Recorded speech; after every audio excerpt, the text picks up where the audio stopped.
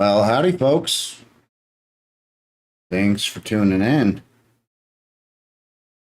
So, we're going to be working on a bit of a different stream today. So, the past couple days, I've been helping out testing some of the Dash tools in a, I guess, server-side rendered environment. So, specifically with Next. And,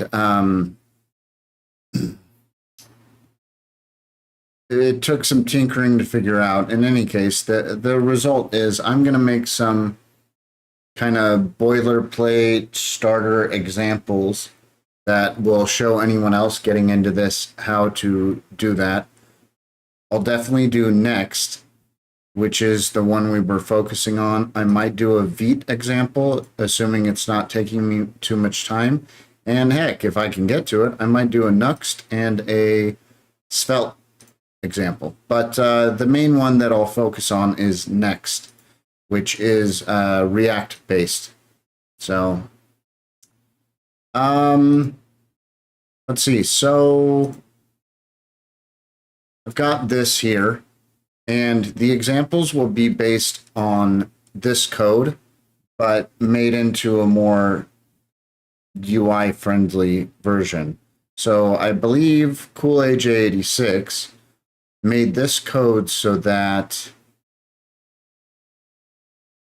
it would run on the server. I think I was looking at this earlier. Let's see. Main instant. I think it's intended to work in Node.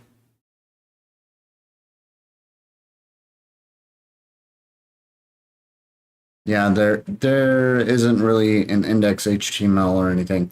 So I'll be translating this into a browser side, client side example.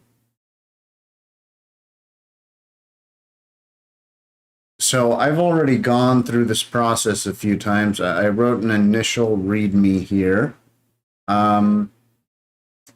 It may be worthwhile to include links to the different repositories.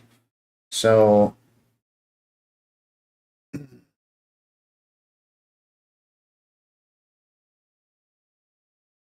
let's update this. Let's maybe change that. Okay, and that's not what I meant to do. Hey, King Robert, how you doing? That's not right. That's what I want. Okay. So we're going to link to -tx is one of them. And maybe I'll just copy this.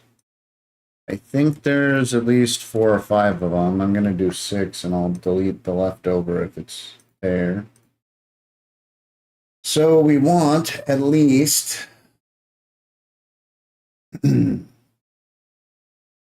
see, copy link.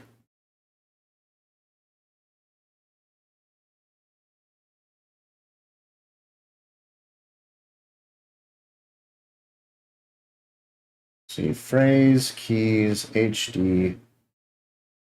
I think that's all the main ones. So we're going to copy this here.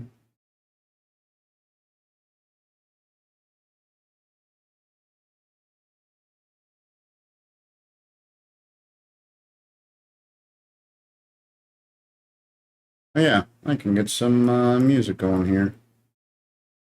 Let's do that.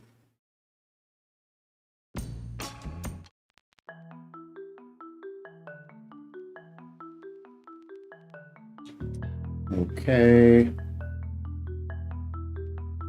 So dash phrase, dash keys is another one we need.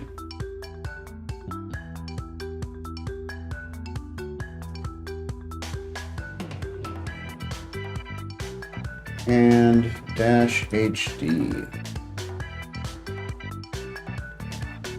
think this should be all of them.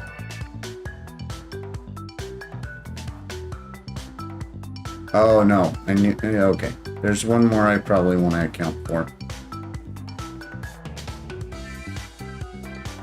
Missed it because it doesn't look like it's been updated recently, but it is the SecP256 one.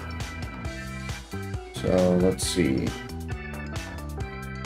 Here, and paste that. And we're going to copy this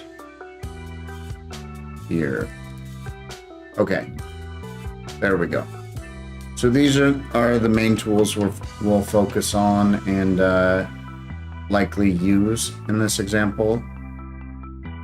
You can see at least 4 of them right there.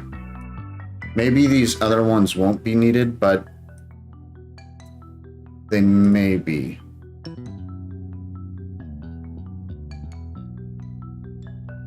See, SecP is included there.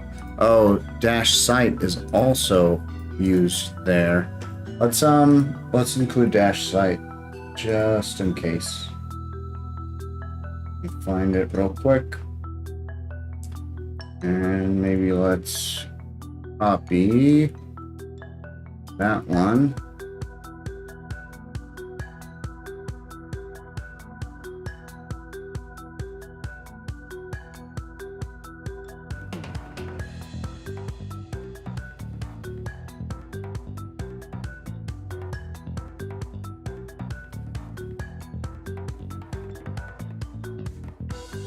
Okay, so I know there's a few other tools that are kind of hanging around, but I'm not sure I'll need to include them right now. If we do, we'll probably add future examples. So that gives us the tools to do the examples. Let's cd into apps.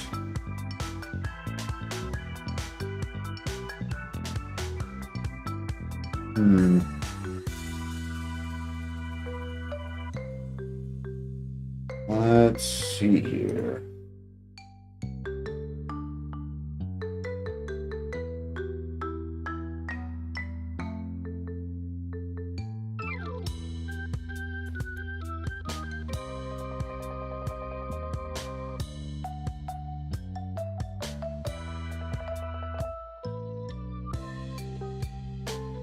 So I believe we can get to this.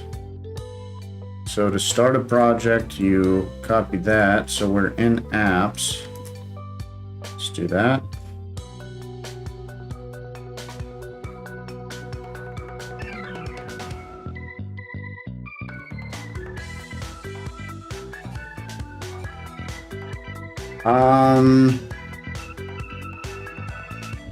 I might actually want to make multiple next applications, because I found out when I was testing this that there were at least 3 different ways of configuring Next, and 2 of the 3 worked differently. So one worked with a change I had made and the others didn't. So I might want examples of all of that, but I can't remember what they were each called now. So I think I'll call this first one just dash next.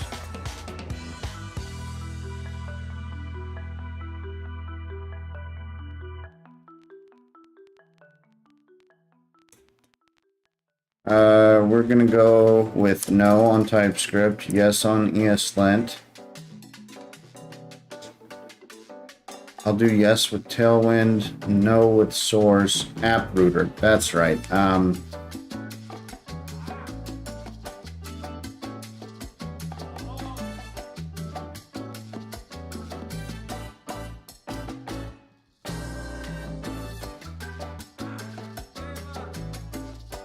Let's actually start over already and say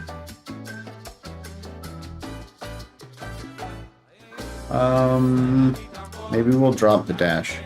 We'll say next app router. Alright, no. Yeah, no. Yeah. Alright.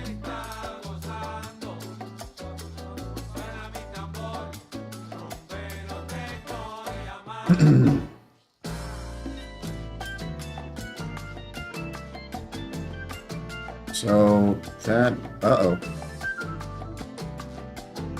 Oh wait, that's fine. Okay, we're good.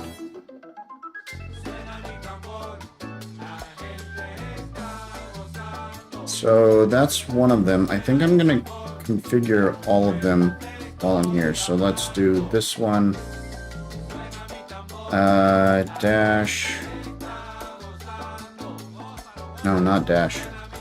Next.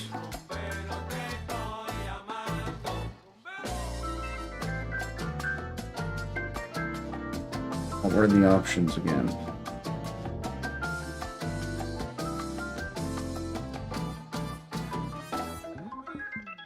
I think the options might actually change.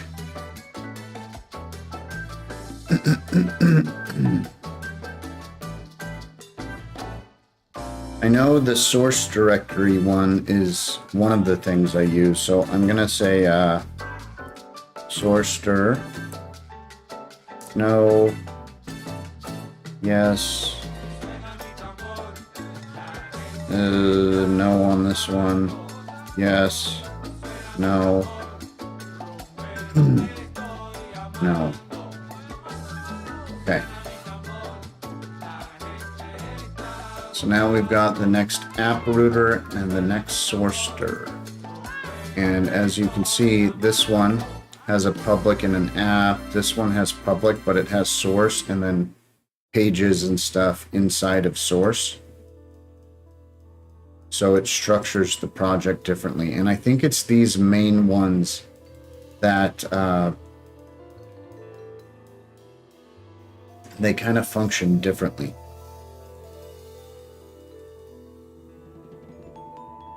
So let's go ahead and do cd next. Let's start with the app router. And we need to install a bunch.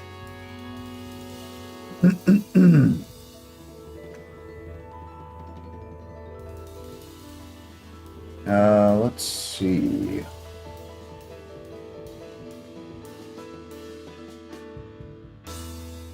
I'm gonna copy over from another project.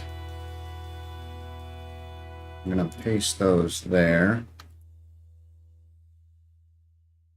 I believe these should be the latest.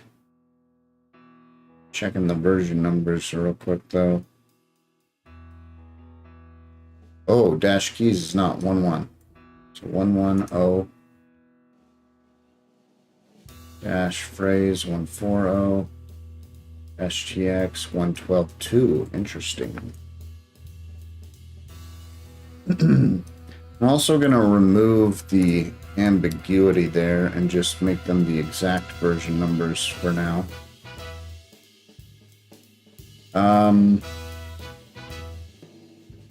And dash site, I think, was the last one. What I didn't have here. Dash site, so let's copy that. And what version is... Okay, that's right. So we've got those in there. Let's also copy all of this into the other one as well.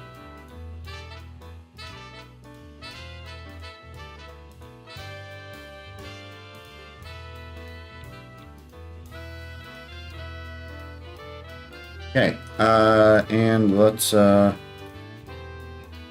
PMI.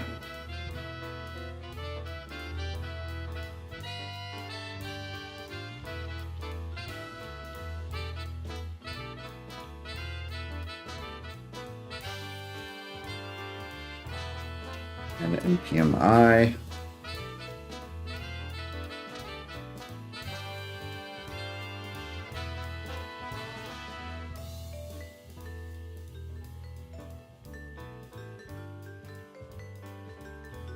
Uh-oh.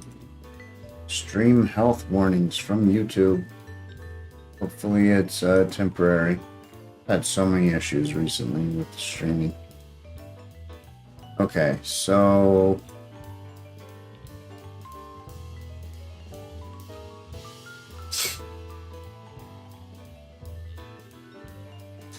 we've got those installed there.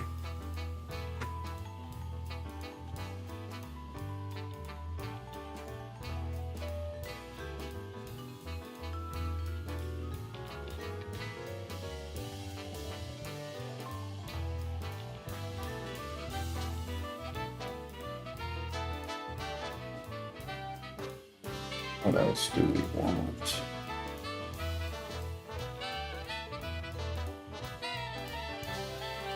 So there were a few things that I had noticed when running this in Next, and that is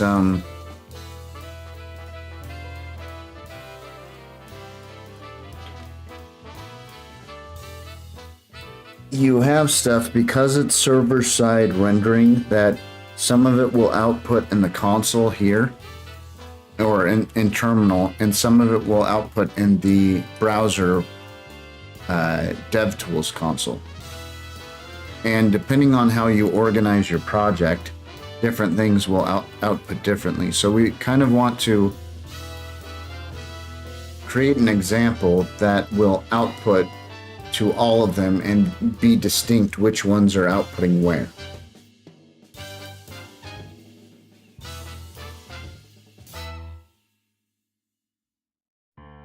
I also want to make sure that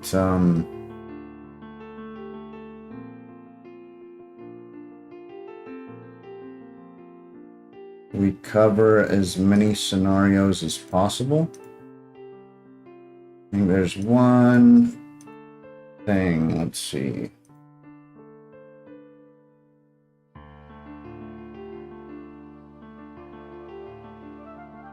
I had several different projects that I tested this with. I'm trying to see which ones I had organized differently.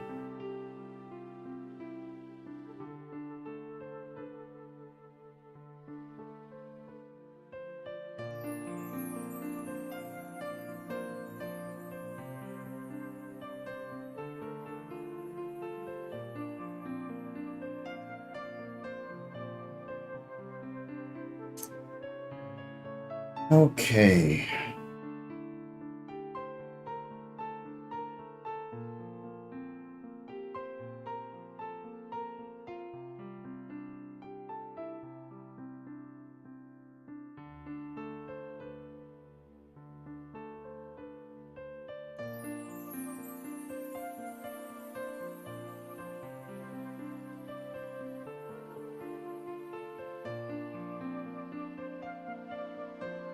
I think this is the main one, so let's just go ahead and start with it.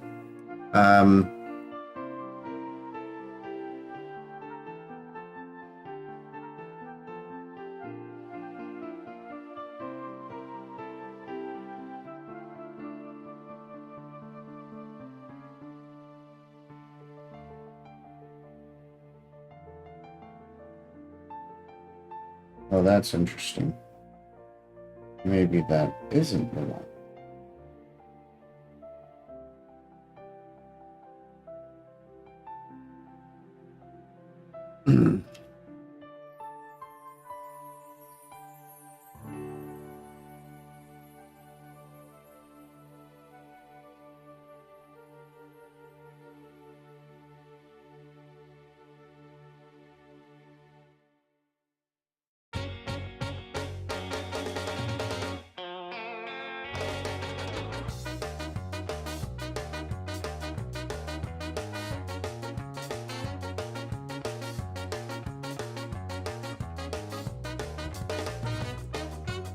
Ah, there it is. I think I can close this one. Okay, yes, I found it. So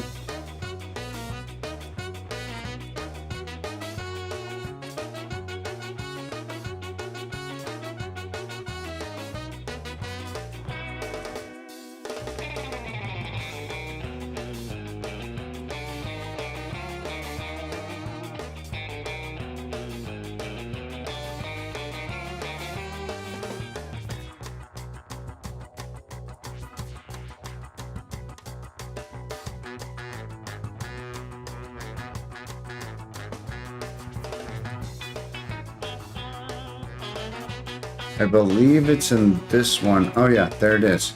So you've got this API folder, and in the API folder, you can create server-side only routes. So one of the things I had done was I made this route to test things out. So we're gonna drop that there. Why is that complaining? Cannot find module next to Babel.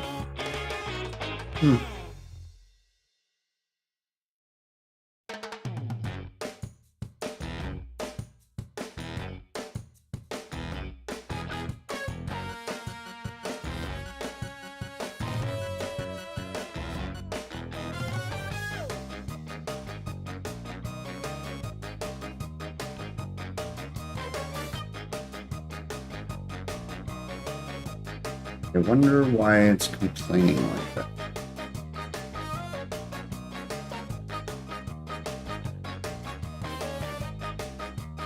I don't think the other one I had was complaining like that.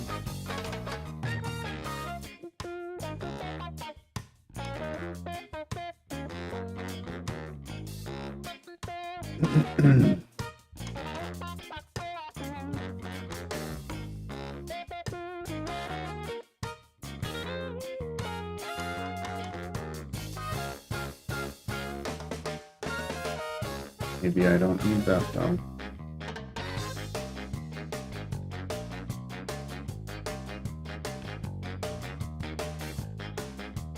Not importing next Babel. Stop it.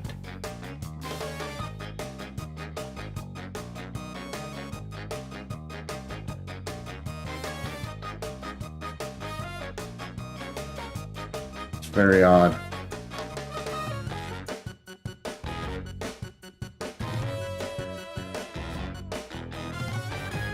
Oh well.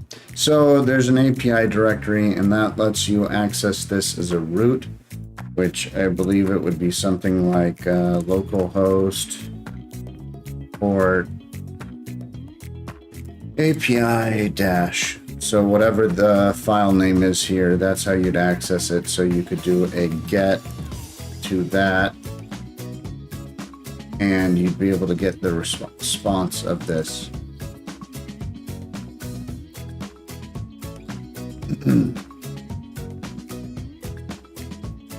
Make this a little bigger while we're at it.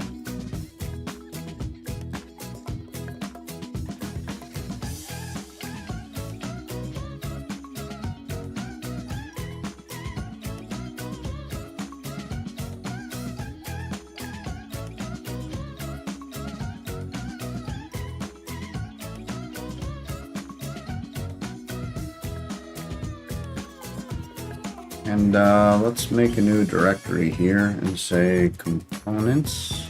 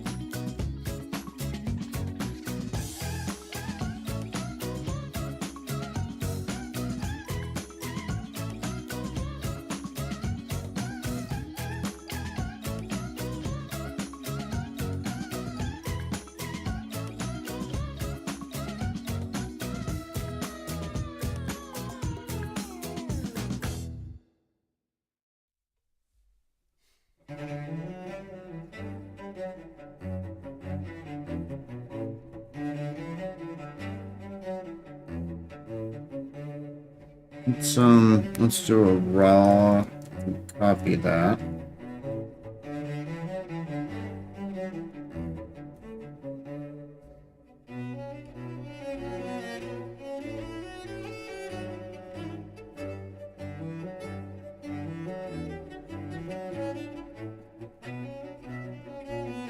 I might actually make this into a workspace, which I could do packages.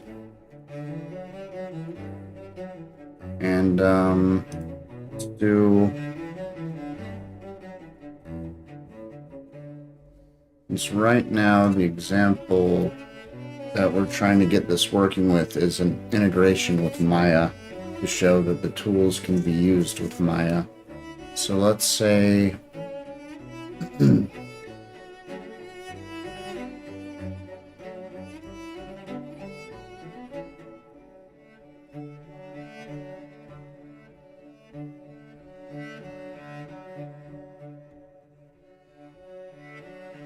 and if we're doing that, I think we'll need to do, let's see, maybe I'll do that first.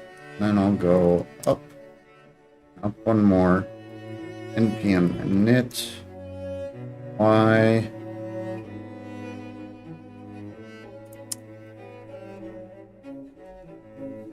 okay, that gives us package.json.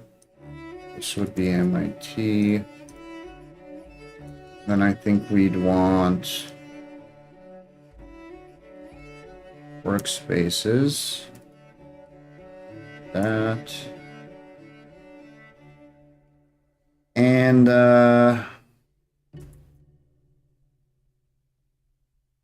packages/star. Think that'll work.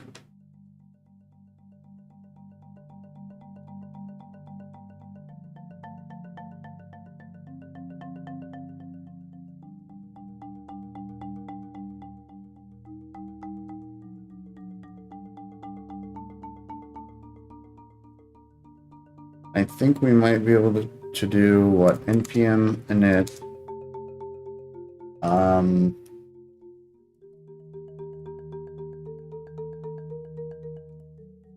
Is it W packages? Oh, that didn't complete. Packages/dash. Oh, yeah.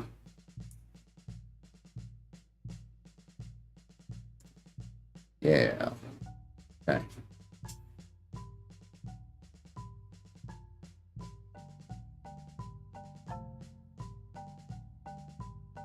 Okay.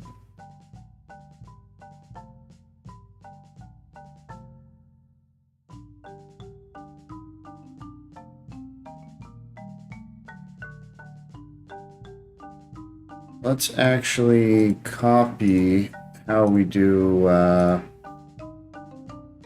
that. So let's say that. Come back here. So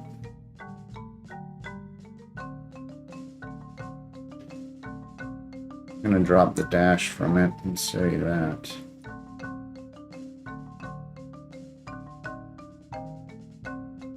MIT.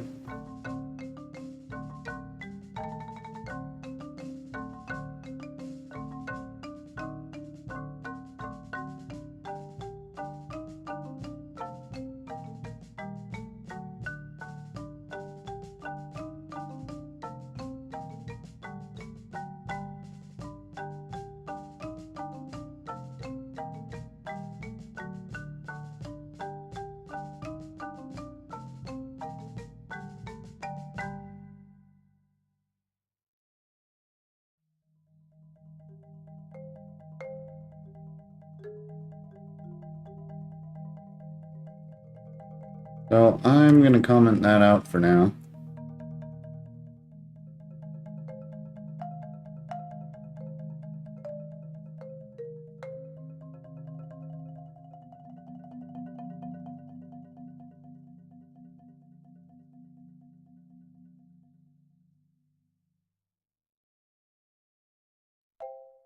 So 1,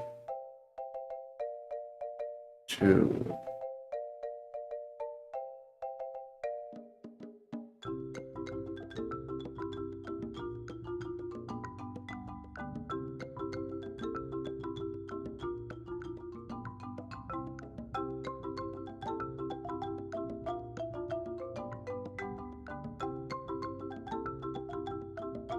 UTXOs. Get balance.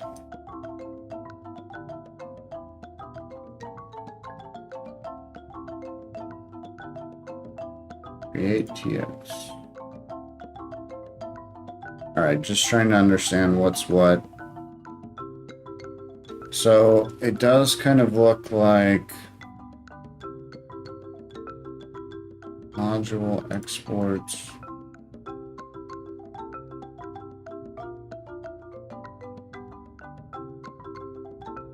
I would prefer for this to be of module type. Might need to define that though. So I think we need to do this.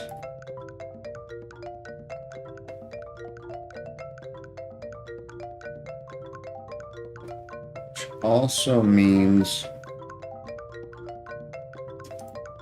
we're gonna rewrite this.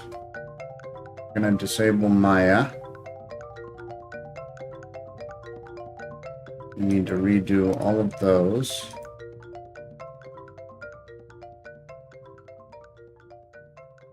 What we want instead is an import. Not like that. More like that. But I'm just gonna write it by hand. So let's do import dash phrase from dash phrase. Okay, copy for 3 times, I guess. Dash HD dash keys dash TX.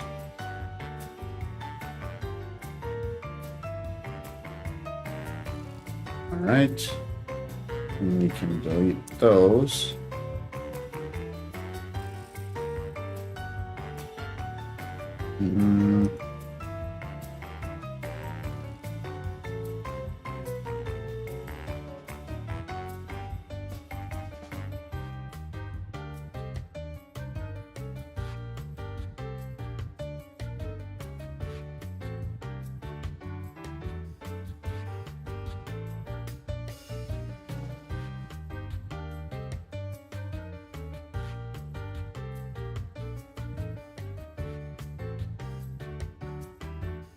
So I think those are the main two.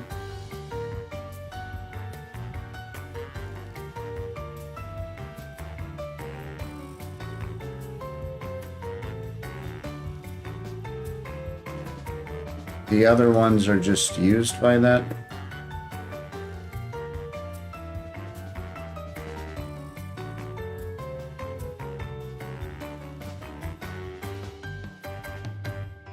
I don't know if it's worthwhile exporting the create TX.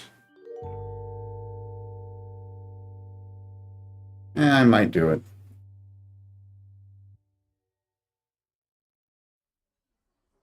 But I'm not gonna do these ones.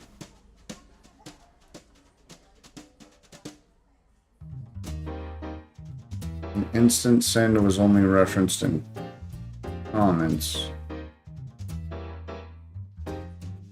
So transfer dash, create Maya dash transaction, and broadcast.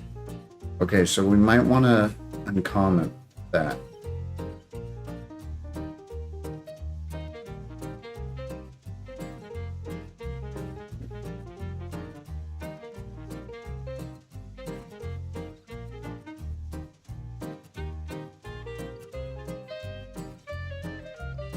But I'll wait until I've tested this a bit.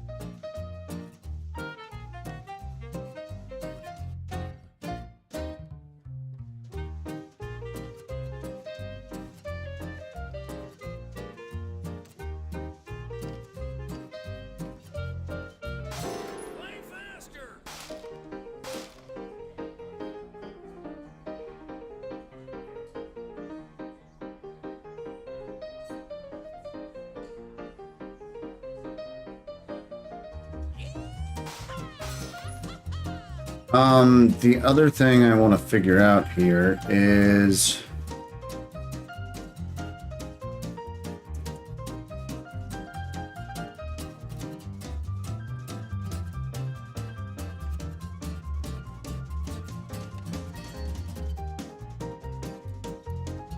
what things we're supposed to pass to it.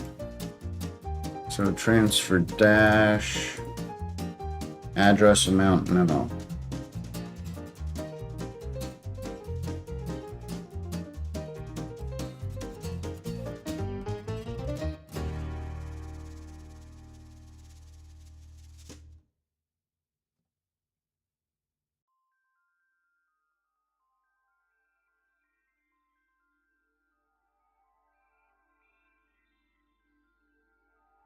So just a normal dash address, the amount, and the memo string.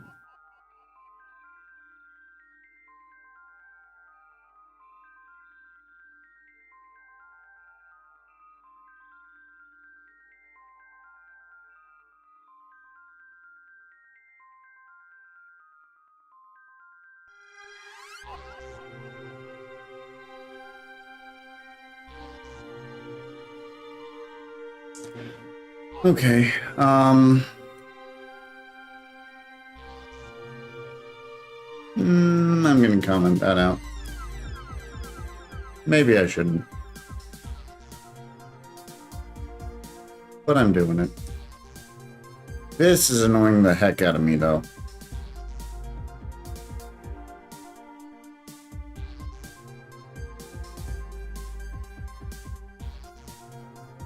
What if I do npm I? Anything get installed at the top level? Just dash incubator Maya. Alright.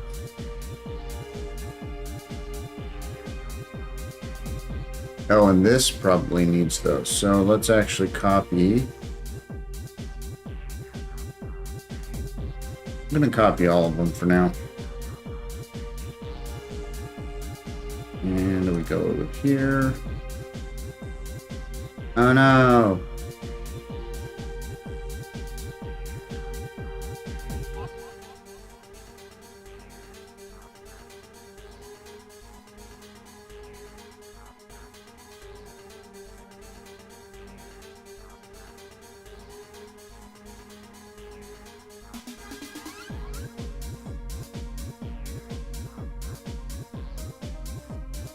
Okay, that moved quite a bit more in there. Gonna close some of those. Close that. Sure, I'll close that.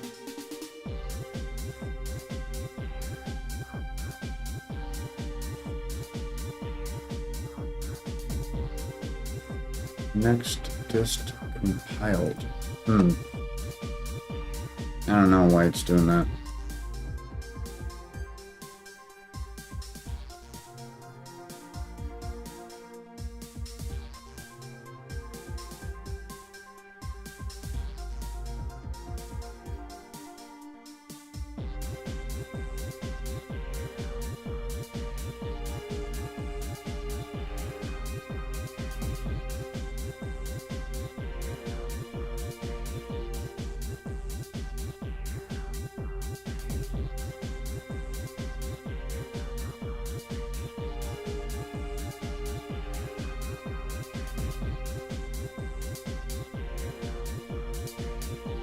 Okay, well, let's also... I'm assuming I'll need to do something like, and let me copy it.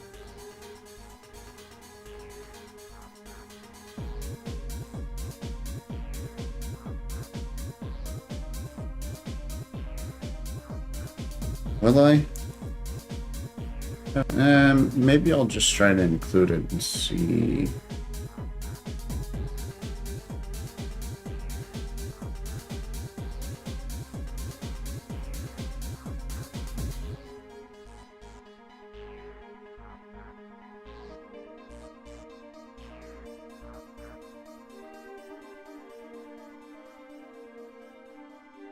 All right, I'm gonna drop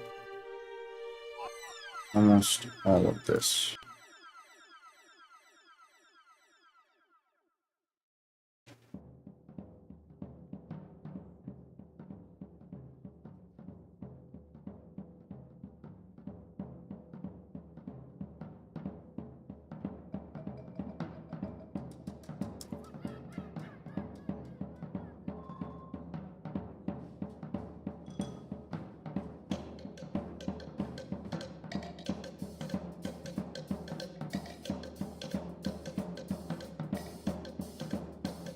But we don't want that. What we want is transfer dash and create dash transaction.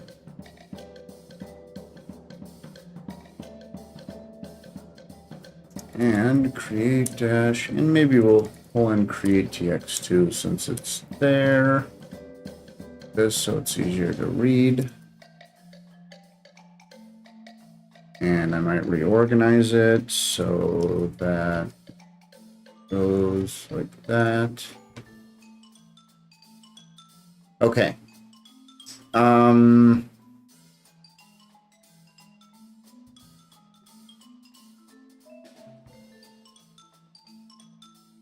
next app router. So I believe it is npm run dev. Gives us 3,000.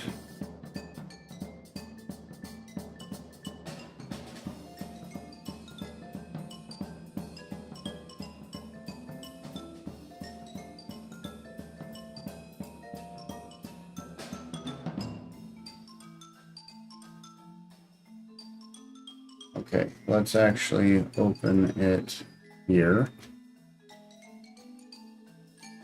That there. Fact. Console.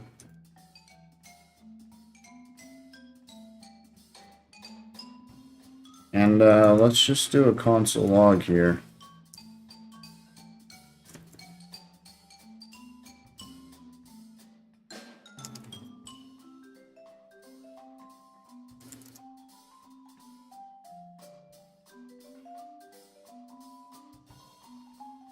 Okay.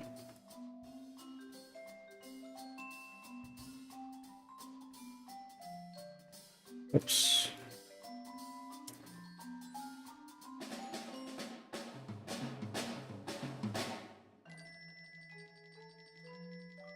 All right, so notice this. Here in page, dash Maya create transaction is outputting to the terminal. That means it's being rendered here on the server, but it's not outputting anywhere here. We might be able to switch that. Let's see if we move this into the home. And I don't want that. Nope. So it's still outputting here. Okay. So the way I've dealt with this before is I made a client component.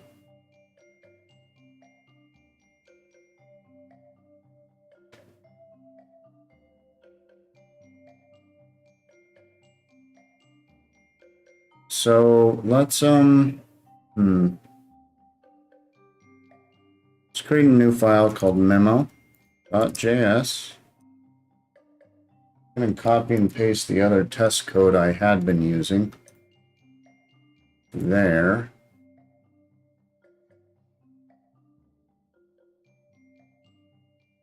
I'm also gonna reload the window and see if that fixes this Babel nonsense. Okay, so nope, it didn't, and it's back. That's super annoying.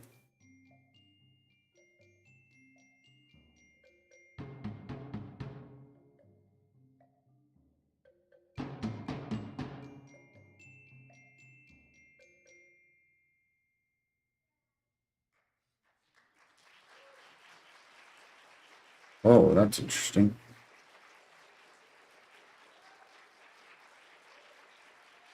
Come on, stay up. Oh my gosh.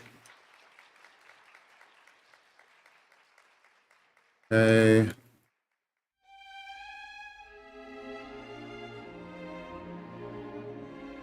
Create a file called babel.rc or .babelrc. There you go. Root and add this. Add an ESLint. You don't need the extra babelrc. Next project, you have this ESLint JSON file. Replace it with next babel. If you only replace blah blah blah. Okay. It's really annoying that their generator did not do this. That was ESLint.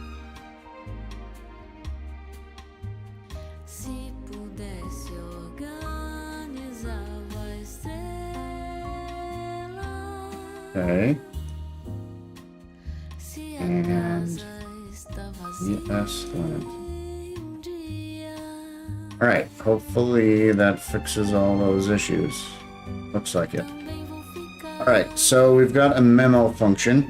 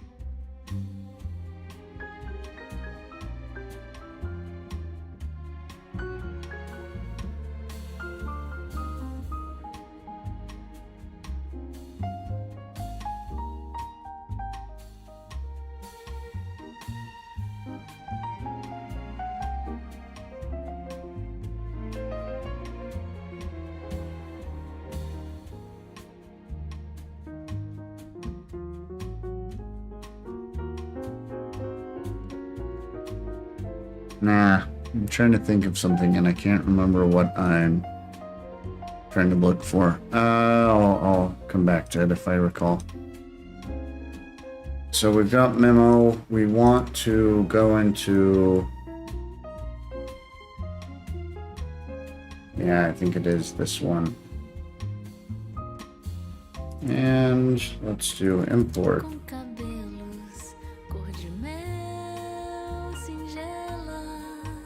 Memo from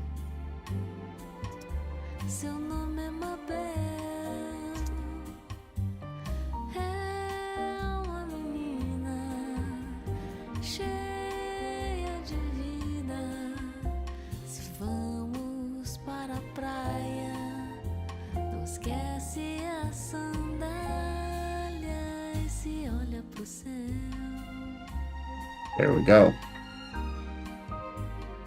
Oh yeah. It was preloaded using link preload, but not used within a few seconds from the Windows load. Please make sure it has an appropriate as value.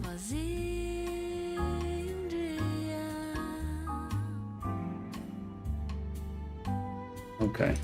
That's enough out of you.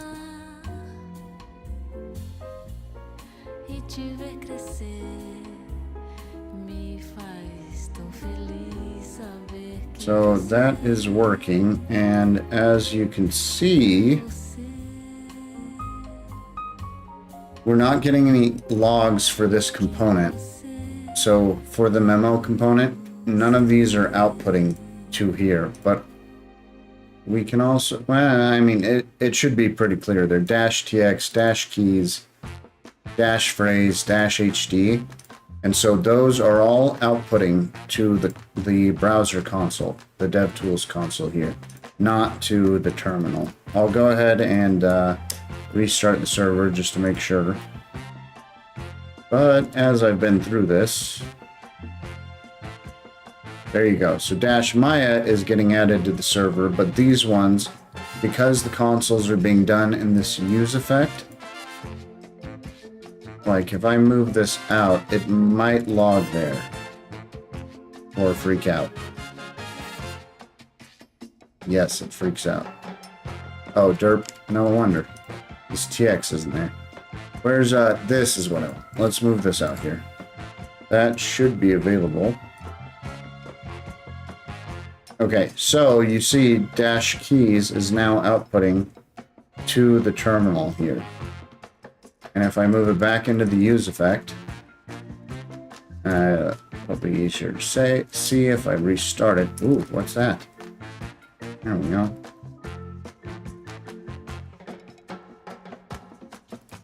Alright, so with it moved back into the use effect, now it's not outputting to the terminal. So depending on where you want things rendered in a next app, you end up having to use something like use effect, or different server-side rendering options have different ways of doing that. But use effect, oh, maybe that's what I was going to look up. Use effect.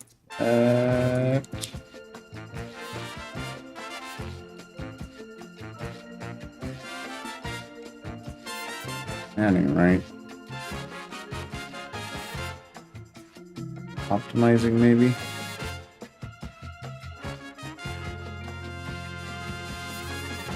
This is something I had tried, but that's not quite right.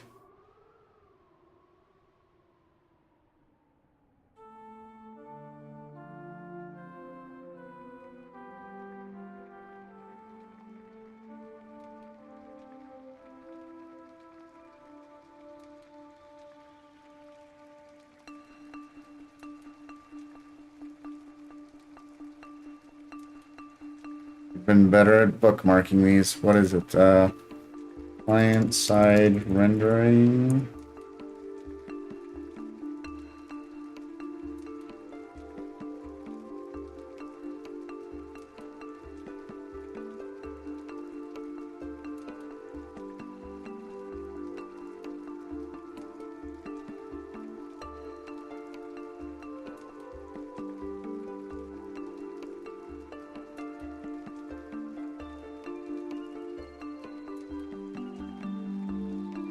Here we go. That's what I was looking for.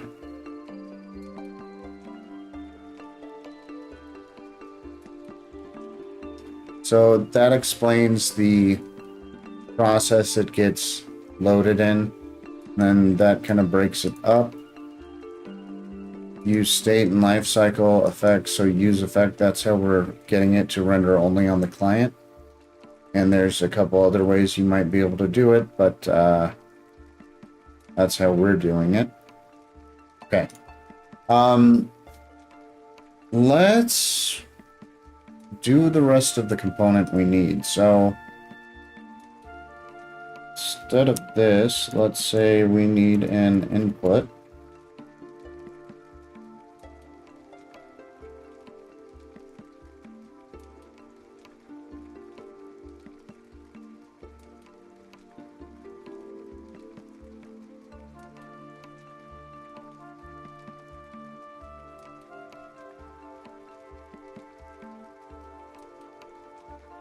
Trying to see if there's any form or input components relevant to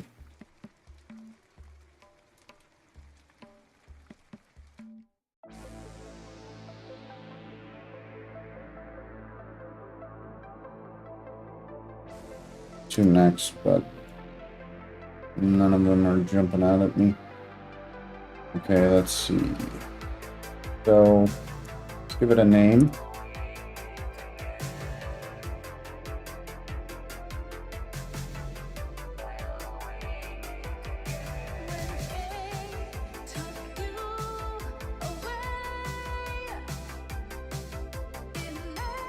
We've got an input there now.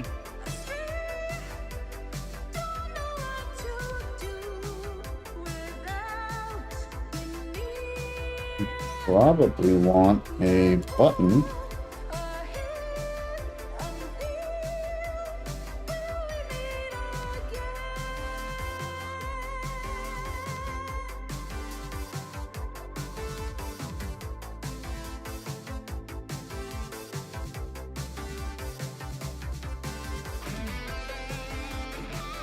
Okay.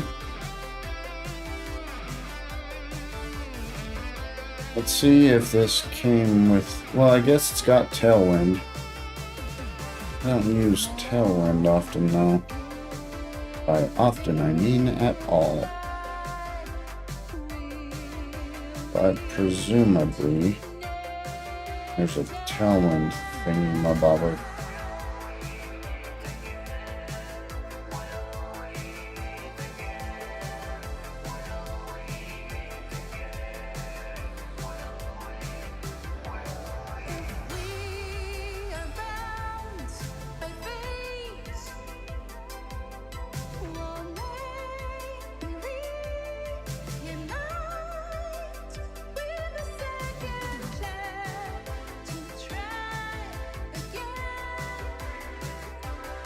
V1 about V3.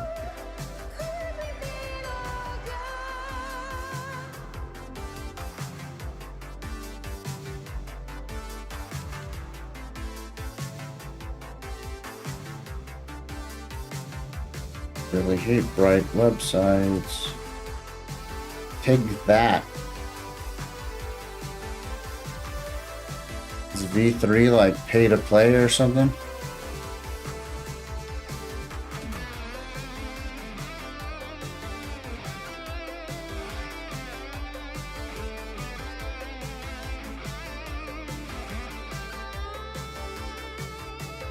What version of Tailwind are we using?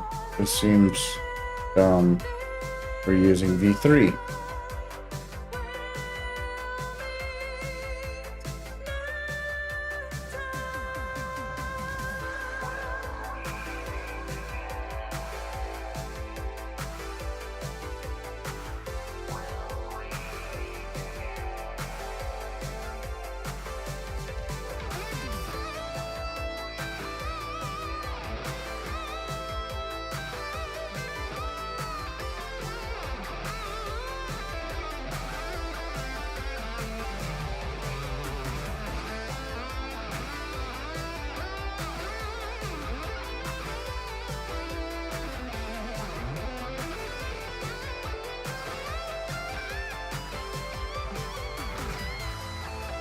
We can do crap like that.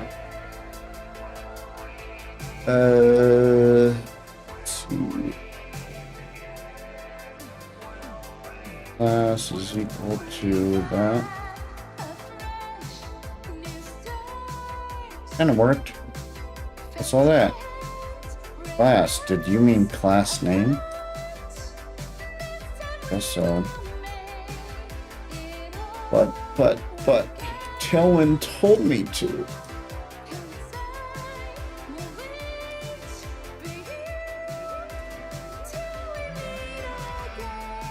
Alright, whatever. That looks so good now. Yeah. How come their button has better stuff?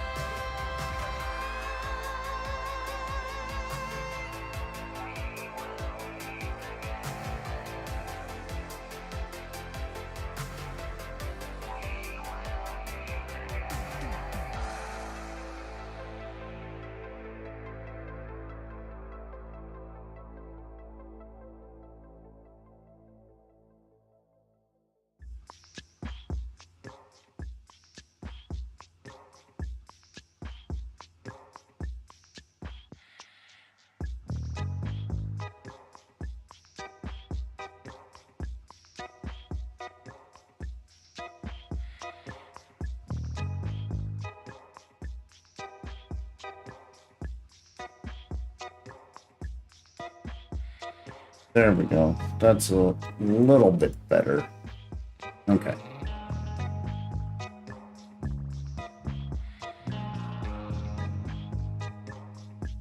I don't understand why components takes you to like a completely different site.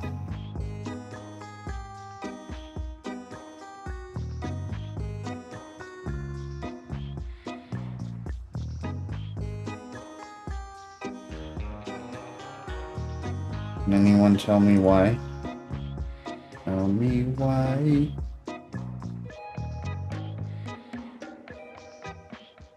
It is pay to play. Ugh. Now I hate Tailwind.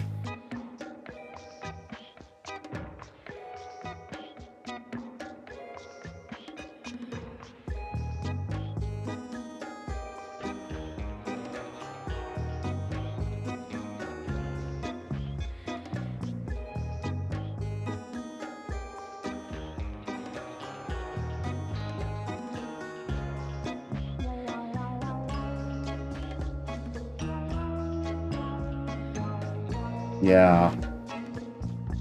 Yeah. I dislike Tailwind. That's dumb.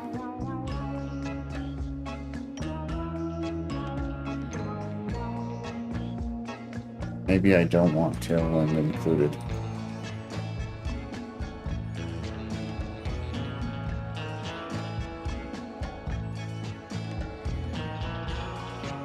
What else do they have? Input type.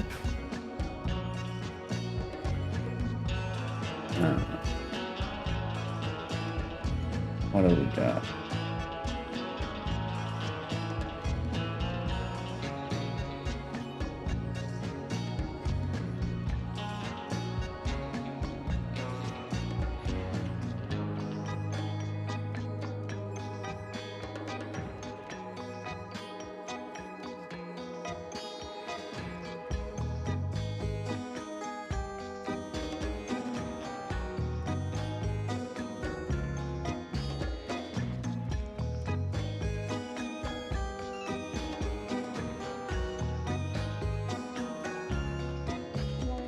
Not gonna lie, I ain't liking Tailwind.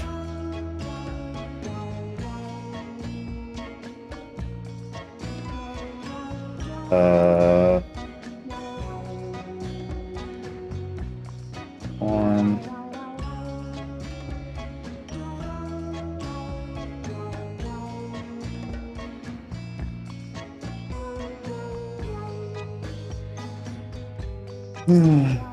Label.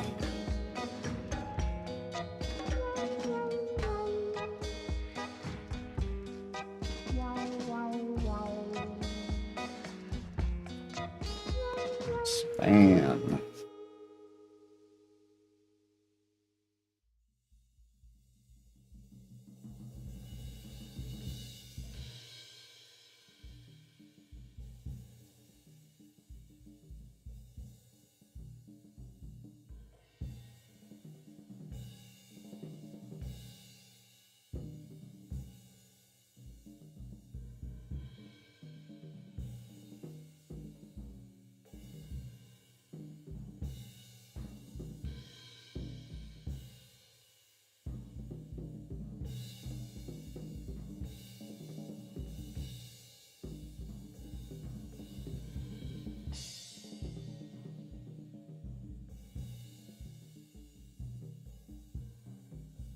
All right.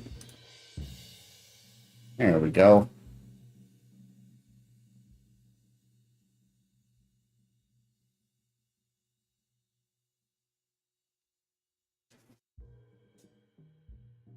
How do you find the colors?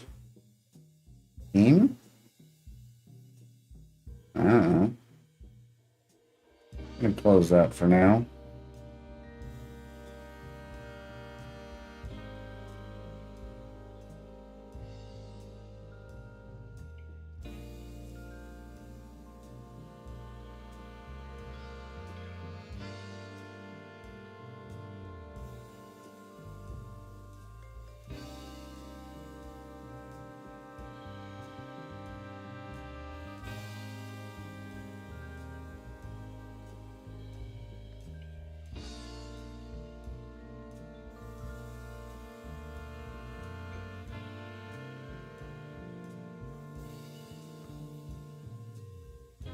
do slate.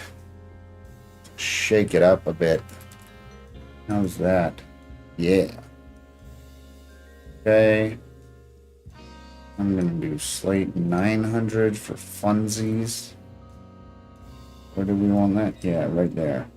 Boom.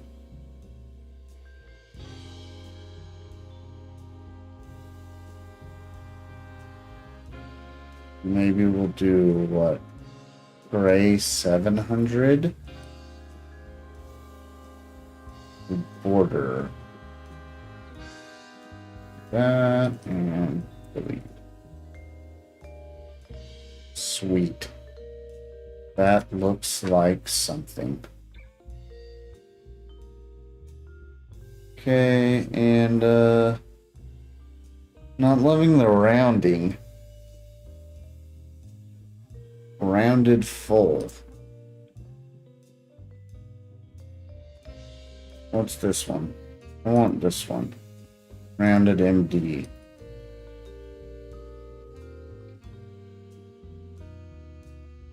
Okay, and what? Text, not vertical line. I want a line.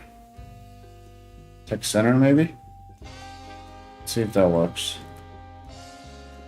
Or, that might not work on the button. Can maybe do this. That didn't work. Is the button not a block element? It's an inline block. Maybe inline block would get text center. Nope. What about out here?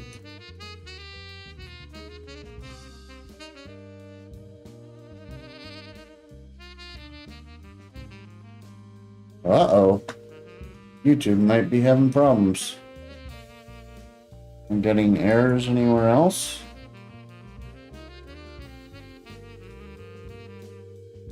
Everything else seems okay, as far as I can tell. Hopefully it's just a hiccup.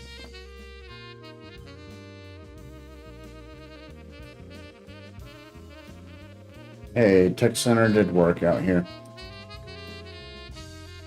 Okay, and then what? I'm assuming there's like a margin, say MB2. Okay, let's do 4. All right.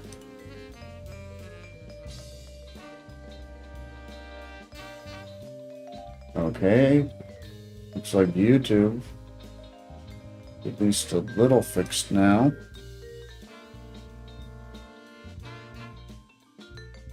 All right.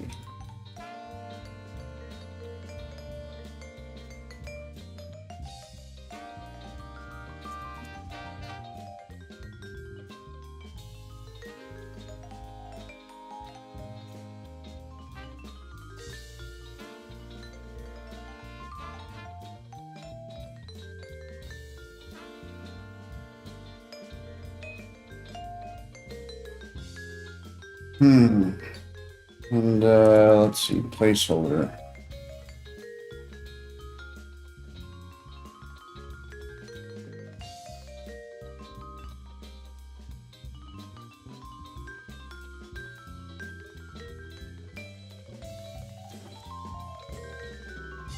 Okay. Maybe let's increase this to medium.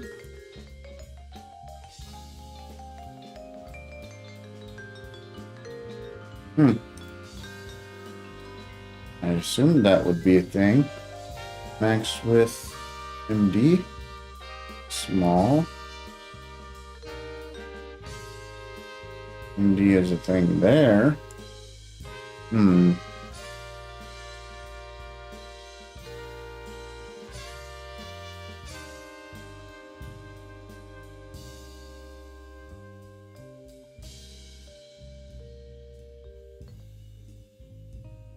I guess large or XL? I don't know.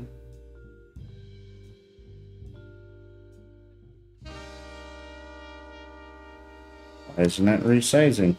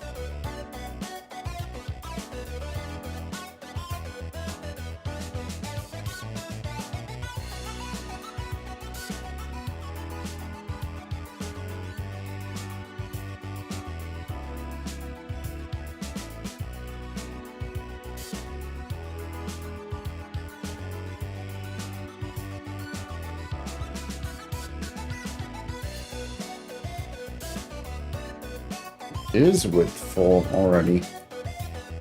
Interesting. So that should be 100. I guess form maybe isn't.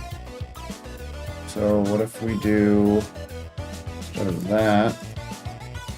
Okay. So how do we do what, like 50%?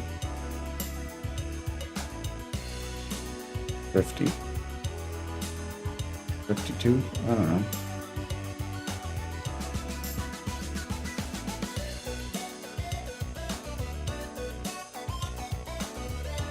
Is there like a half? 1/2.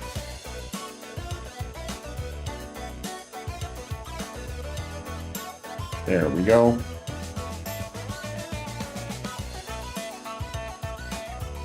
And let's see if we can override and say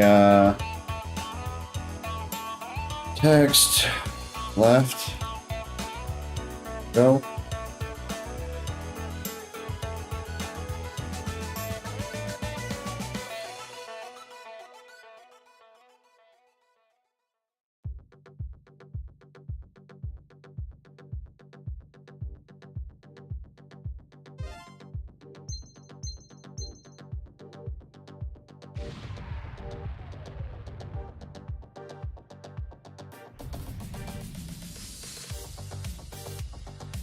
It's about time you showed up, Fox. You're the only hope for our world. Roger, General. We're entering Corneria City now. Okay, but we don't just need memo. All aircraft report. We need I'm fine. This is Peppy. address, the amount, and memo. I'm okay. Check your G-diffuser system. Open the wing. Here they come.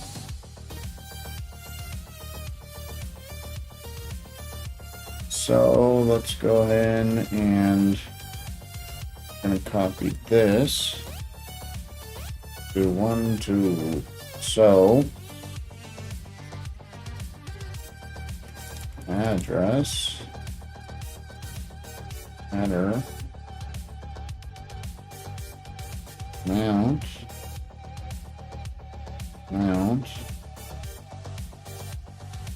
Everybody stay alert. might say type is equal to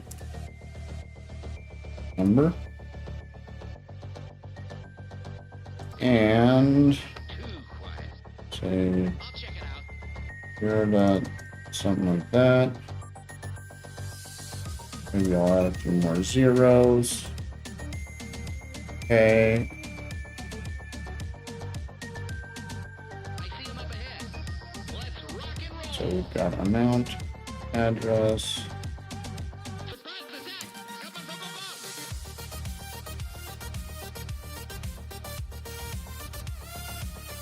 to enter the dash address to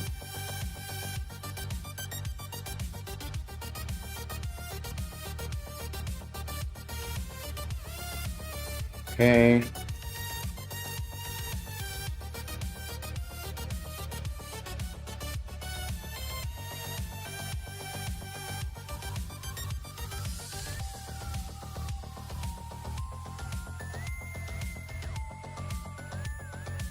Don't like that.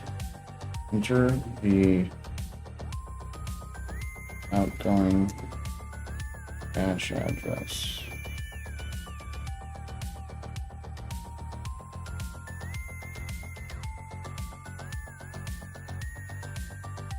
I don't know, maybe I'll just say enter a dash address. There we go.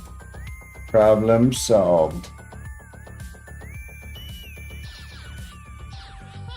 Get this guy off me! I'm on it. So enter a dash address, the amount, enter the memo you want to send.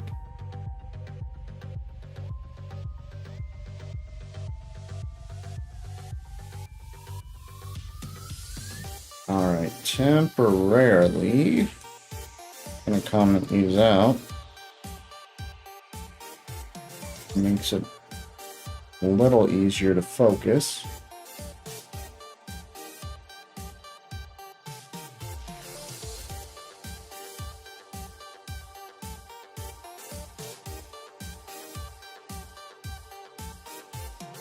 There's one more to go. Hmm. Go it alone from here. Never give up. Trust your instincts. And we might change this so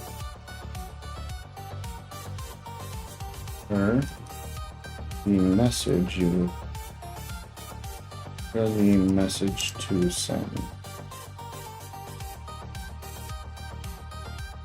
And because these are the same for each one, I'm gonna take this,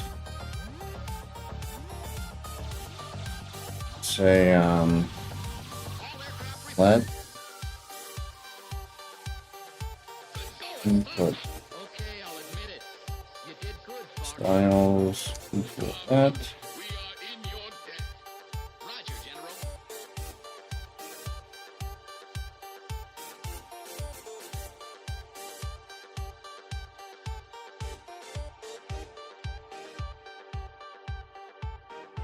Should make it a little easier to stare at. Has all the same styles, but it's easier to read the code.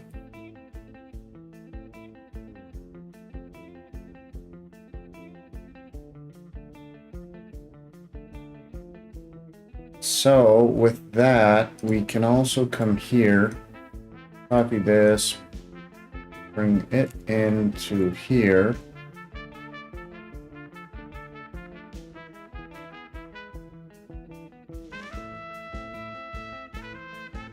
See if we get any errors.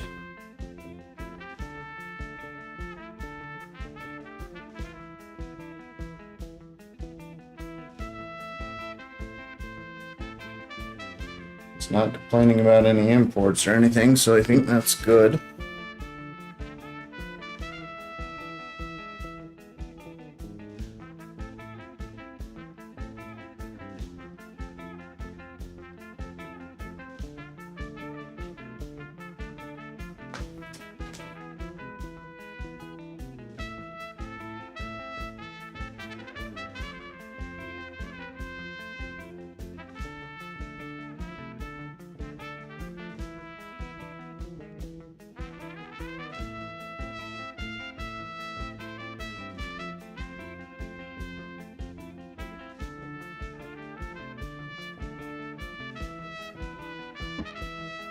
All right.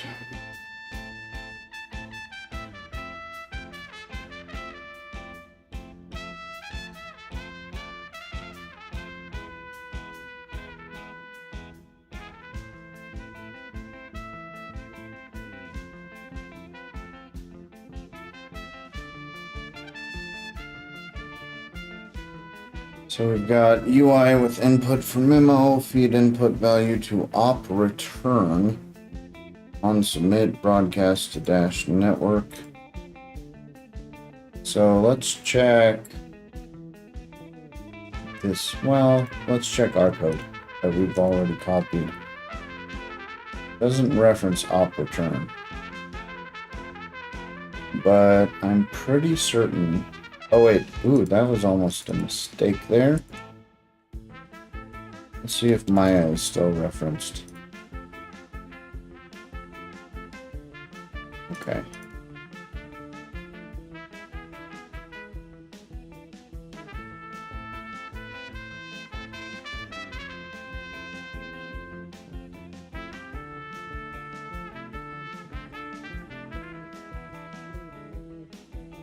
It might be in the dash transactions.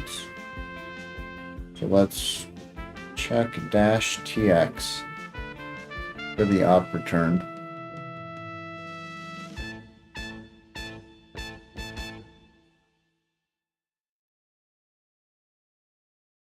Hey, look at that.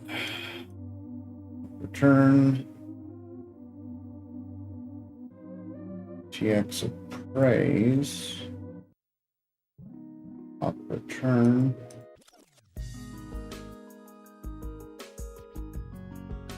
All right, so what function is this in? Create memo script.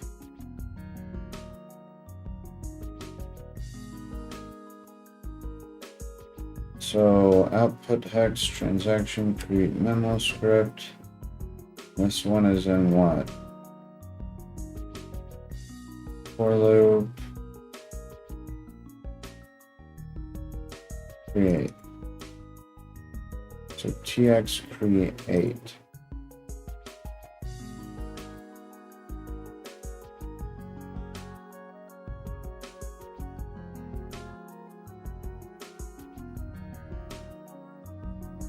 So create raw uses create and create hashable and create signed. So what are we using in here? Not that. We want dash tx create.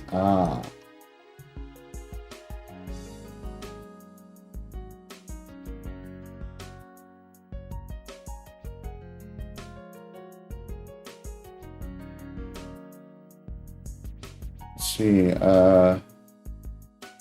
dot create.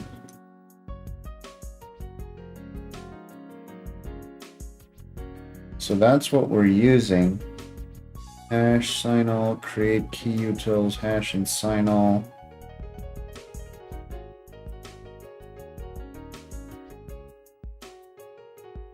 Create key utils.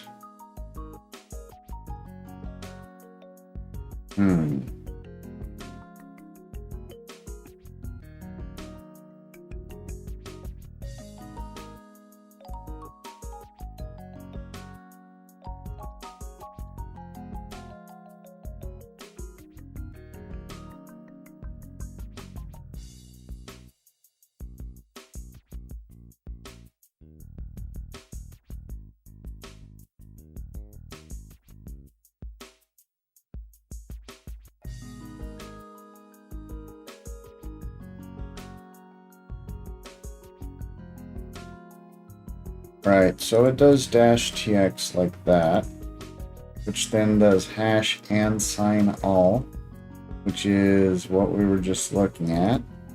Hash and sign all.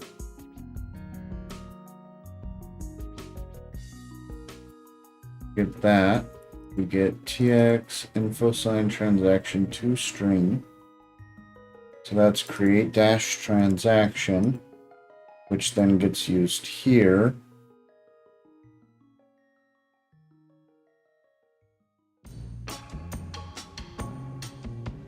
Okay.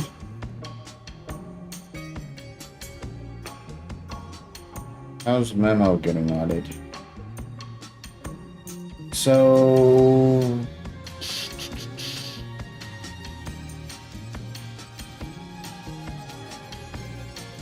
Memo bytes, encoder encode. Memo hex dash utils dash bytes memo bytes.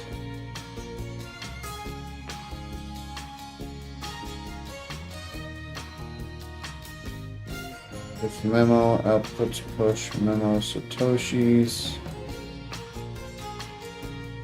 Create transaction.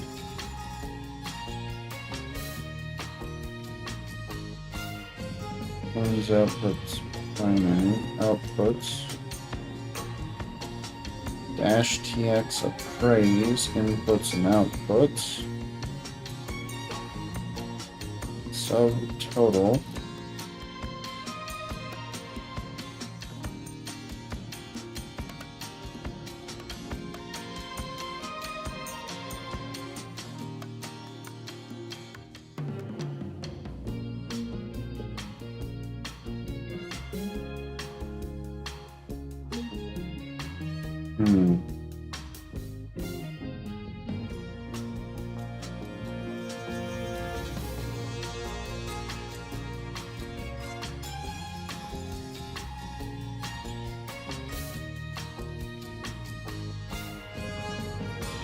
So that creates the transaction with the memo.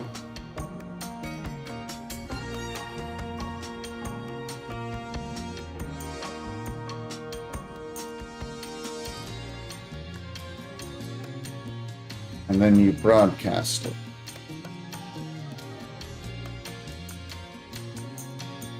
What I'm confused by, and it might be because Kool-Aid J86 has already integrated this.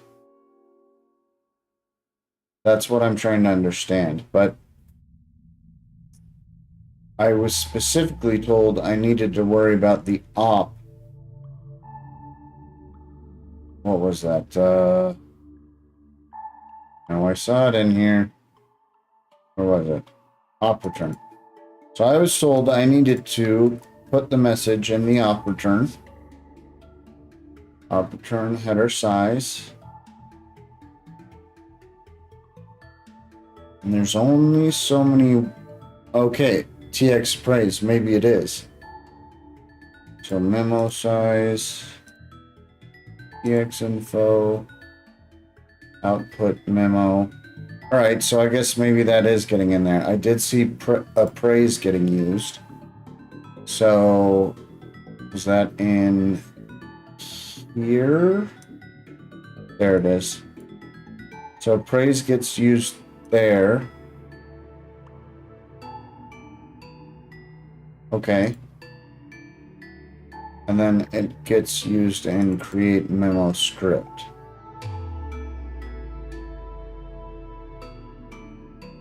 I was assuming I needed to find what create memo script was doing, but I think appraise might do what I'm looking for as well.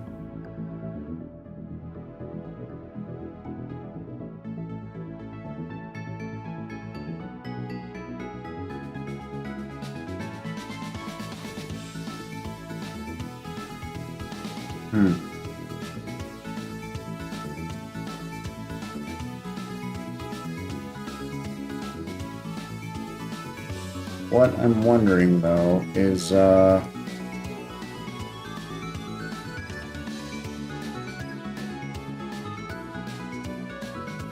dash tx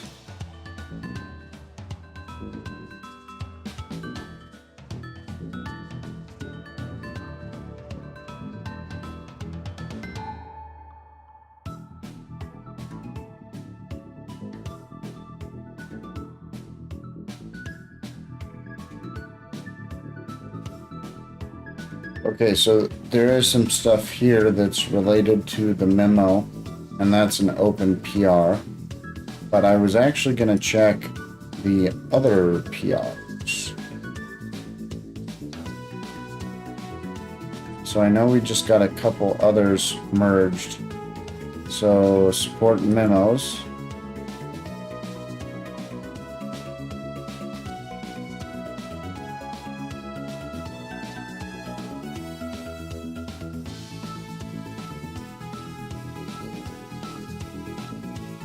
Then create memo. returned.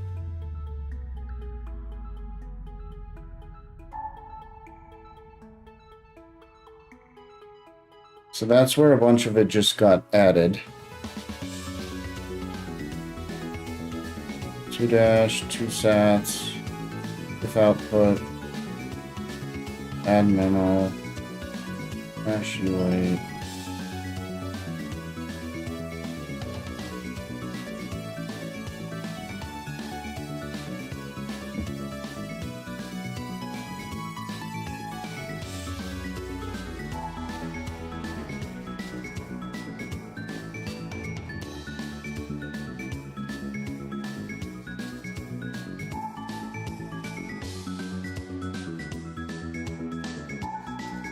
So dash tx.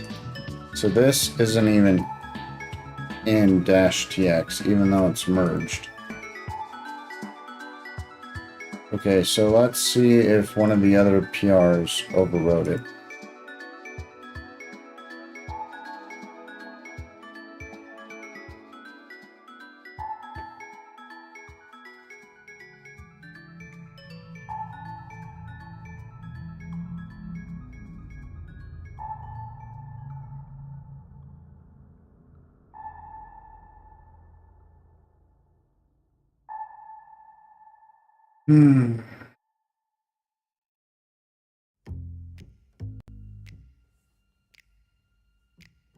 Hmm.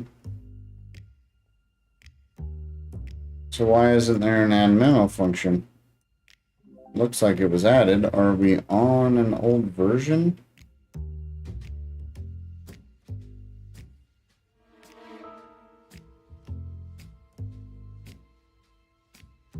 Package. No, that's definitely the latest version.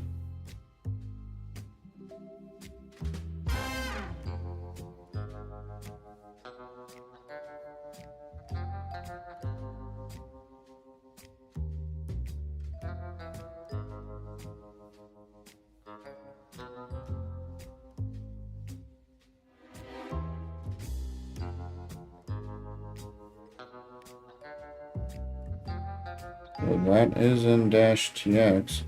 Let's view the file, shall we? File. Add memo.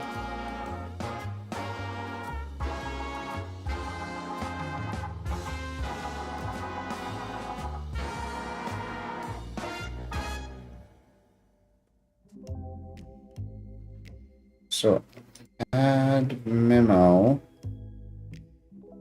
Something's off. Add memo is in the main branch. Released 5 hours ago. Let's check npm. And dash tx. Code. Huh.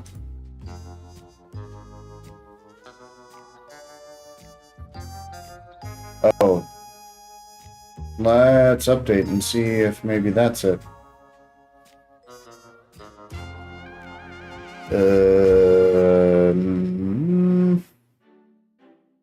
Collapse stuff. Package. TX3. Okay, and let's get it updated here too. Alright. And delete.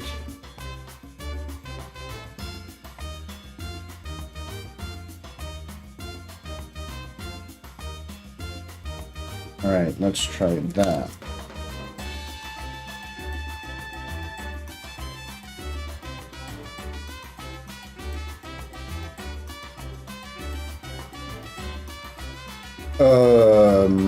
What? That's not even in the latest version. Is it in any of these versions?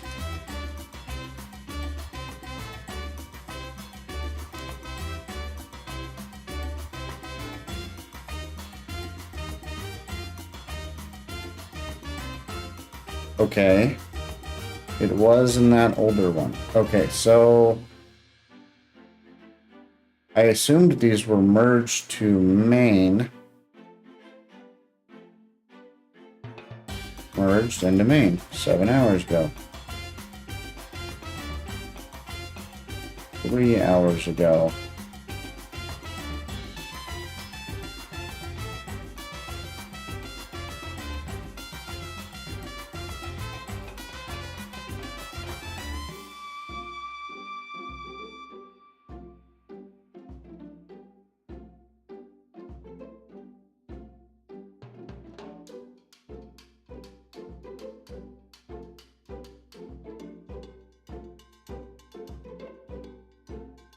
Color me thoroughly confused.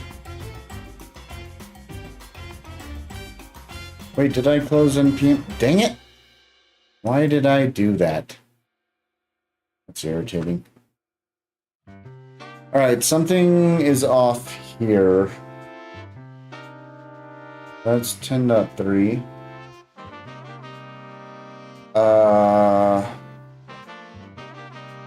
Dash keys. So feach up. Also merged into main. So find dash tx. View file.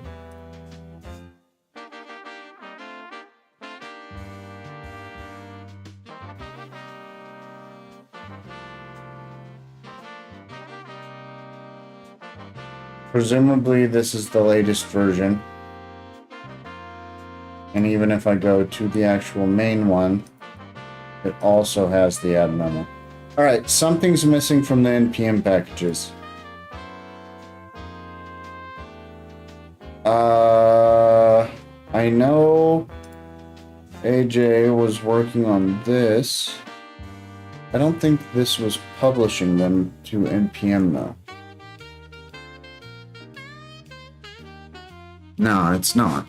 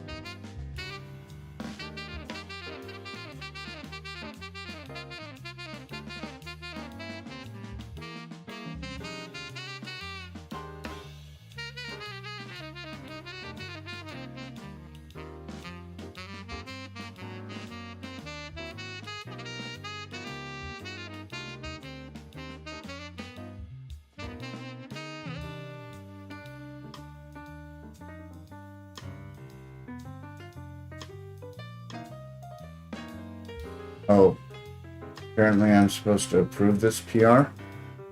Maybe that's why. Let's see. Where'd that window go?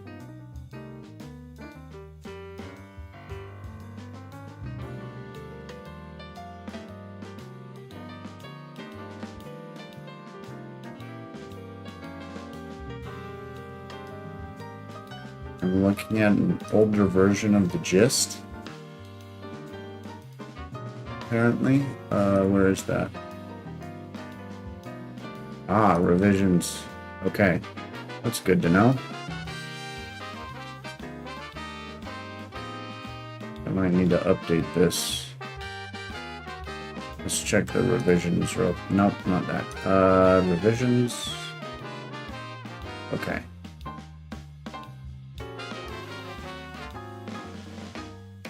All right, so I'll need to update that, but I also need to approve this apparently. So let's take a look at it real quick.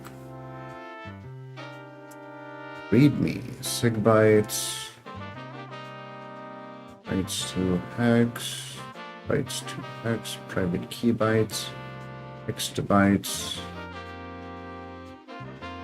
bytes to hex.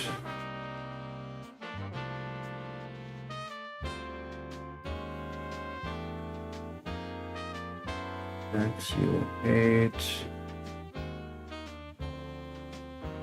Okay, those are new. 28.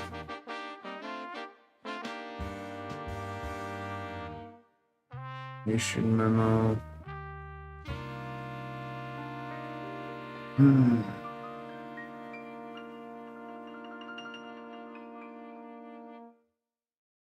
EX and input hex join. Okay, that just separated those. Right, so memo, donation, text encoder.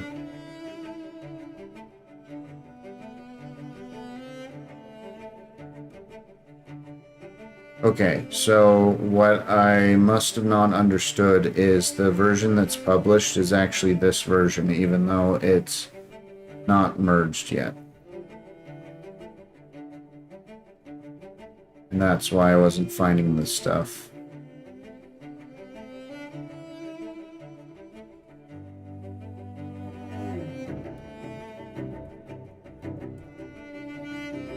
Outputs to var, output hex, push. Ah, see, there you go. Add memo. That's why it's gone. Makes a lot more sense.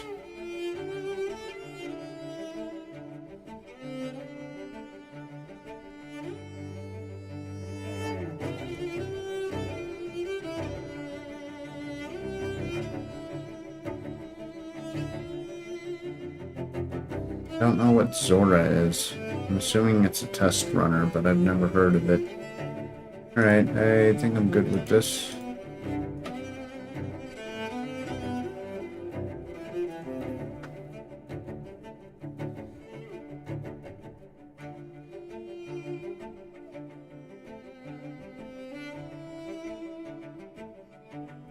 Okay, so assuming that's merged, that would explain why things were off. We go into this one and then check the file. Add memo should be gone. Alright, that's why. That's why we weren't seeing add memo. Alright, now I've got to come back to this. And we need to update our Maya dash demo.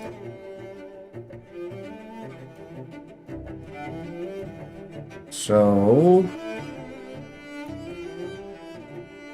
I think it's that one.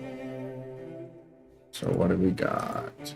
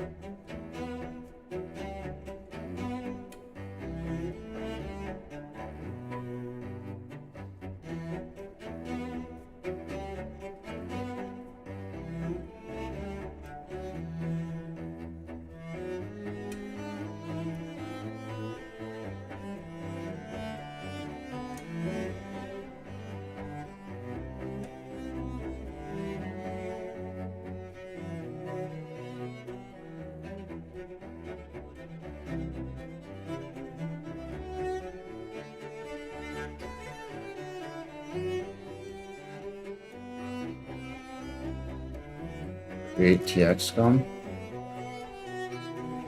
Ah, it is. Okay. Create TX. Looks like it got merged into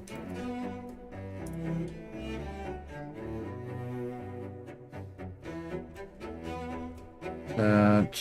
Get UTXOs. Still used. Since I am not exporting those, I'm going to copy them directly.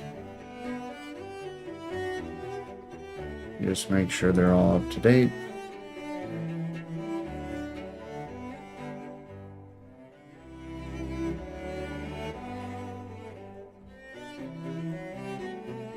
And did main change it all? Arg slice 2, args O, parse float, args 1, ML string, args 2. I don't think it matters, but I'll do that. Whoops.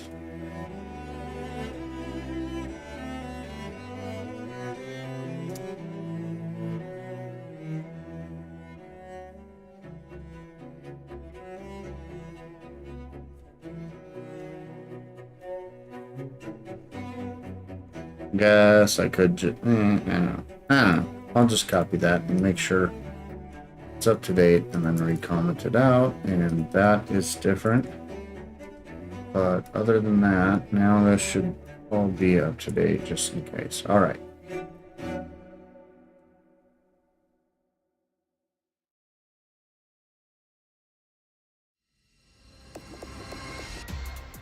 Okay, so did I get all of this stuff updated? Wallet phrase looks right. Test wallet phrase. Process in. It won't be set, but we could get it to be set or something like it.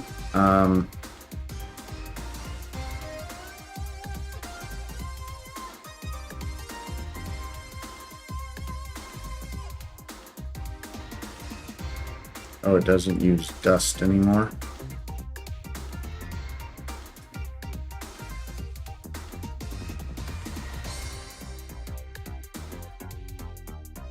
Okay.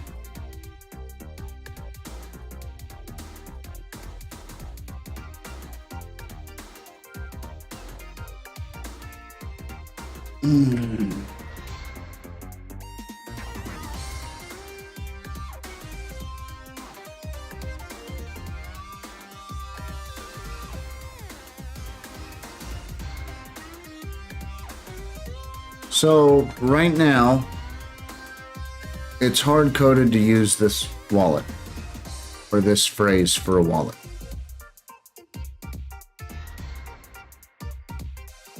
Which means anything we send will come from that.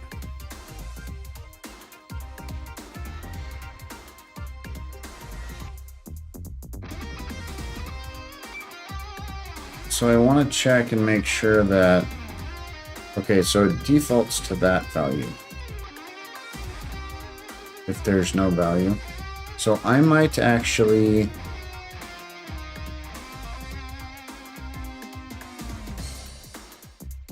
where is it? Here.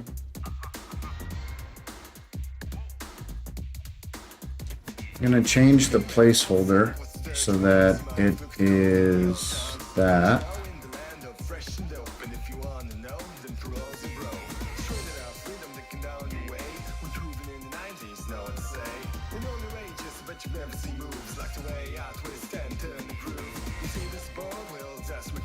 All right.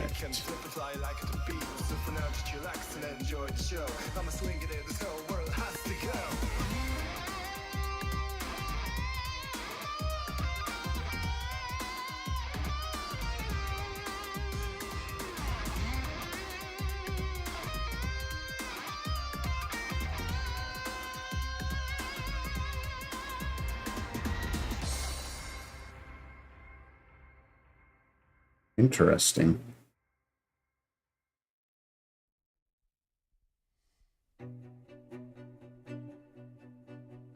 Okay, so just like I use client here, that indicates I want it to be run only on the client side. You can do use server. So you don't just have to use the what is it? API like this. You can also apparently mark it as a server component. That's good to know.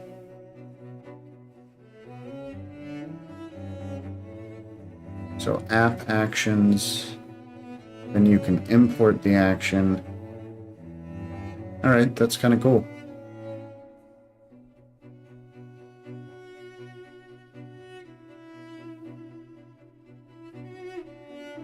You can enable server actions in your next project by enabling the experimental server actions.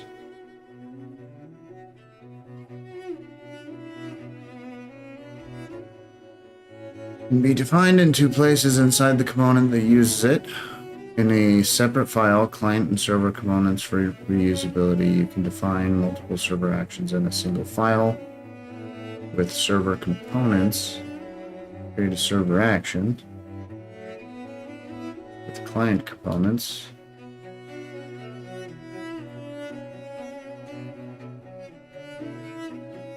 I think I like keeping them separate like this more, but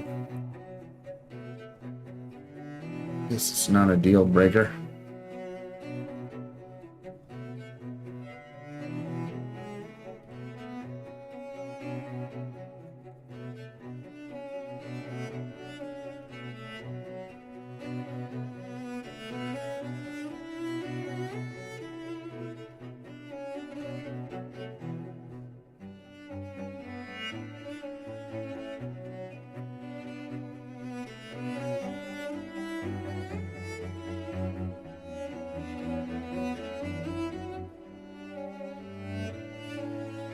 Use form action prop to handle form actions on elements such as button, input type, submit, image. Takes precedence over the form's action. Okay.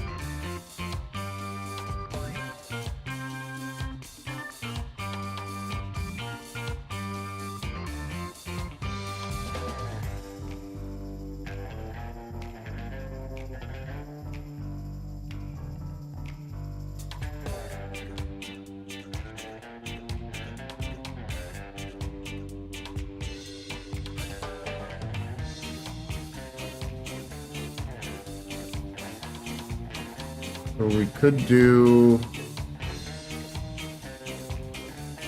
actions.js. Paste.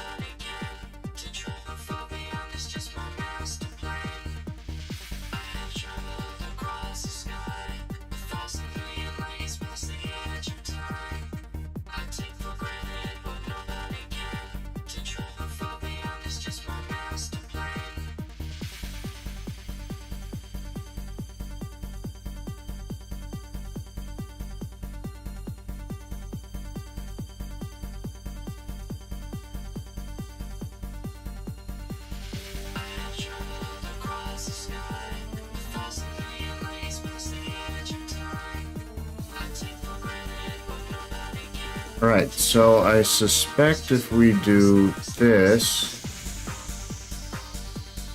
probably don't want save to DB there. Let's see.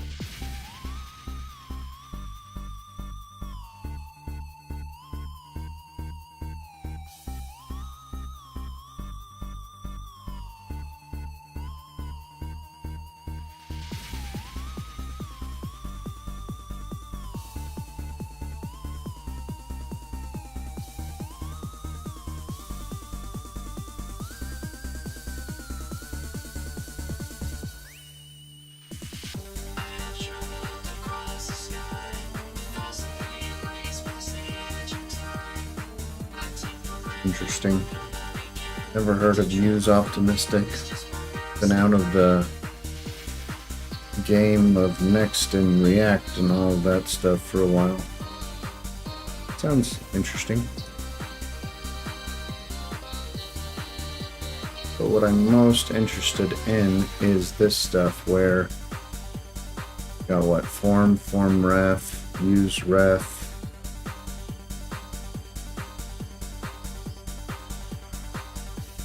Input message form await send message.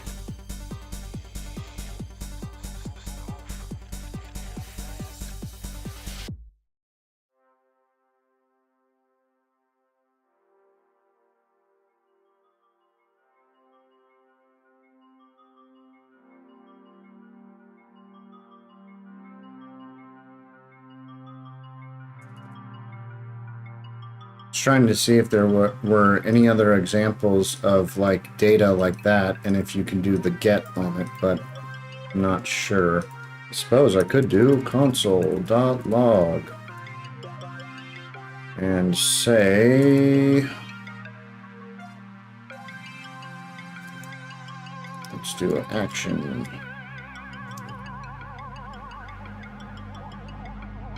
Create memo. And we're going to say data. And we can comment these out for now. Now we've got a server action here.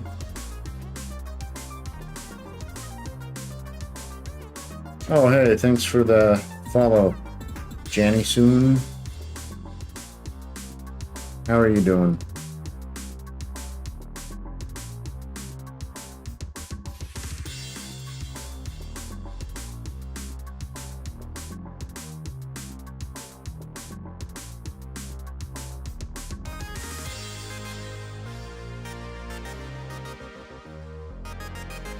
Okay, so we want form. I'm going to comment this out since I'm not trying it yet. We could also theoretically comment all of this out for the time being. Visa. Okay. So let's do new line. Action is equal to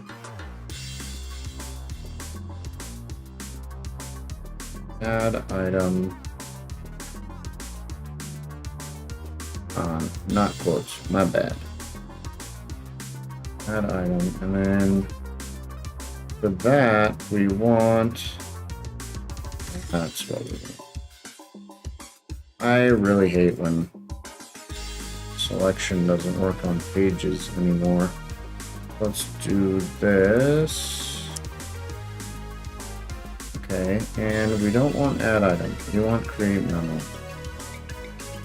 Alright, so create memo and create memo. Okay, so let's refresh here. Uh-oh.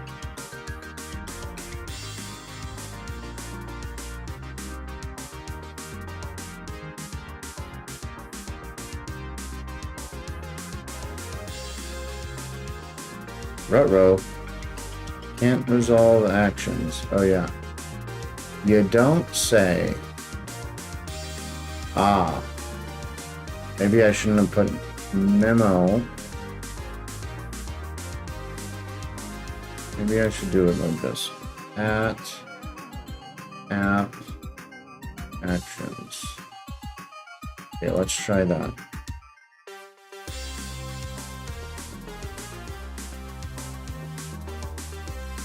Ooh, that's fun.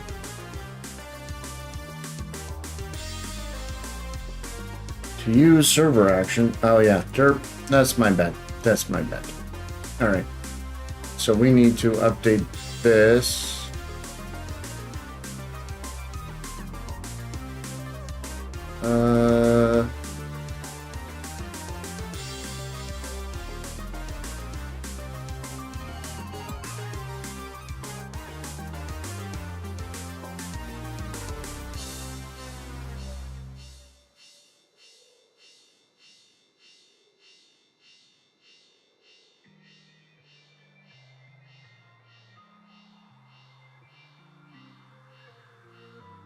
That's what we need.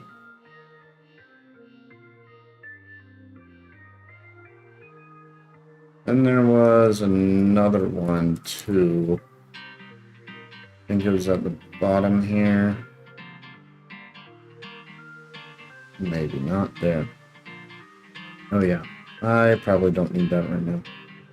What's the default? Maximum of 1 megabyte.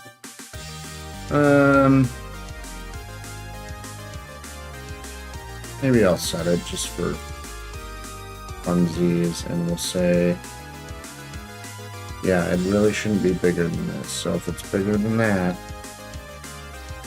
we got other problems. Example, 1,000 bytes. Let's do 1 KB. I don't think we should get above that.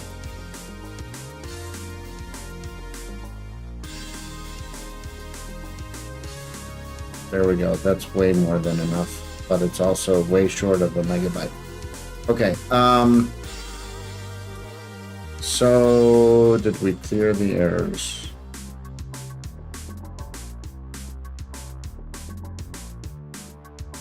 Create memo is not exported from app actions. Didn't tell me to export it.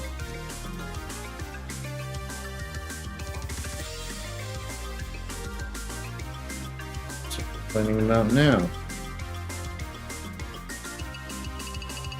Okay, attempted import create tx is not exported from dash my imported.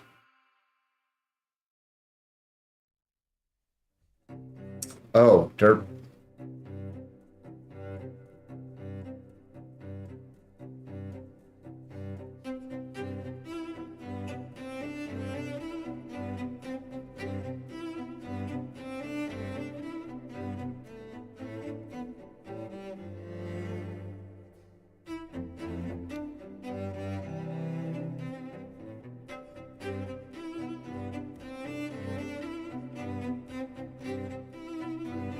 Okay, so, and if we click, well, let's enter random stuff.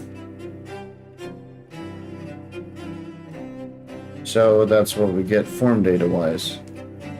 So create memo, symbol, state, name,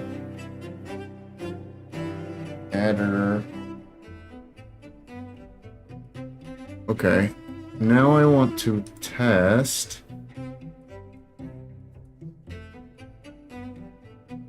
data.get memo.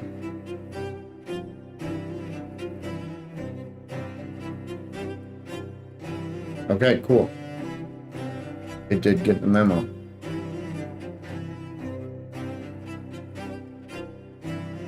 I wonder if we could do just dot memo.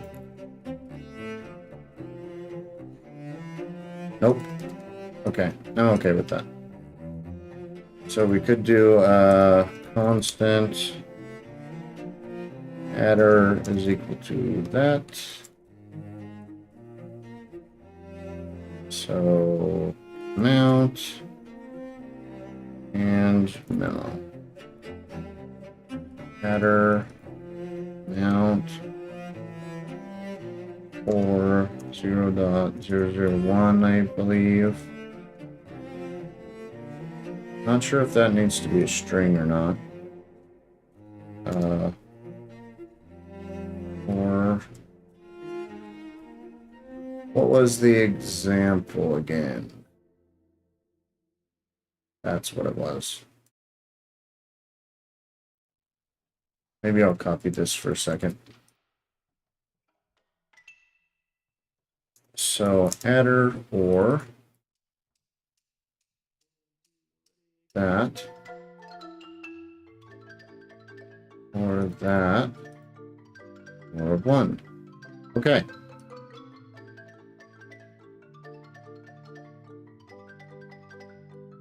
So then we could do this adder amount memo. All right, save and submit. There we go.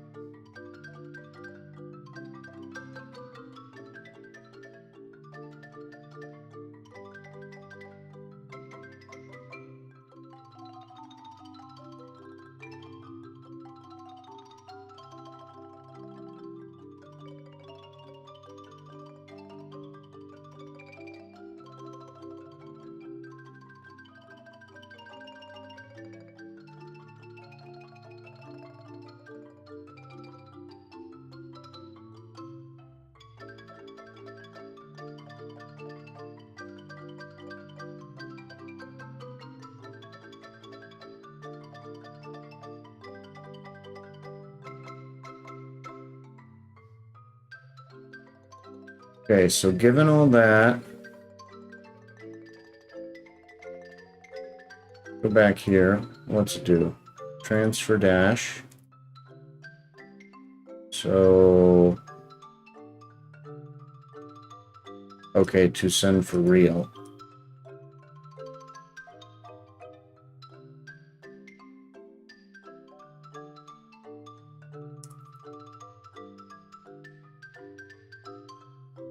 Oh yeah. That is not thing now. And do we have any more Maya? Maya.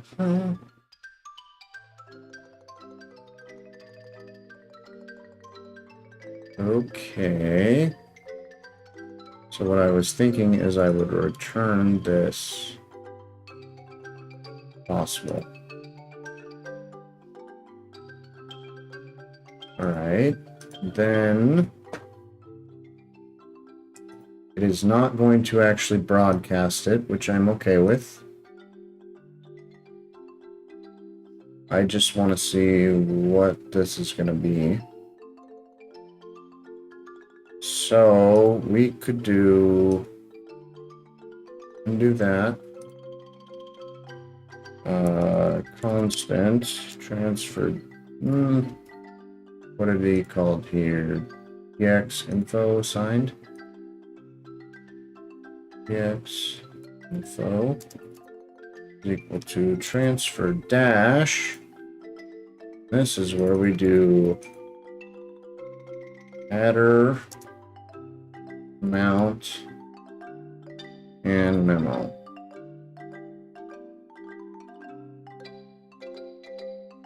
And then we could do tx info. Maybe though, maybe we'll do this in its own console log. So that and this, and then tx info. All right. So let's delete that and that. Gonna refresh again. Okay. Let's just click broadcast. Sweet.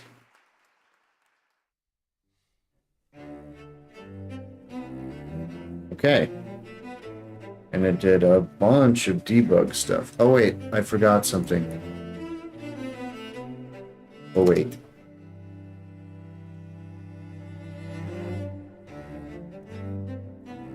Let's go ahead and clear this out. And do this again in a second here.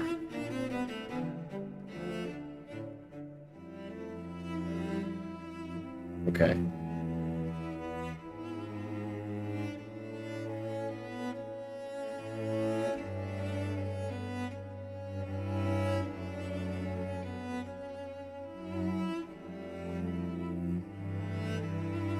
We could also maybe,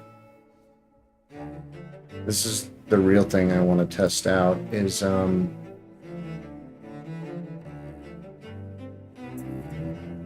I thinking of?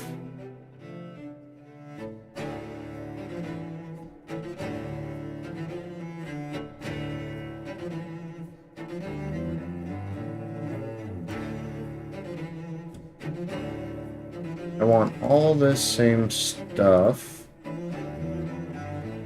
but instead of on the server, I also want, let's see, client memo, then I'm going to change this to create server memo. Okay. Yeah, that's not right. Create server memo. Create client memo. So then we can do form action create server memo. But we could also take this and do that. Copy paste. Might need to do some more trickery on this. We can do server broadcast or browser broadcast. And then we could do, let's see, MR to 4. That's okay.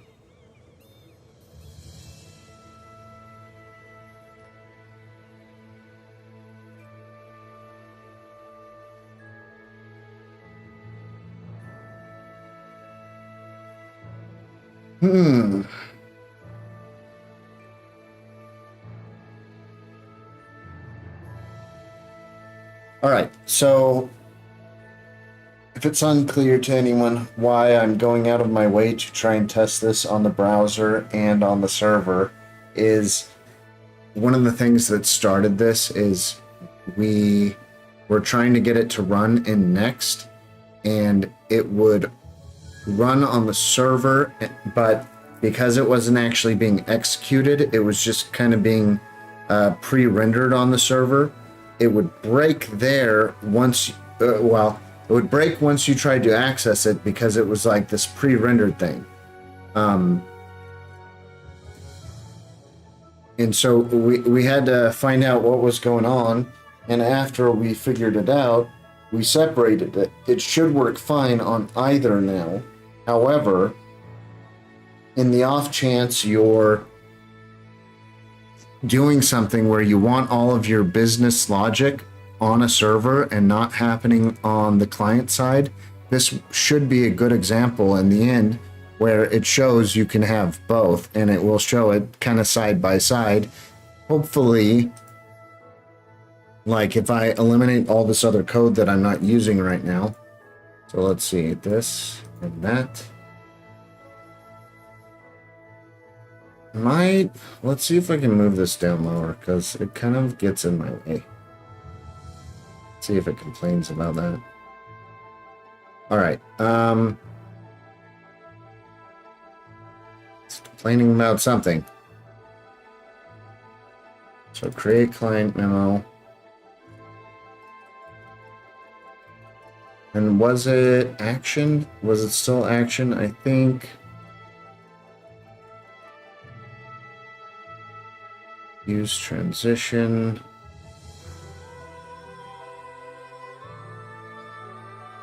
Form action. Ah. Oh wait, they would still be.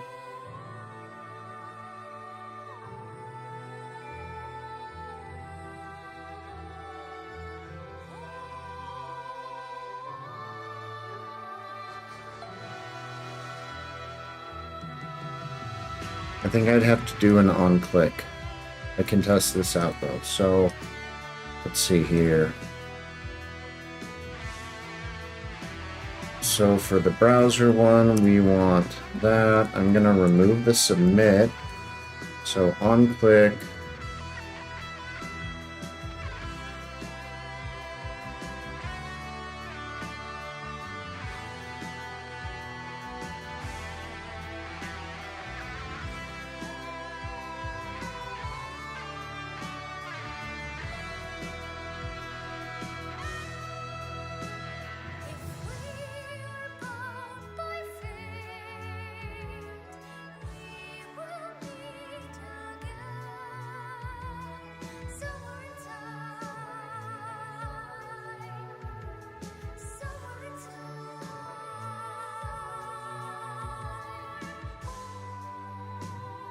Okay, I don't want to deal with the transition stuff. I just want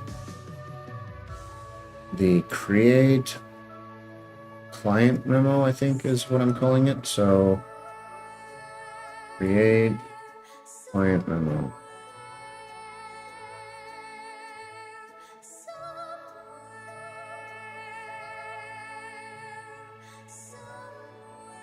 Add item ID example client component.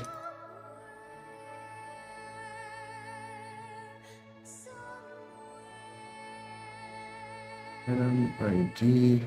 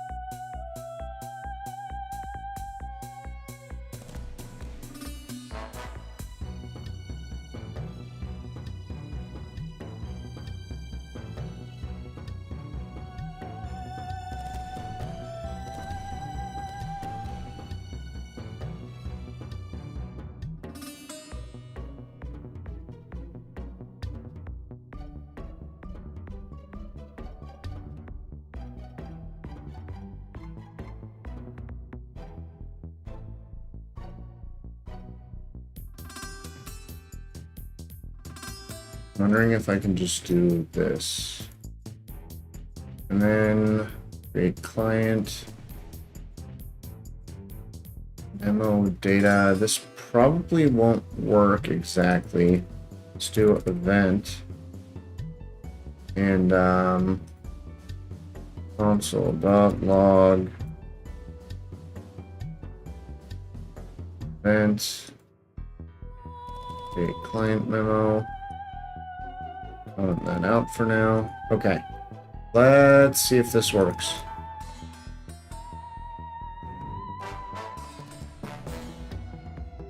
Sweet. Oh wait, did that still submit? Oh, it may have. Let's see.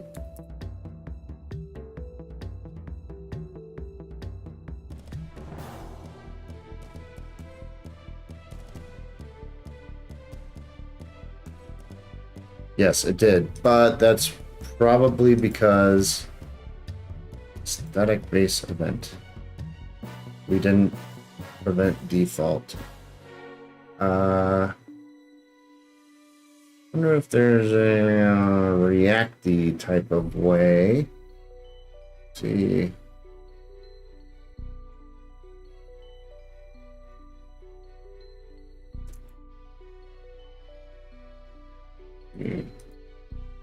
Next, React, prevent default.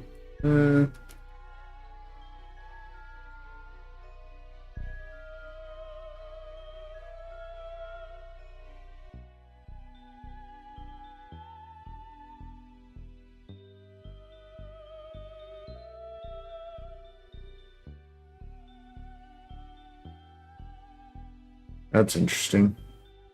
Not a function.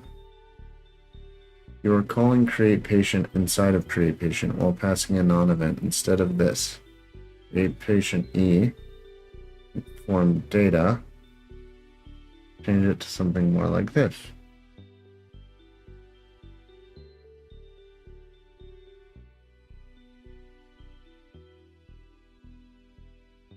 Assuming that's all I needed to do, but I wasn't sure if there's like extra trickery-ish stuff. But it's saying form data. Where are they saying form data comes from? Use state form data.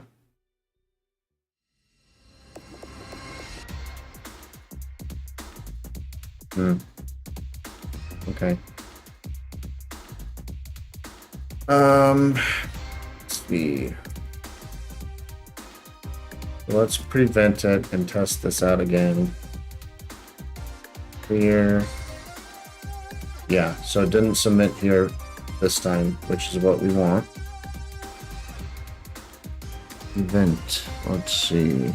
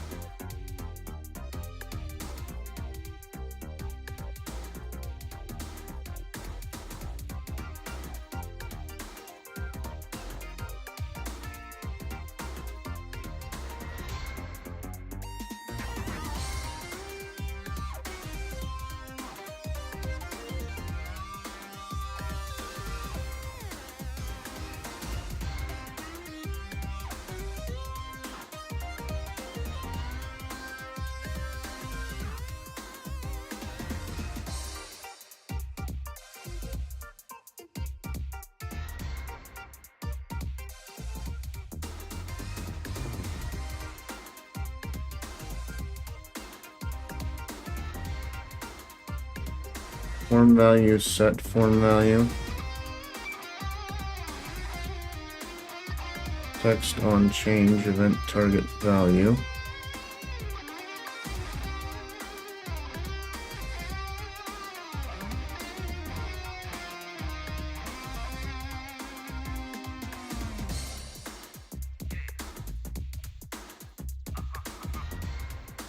Validate form with JS.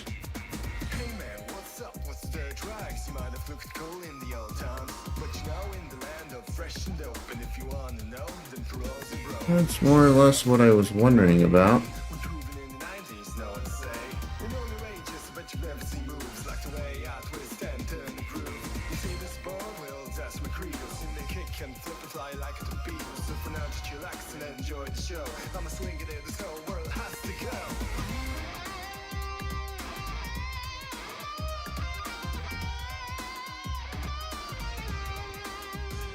Handle event target first value last stringified data.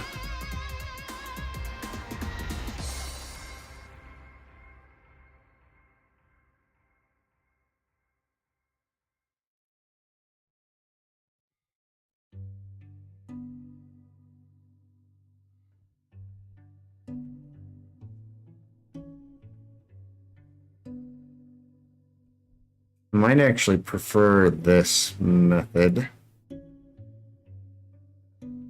if let me see.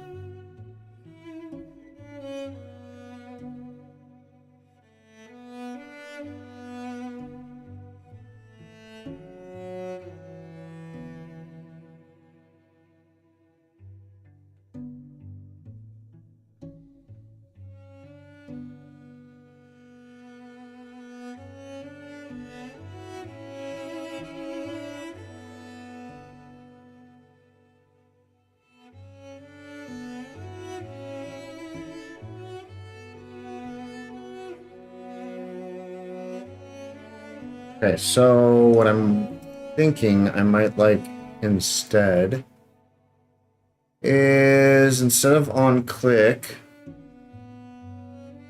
we do on submit. Oh, is that what I was looking for? On submit capture. Let's do submit. And we're gonna change this to, I guess we'll keep it that for now. Create client memo. But we're gonna change this and we're gonna say name is intent. And this one is intent. We're gonna add back the submit. We're gonna say value is equal to, I think we can just do a plain value here, and browser, this one is server. Okay. So now, let's try this again. Clear that, browser. So it triggered. And this time it's the actual form data on submit. Okay.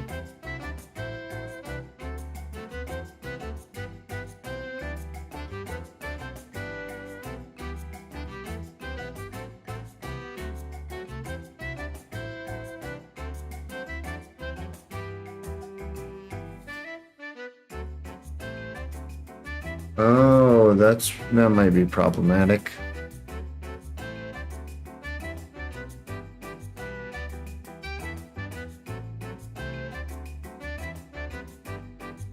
Oh no, there we go. Sweet.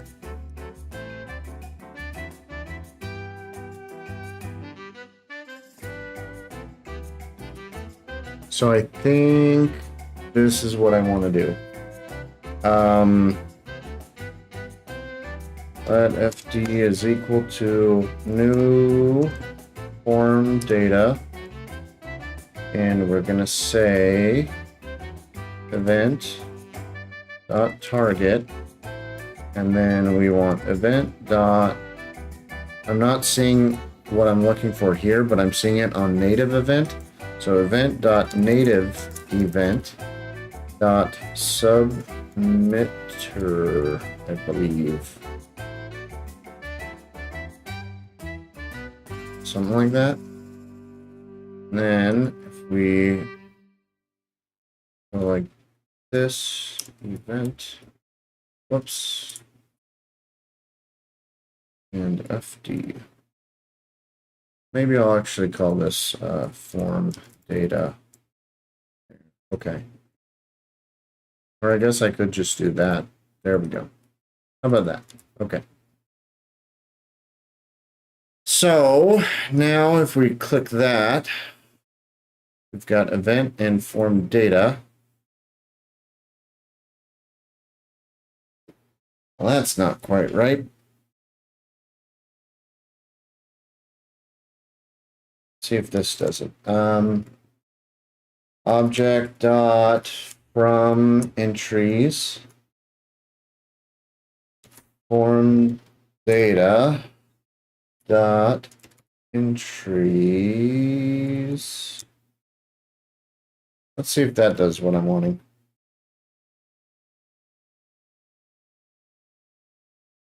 Hey, look at that. Intent browser. Intent server. Sweet. That's what I was hoping for. So then we could do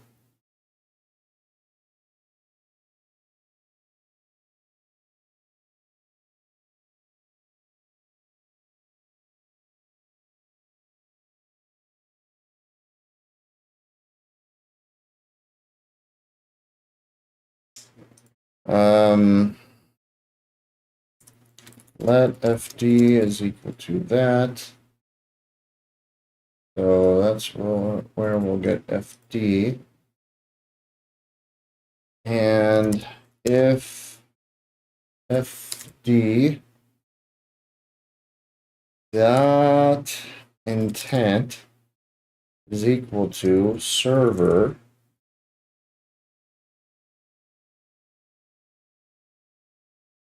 actually what we want is if intent is equal to browser, then prevent default.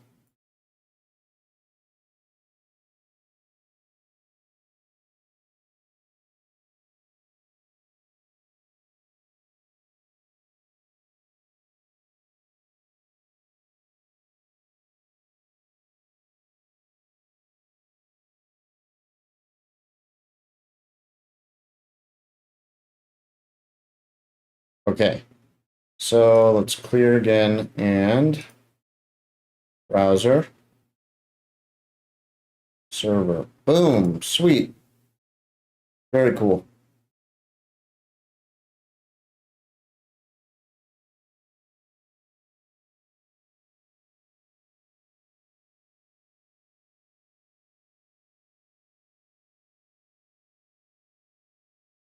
All right, so now that that's the case, we can update this.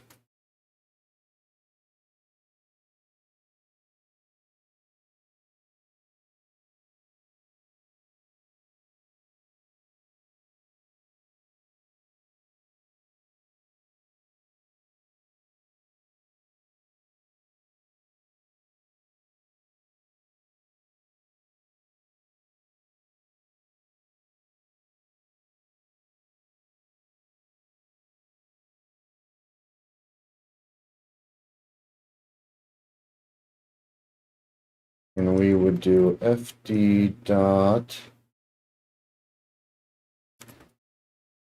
adder dot amount dot memo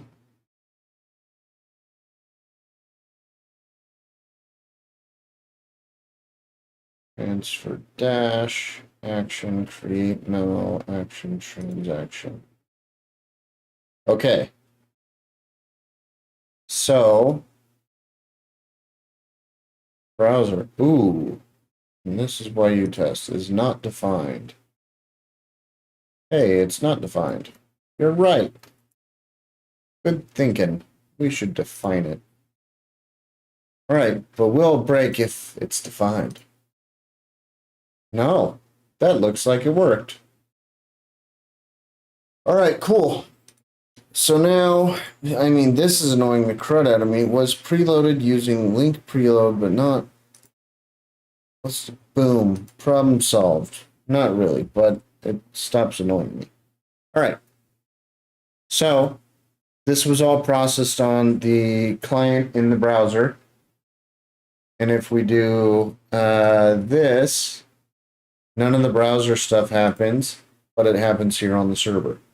So depending on your use case, if you want to process things on the server side, you can do that.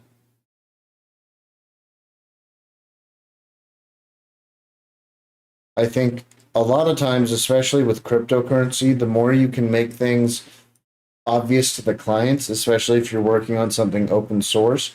And clients, I mean the actual users, not client as in browser, the actual users using your product or service or project or whatever it is. If it's open source, having the more you do open is probably better because people can inspect it. However, if say you're wanting to integrate Dash or some combination of Dash and Maya into a storefront or something where it's for your business, you might not care as much about the visibility for the user. You might care more that your information is secured, or the information between your customers and you is secured. So you might not want to put that out there. And that would be the case where I'd run it all on the server. So having both of these examples, I think, is really good.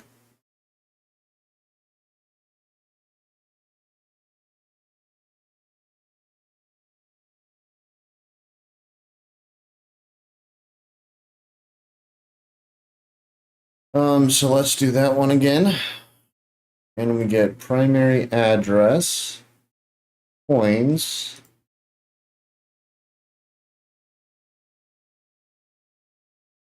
Let's actually change it up.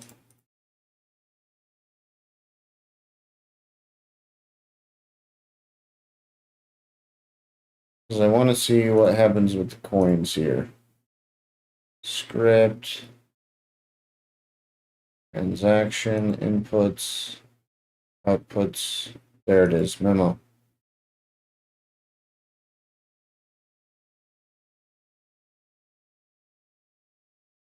Sign TX outputs. So what happens here? We've got the transaction, the change, the sign TX info with the memo and stuff, the raw transaction, inspect at decode. So we could go here and then copy this, I believe. We paste it here, decode, there we go. So then you can inspect your raw transaction.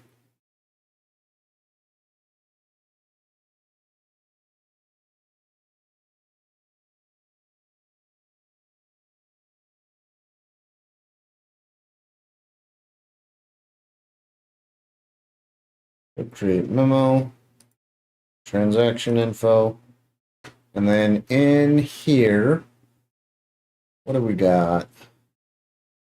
The example was wait transfer memo string. Oh no, that's not what I want. I want what's in here. Transaction to string. So that. So transaction to string, raw transaction, which is what we see here. Okay. And then inspect. Cool.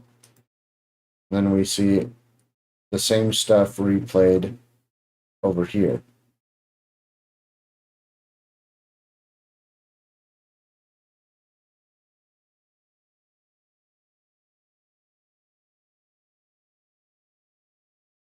Okay.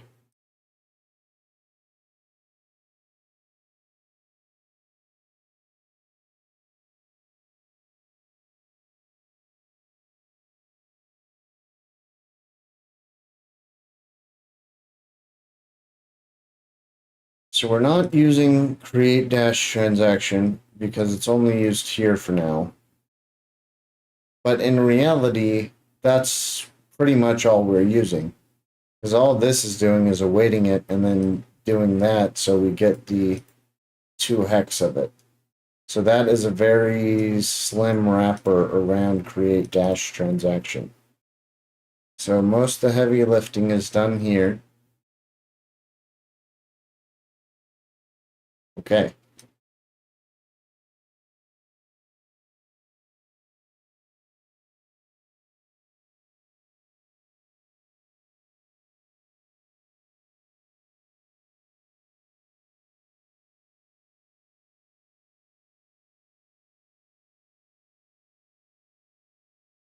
I suppose if we were triggering the instance end, that would also be happening here.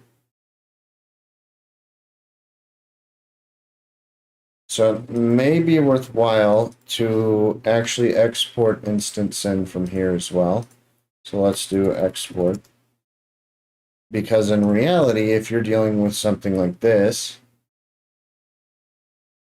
instead of just having it send as soon as you click broadcast,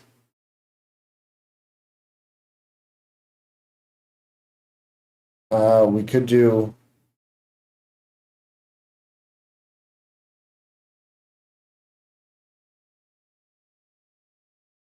hmm,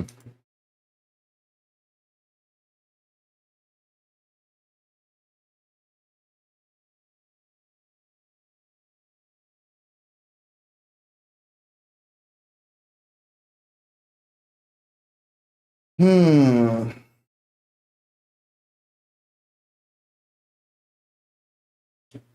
We could do a dialogue.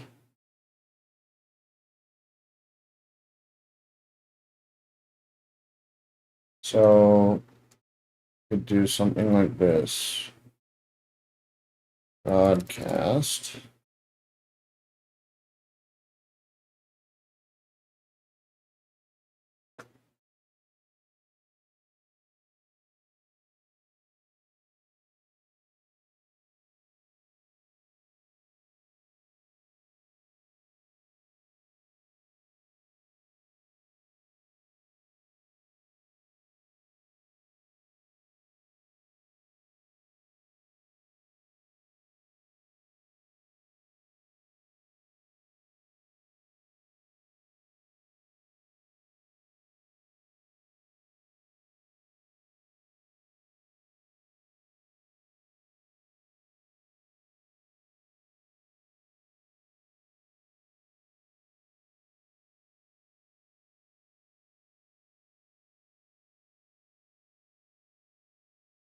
Let's see.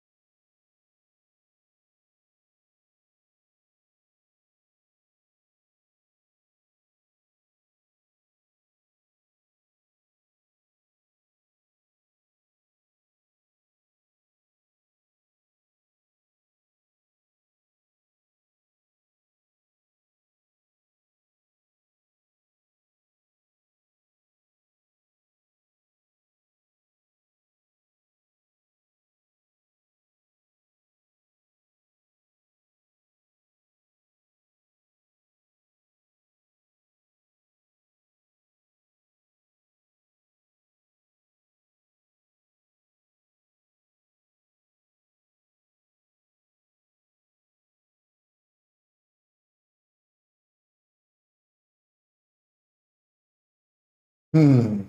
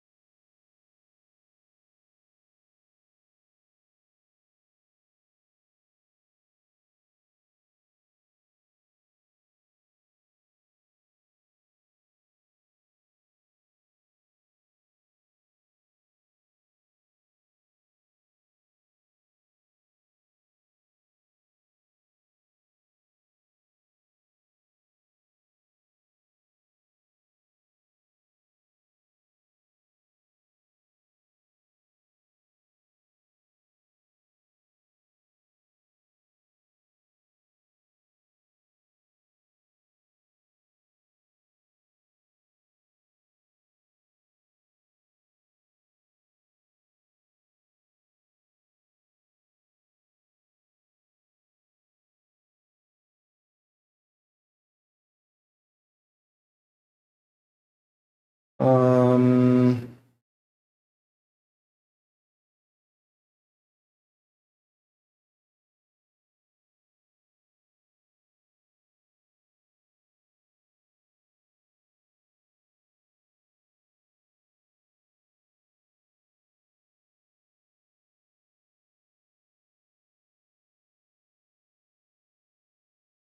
I think it was W full, right? Yeah, with 100. Okay.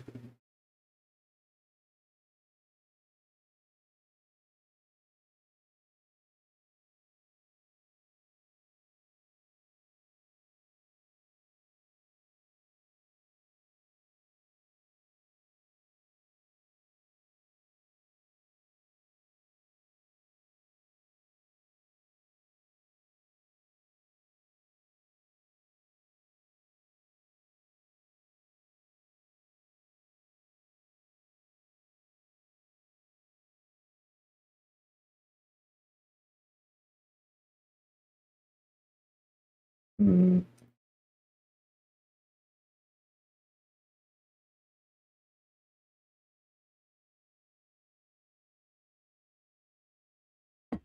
Hmm.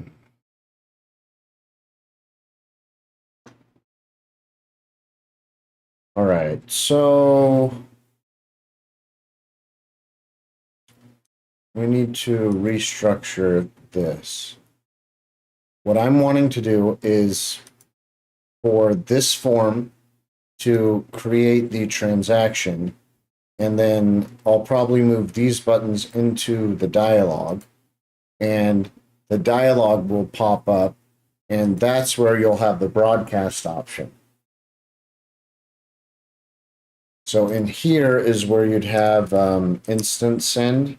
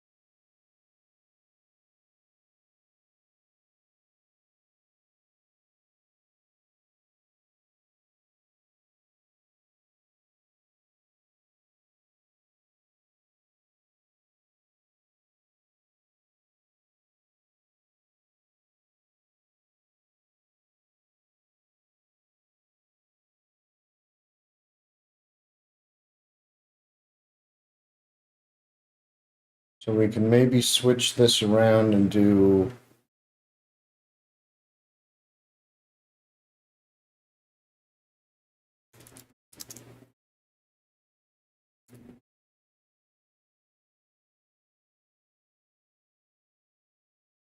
so you'd have create transaction here.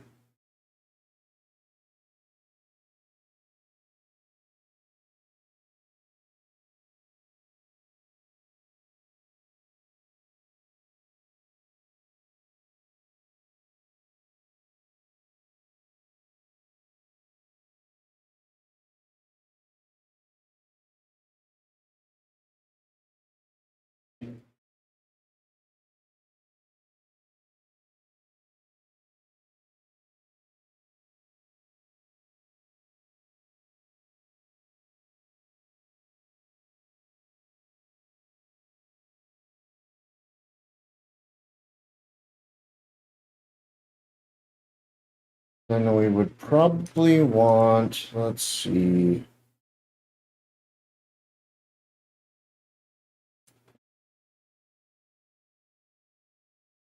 We need to pass data to the components.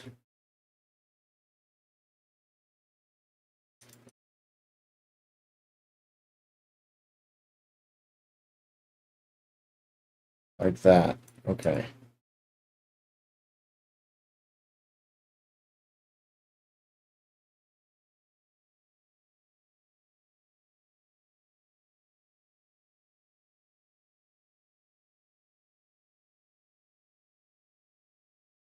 So I think what we want is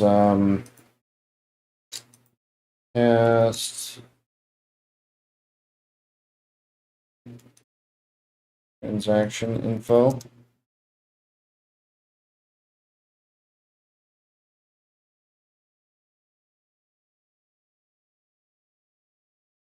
state item.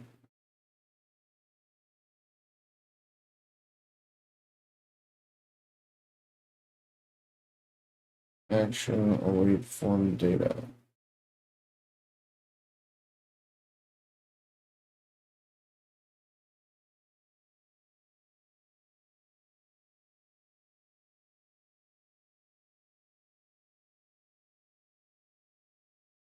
Okay, so we'd still want this. We're just not going to get all the same info. We want the transaction info.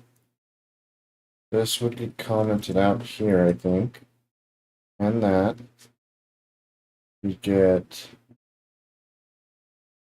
that. So we would still use the form data to get the intent right there. So intent, but the transaction info would be provided to it.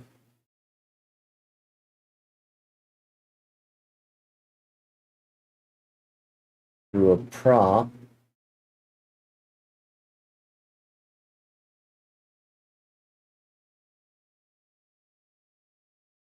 And I think we'd want to maybe change this to what text area.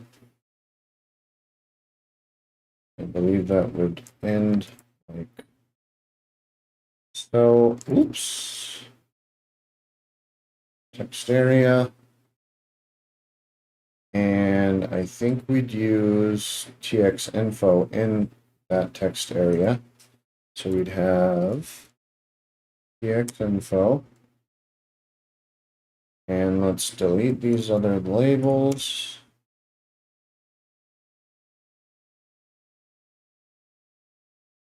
Okay.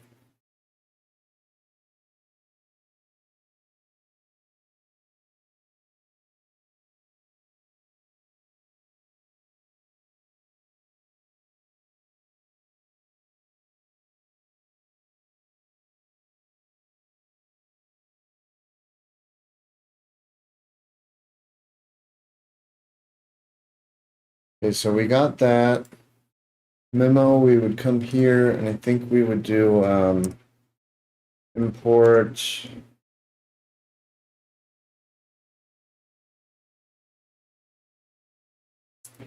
broadcast from broadcast. That's right. Okay. So we get the broadcast. And I think we'd want to do broadcast. And we want tx info is equal to. And this is where the stuff we apparently deleted comes in handy. It's this stuff. Let's see. Why did I delete that? Let's not be too hasty. I was too hasty. All right.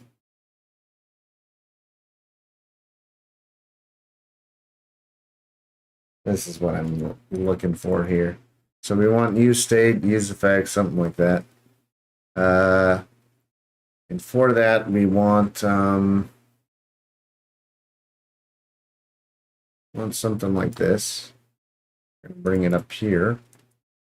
We're gonna uncomment that, and we want to say tx info and then set tx info. Okay, so then here, this would be set tx info.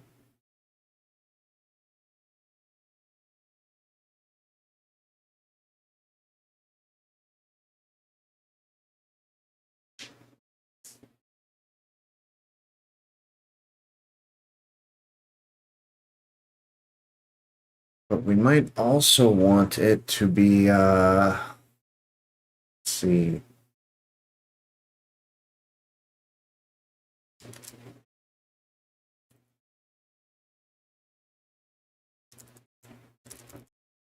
So handle change. We want this stuff.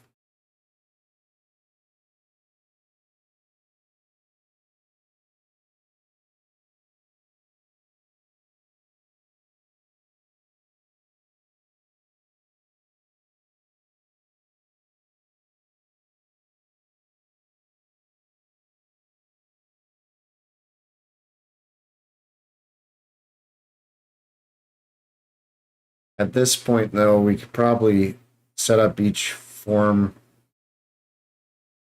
field to an event handler.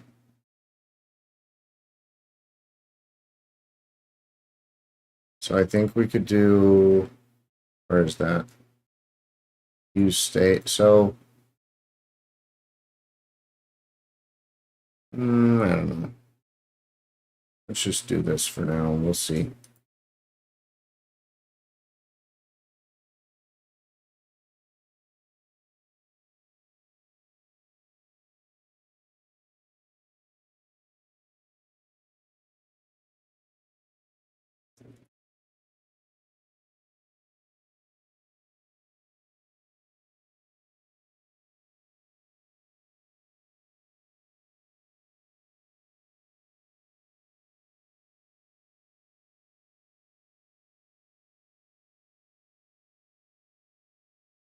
What am I thinking of? Not use state. Is it use state?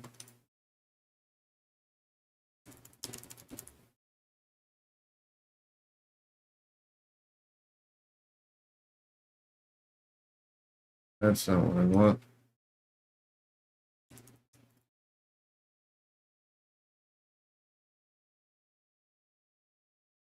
That was weird. Okay.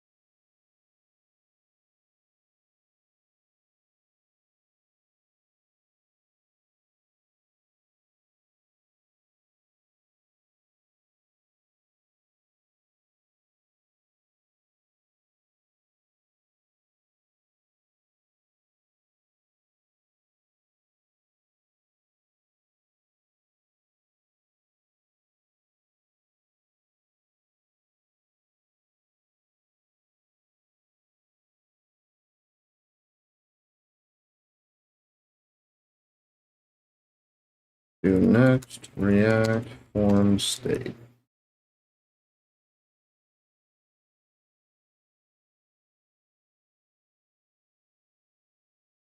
State, set state, use state, email message file, handle change, set state, target name. Okay. This is looking similar. I guess they do handle change on everyone. Can you not do handle change on the form? I thought you could do handle change on an entire form.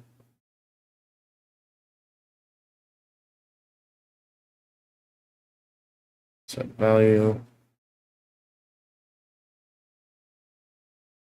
Use state, set value. Clicked.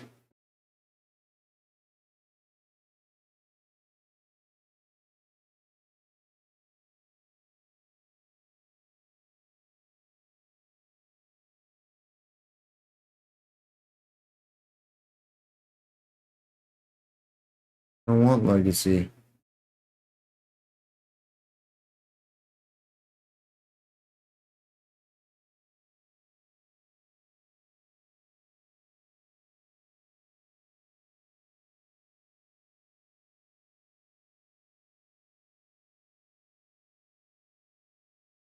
Did use ref maybe that I was thinking of?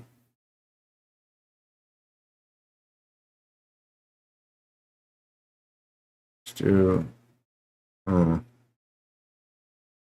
state.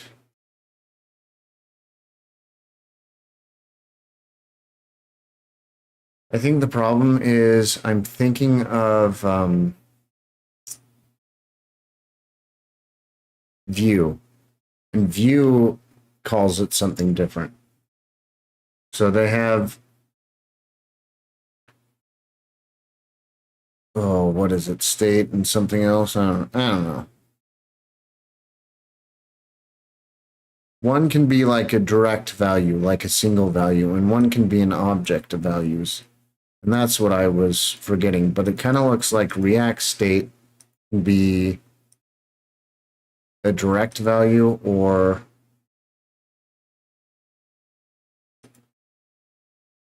I guess this is showing setting them separately.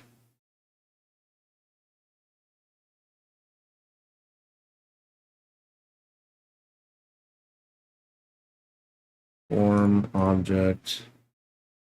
Okay, that's what I was looking for. So value form on change set form. Okay, so that is how they're doing it. They're changing each value. I suppose that's not the worst thing, but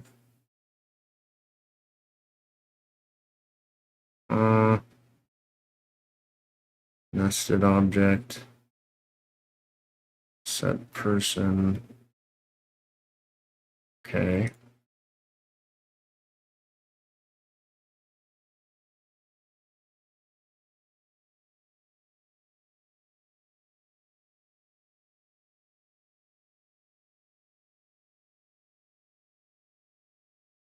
I mean, there's only 3 fields, so I guess I don't care that much. Maybe I'll just go ahead and bite the bullet here and say header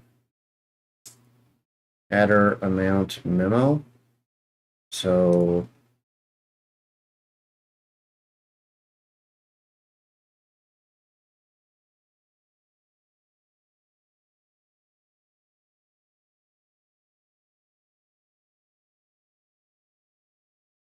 and that's going to be an empty string, I believe. So header amount and memo and amount. This I'm gonna set at 0. Maybe no. I wonder if it'll accept a null. Use state. I'm gonna do null for now and see what happens. And memo can also be a string. So then we can do set of handle change here.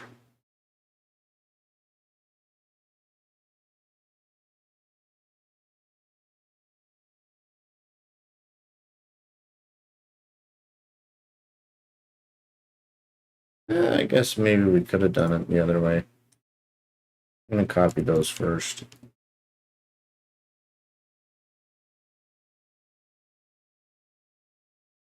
So if we do the set form option and we switch that to an object, and then we switch on change. So we come down to each field and we say on change E set form data. We do ... form.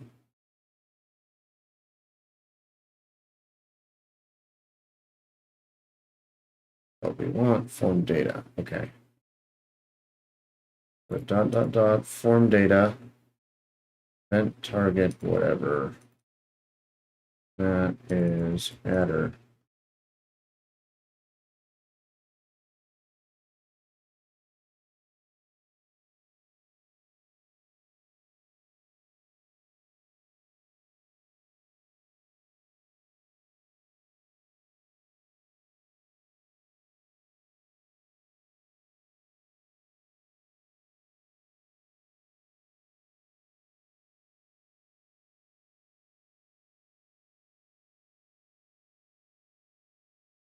So with that done,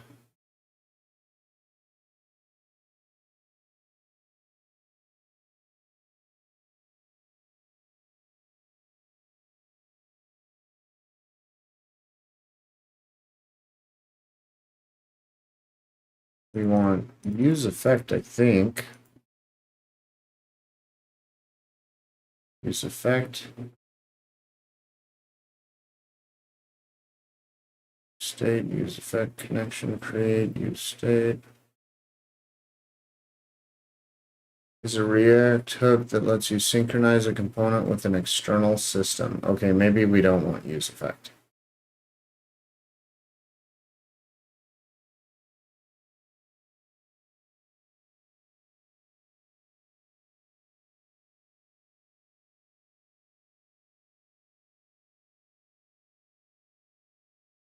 Do we? I don't know.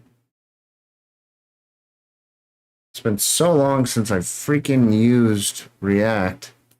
It's changed enough. I mean, I guess it's been close to 2 years, so I think they were just barely implementing hooks when I last used it. So I'm only vaguely recalling what the different hooks do. Read and subscribe to context from your component. Theme context. What I want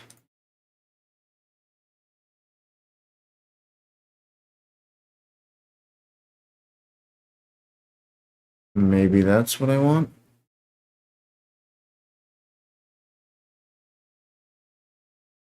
Or not quite.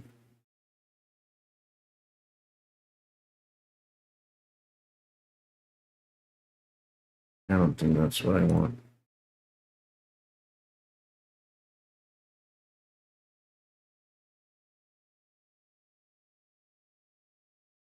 So use effect dependencies.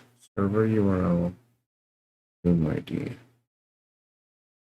Maybe it is use effect that I want. So I want to update set transaction when those values are changed. So let's copy this and we're going to delete some out of it once we've got it up here.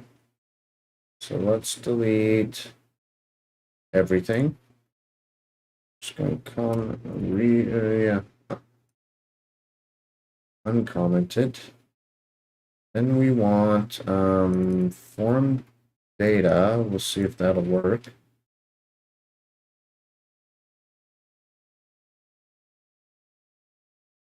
And then let's just console dot log form data change. Form data.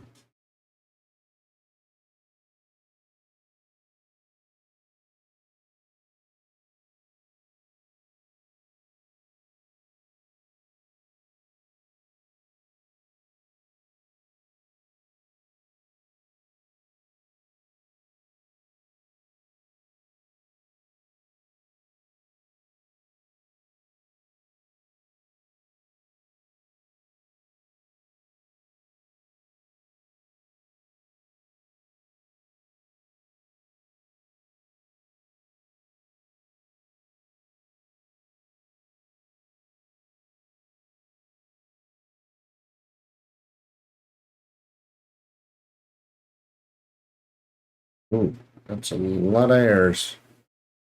I cannot specify an int type or method for a form that specifies a function as the action. All right.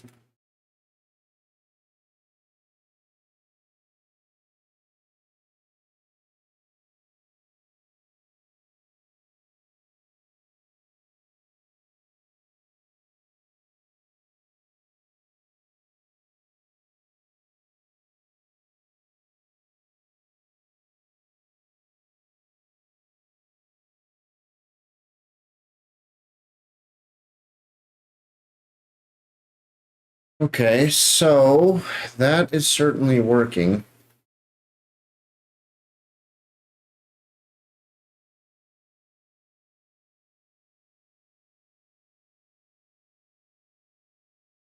So the use effect is updating as you change the form.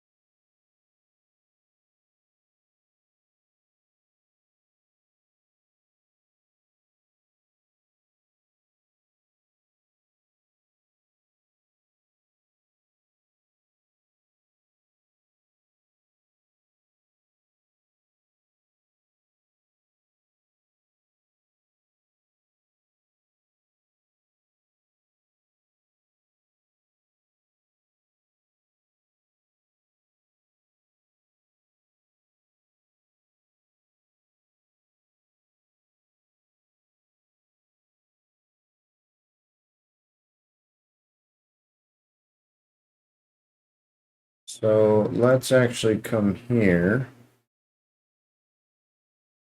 and copy this since we updated it to a text area. I'm gonna drop it. Drop it there. Let's see what happens. Nope, don't like that. Let's drop it within the form. Okay. This is not address. This is TX info.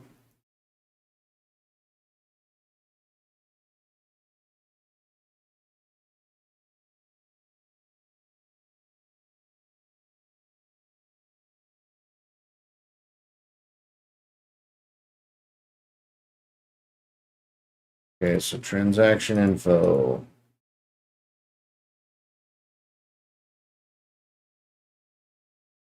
Okay.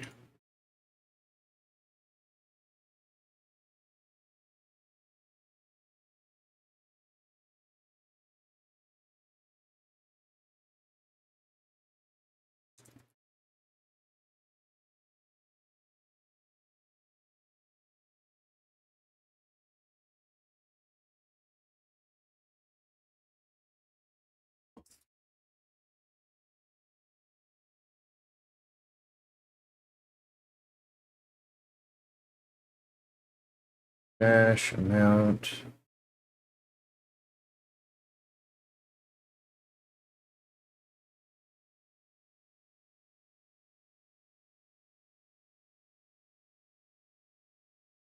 So let's refactor this a little tiny bit. Actually, I'm gonna duplicate it first and then modify this one. So create client menu data and okay,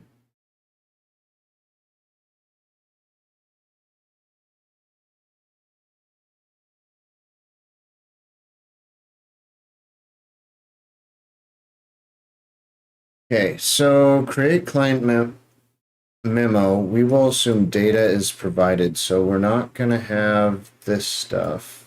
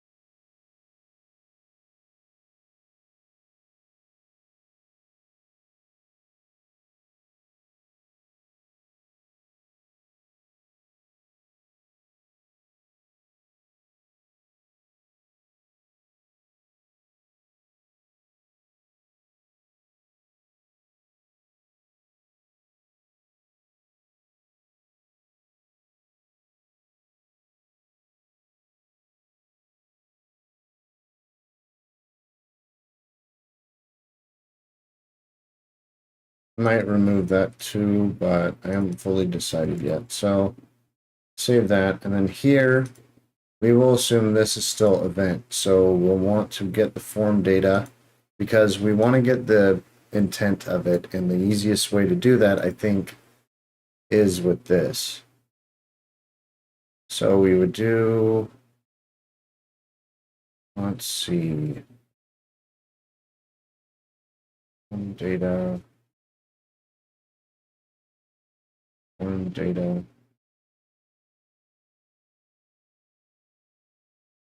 event form data.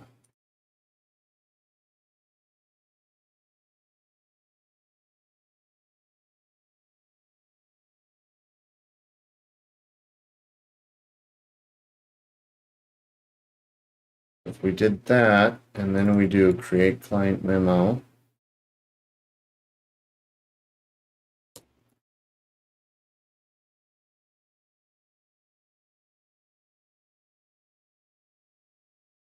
FD, I think.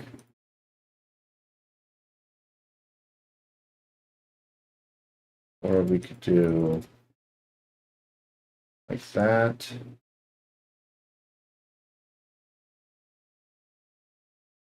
So handle form data, create client memo form data versus, and we could do this. And then it's more of a neutral function.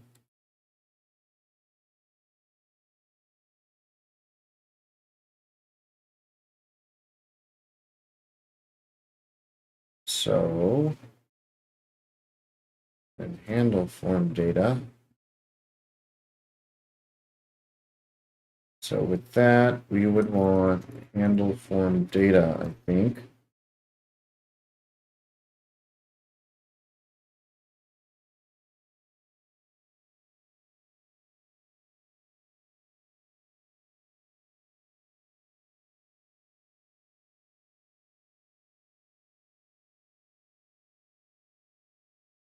This, we could come up to this one and do this.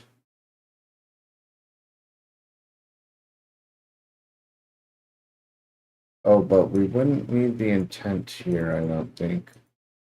Yeah, we can remove intent there. Okay.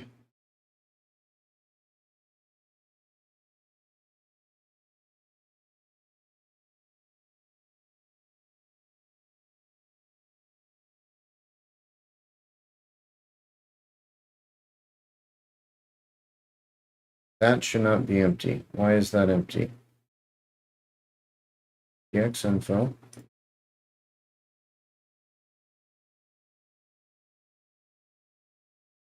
Set TXInfo.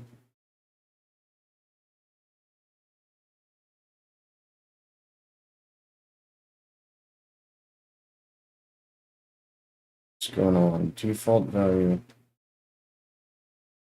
Instead of setting children on text area.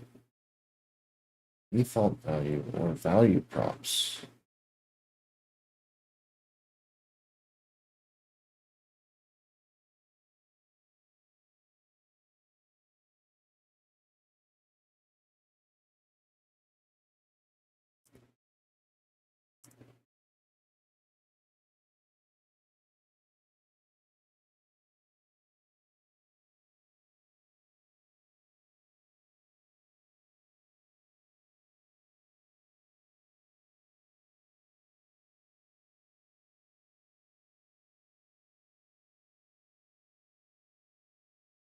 I did do that. You provided a value prop to a form field without an on-change handler. This value will render a read-only field. If the field should be mutable, use default value. Otherwise, set either on-change or read-only. Okay. Read-only? Can I actually, since it doesn't have a value, do that? See. Still complaining. Use. I did. Gosh.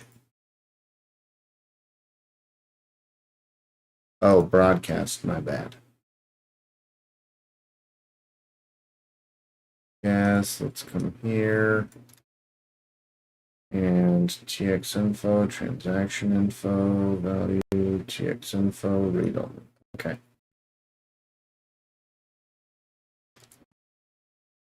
Okay, so now it's not complaining. But that's an object, which it shouldn't be. TX info.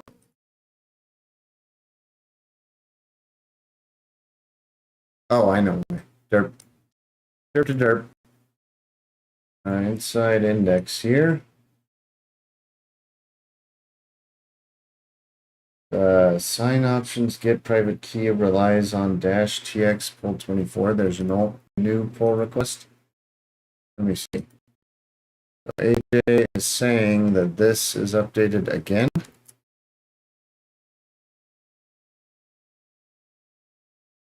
Sure enough, 18 minutes ago.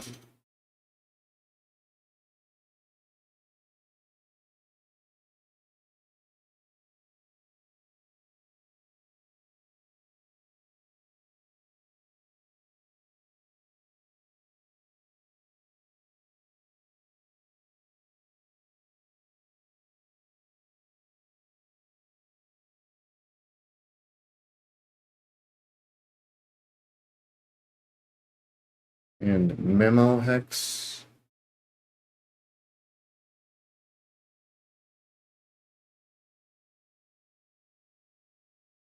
So this memo hex should be dash TX.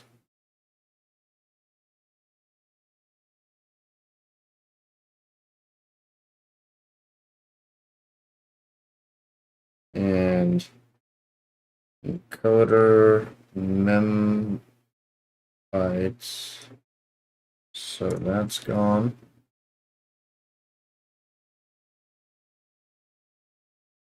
Then TX info signed. Hash sign all gets changed to this.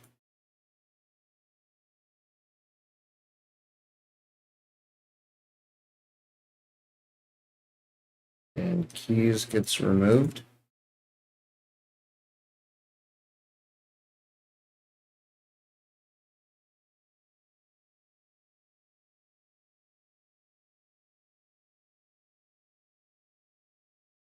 And it relies on a new pull request. In here, I think, yeah, dash TX pull request. That. Okay, due to the nature of sorting inputs and outputs, the keys array will need to be deprecated and replaced with the local get private key option. The reason we don't allow private keys directly on the input object is that they're very likely to be logged when debugging, and we don't want the keys showing up in the logs. Okay. So files changed. I likely need to approve this. I can find the window. There you are.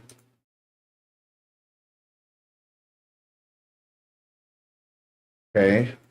So files changed. Table of contents, blah blah blah, browsers, example usage, text. So a lot of README stuff.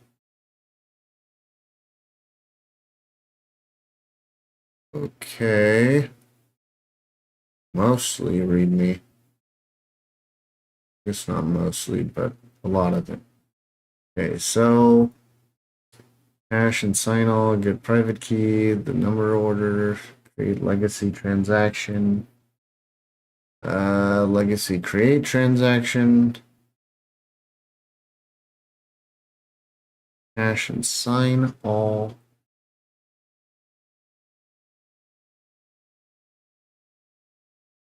Must provide keys or get private key. Public key, output hex. Create memo script. I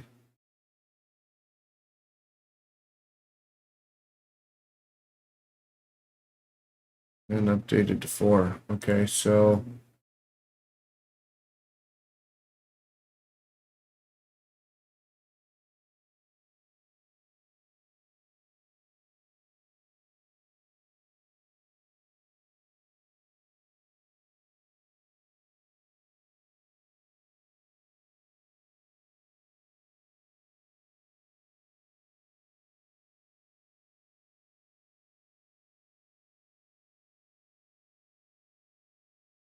Okay.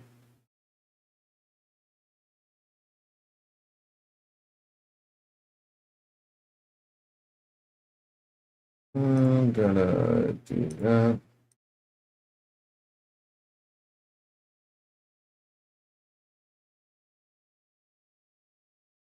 All right.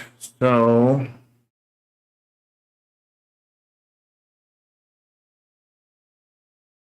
let's fill that in NPMI.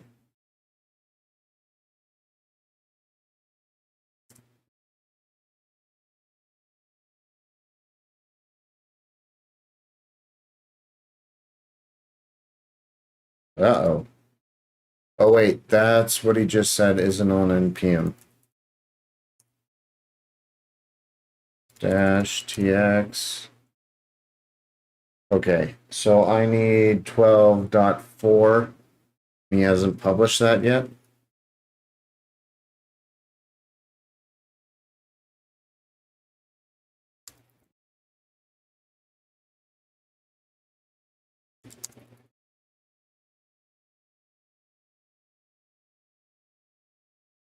So it looks like he may have signed off. So if that's the case, might need to point to the PR branch. Where's that? Strict TX.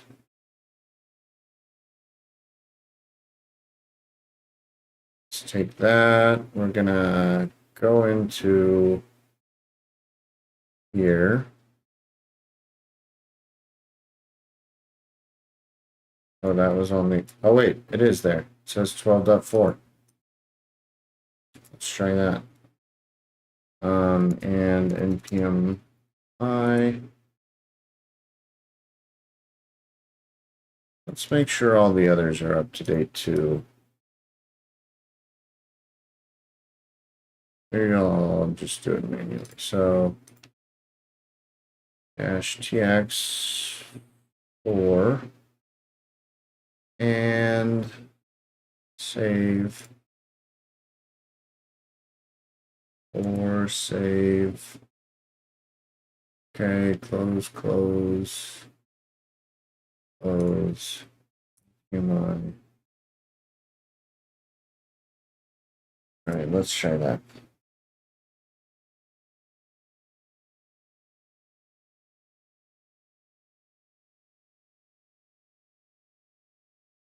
Ruh-roh.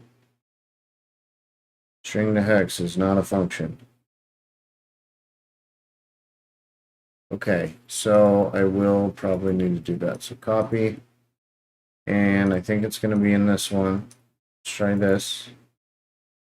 And we're going to do now. Nope, not at. Pound.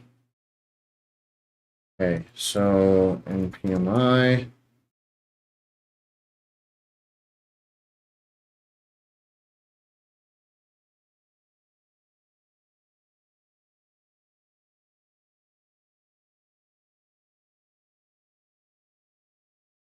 Ruh-roh.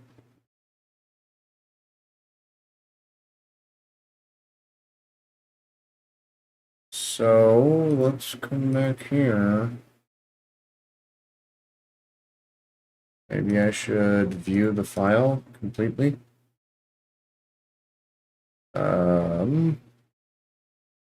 Raw.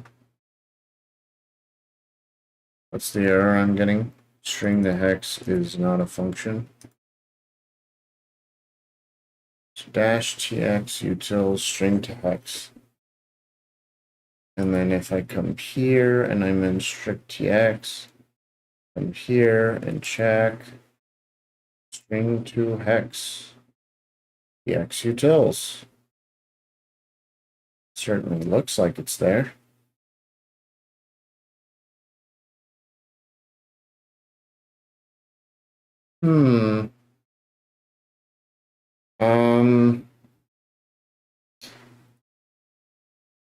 I suppose just in case, let's copy this exactly. We'll update all of them to it. So dash tx, do that. dash tx to that. All right. And npmi. Maybe I'll go up and npmi. And then apps next. We're in the router one, right? Heck. Oh, app router. Okay. Let's clear that and npm run dev. See if that does it.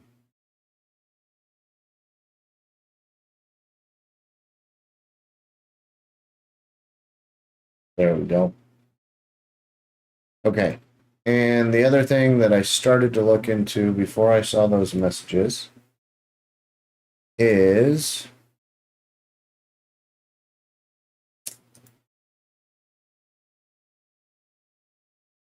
where is it? That's what I need. Info to signed.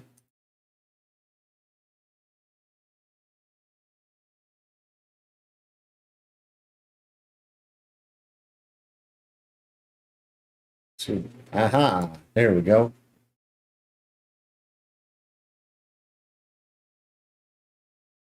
Let's see. Is it rows? Say 40? Might be too big.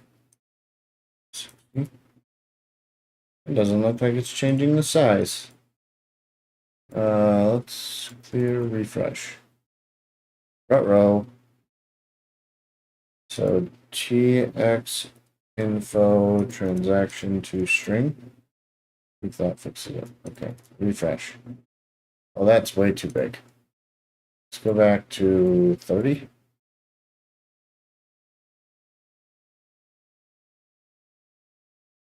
Ooh, that's not right.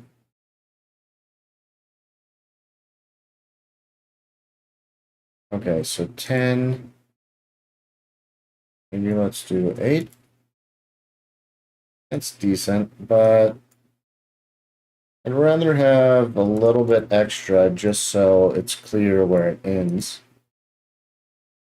And then we can change this to ends action info. Or maybe that's not what we should call it. Raw transaction info.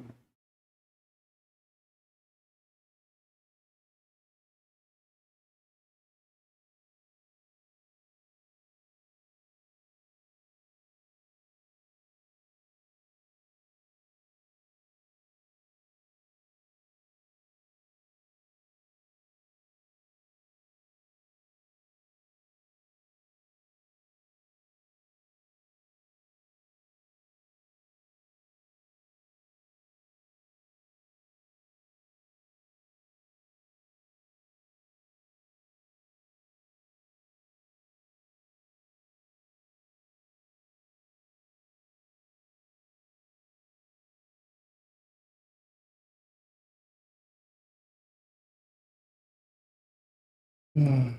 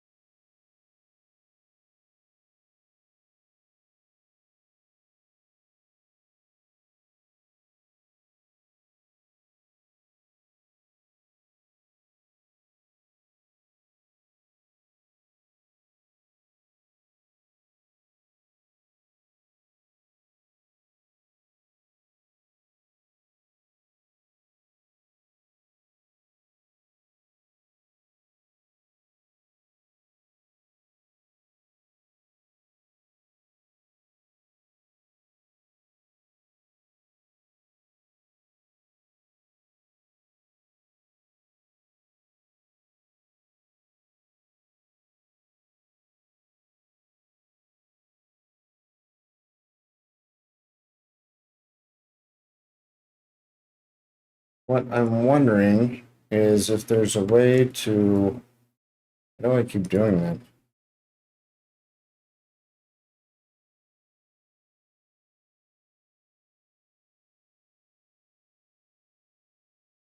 Yeah, is there a way to set this transaction via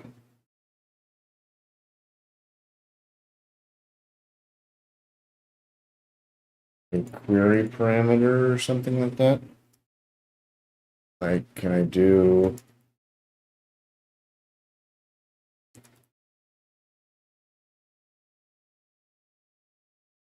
Doesn't look like it did anything.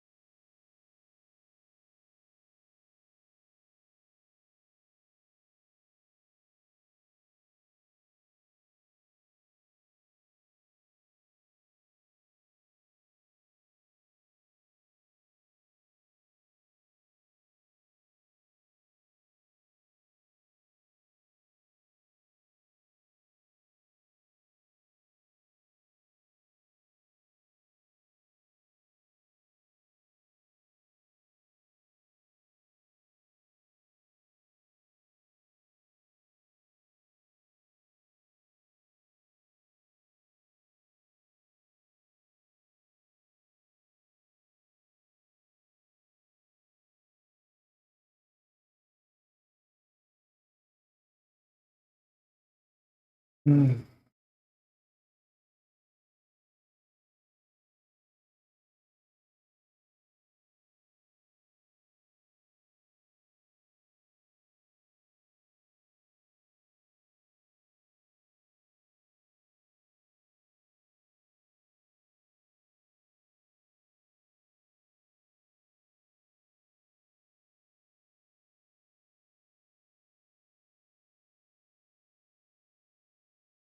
I was hoping one of these would actually link to. I guess there's a GitHub. Hmm. Okay, so on GitHub, what would I look for? Dash decode TX. So I want to see if there's a way to decode um, decode transaction.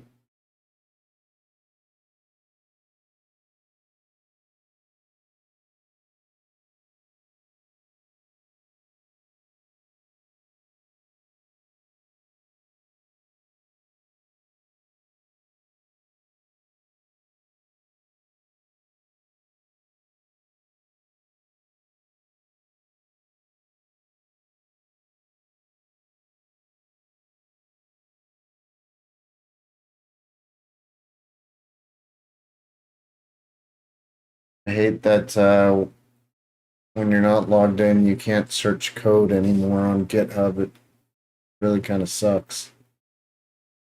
It's not what I want. Well, I'm in the decode transaction HTML. What I wanted to see is if somehow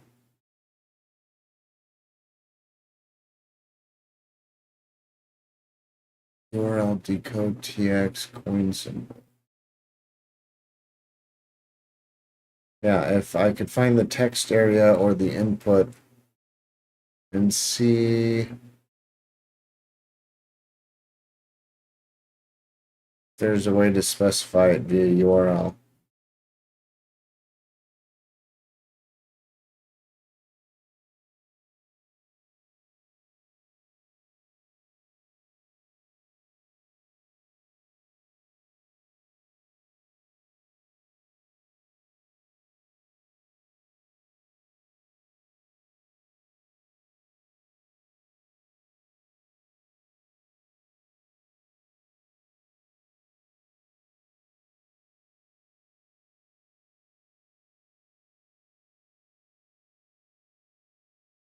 Explore.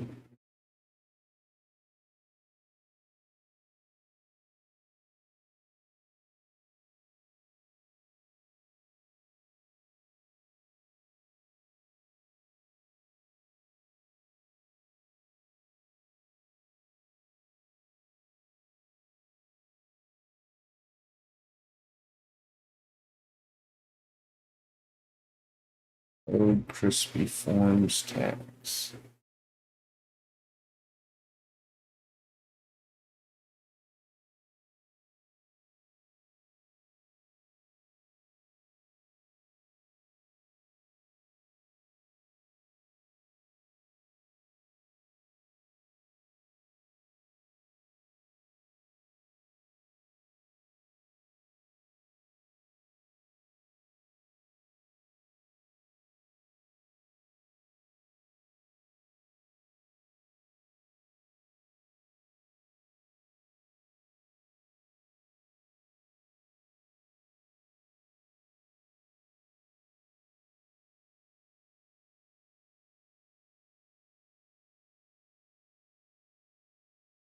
Hmm.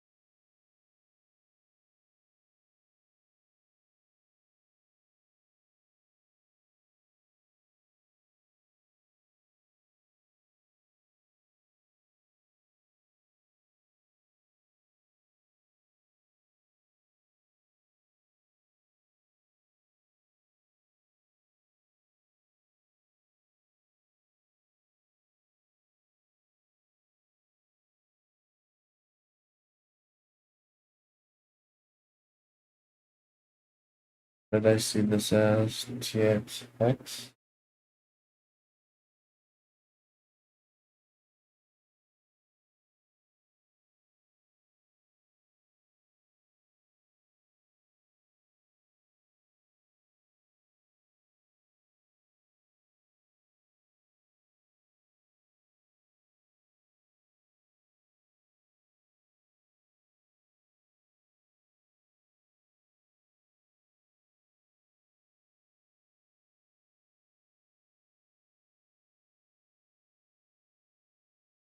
Okay. What about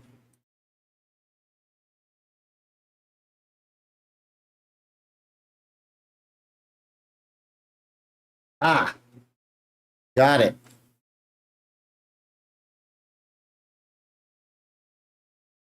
There we go.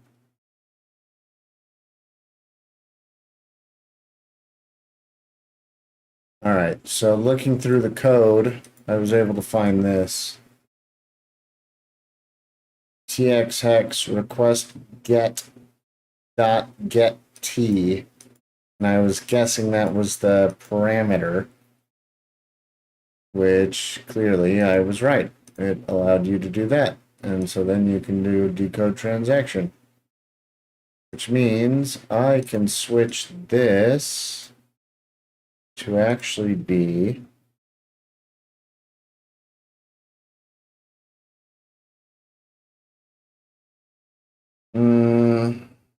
oh, I might have to change this actually.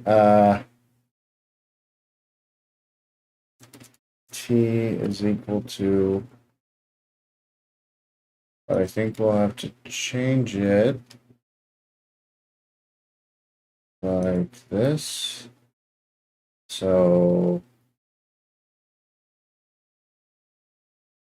let's break this apart a little bit.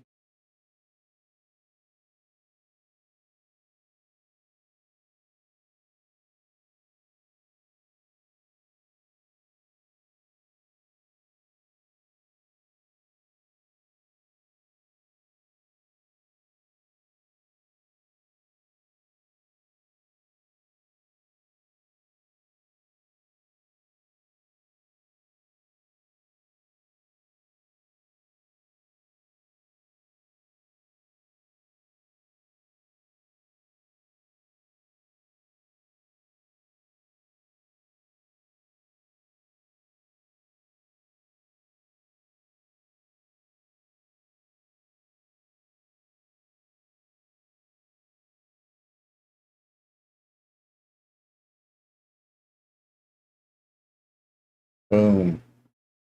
Cool. All right, so what if we actually change this? Strong bad is on point. Okay, let's do that. Decode. And what do we got? Strong bad is on point. Sweet.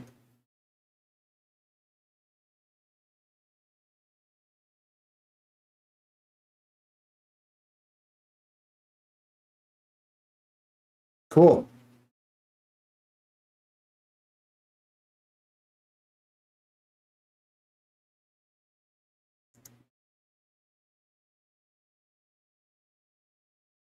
I suppose I could just do that. Okay.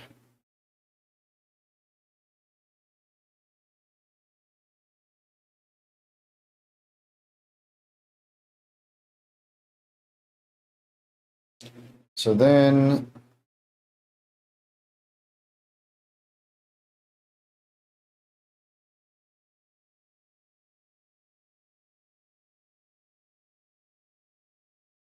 ooh, I'm not sure this will work how I was thinking.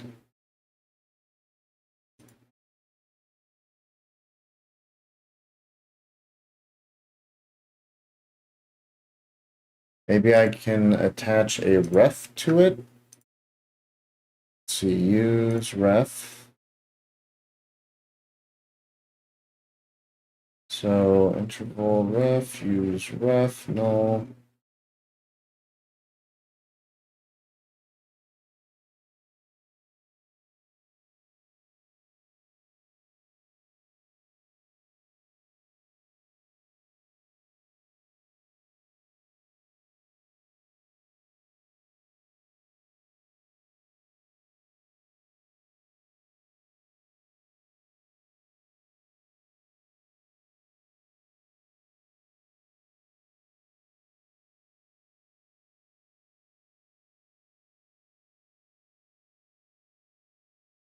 So I think it's gonna be something like this.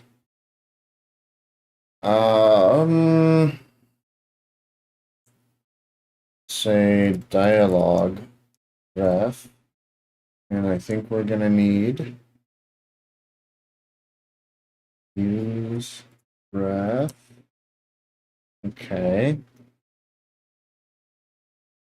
And dialog ref will come down here and we will say ref is equal to dialog ref. Then dialog ref. We need handle form data, create client memo.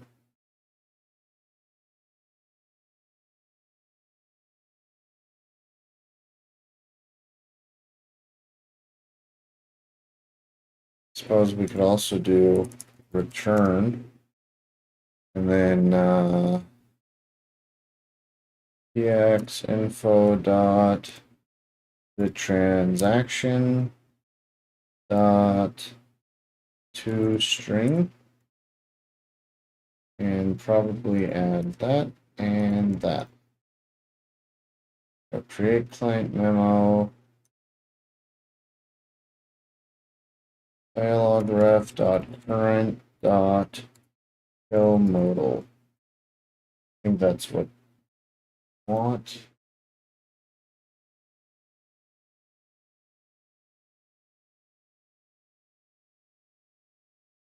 Okay. Let's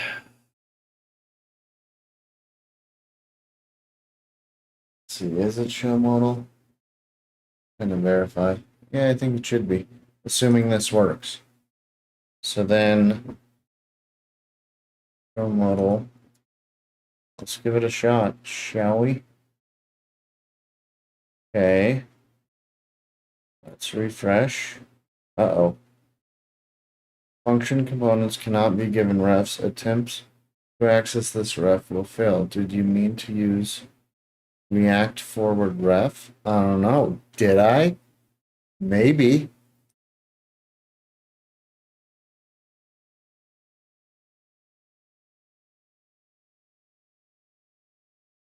Try to pass ref to your own component like this.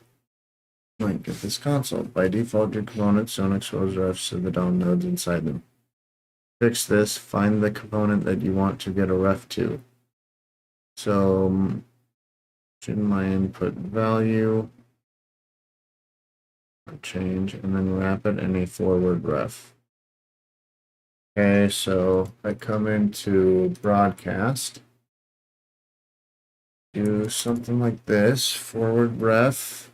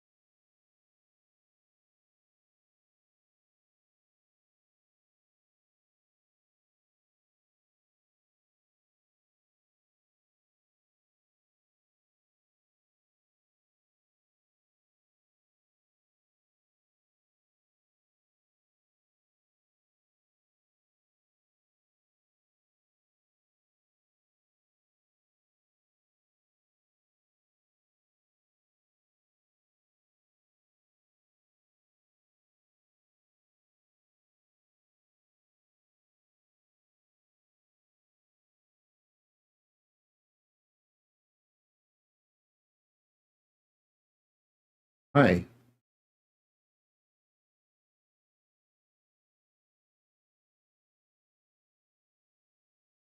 Or default. Oh, derp. There we go.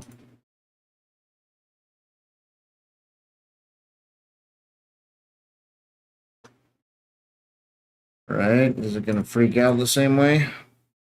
It did not. Okay.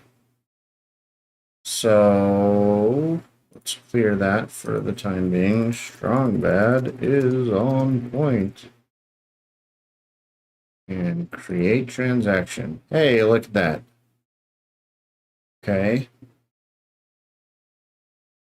But it did object because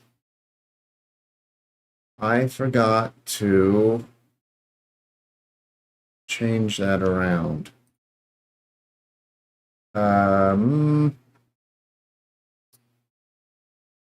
Fix that. So what this should really be is that, or maybe it should be that, and then here we do txinfo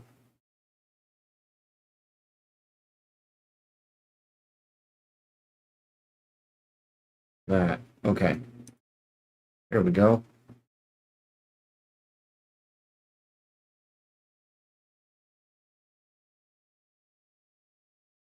Okay, and what have we got? This.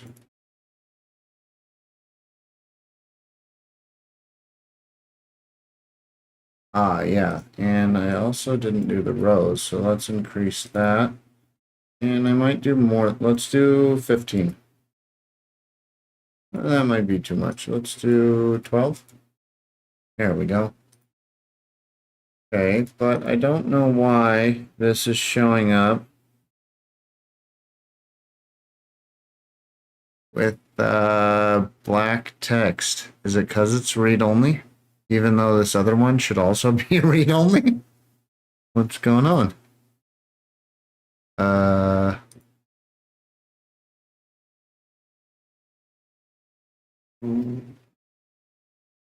Valid text should be pink. So text, disabled text slate 500.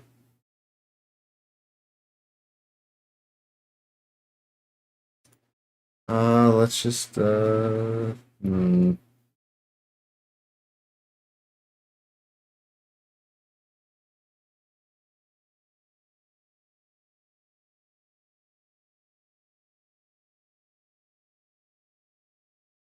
small text, valid text.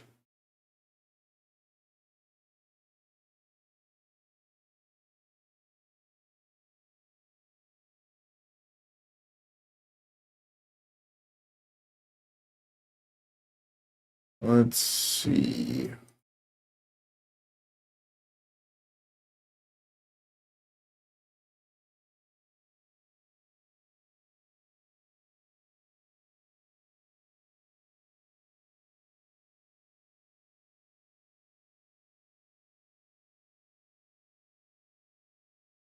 Let's just do text white.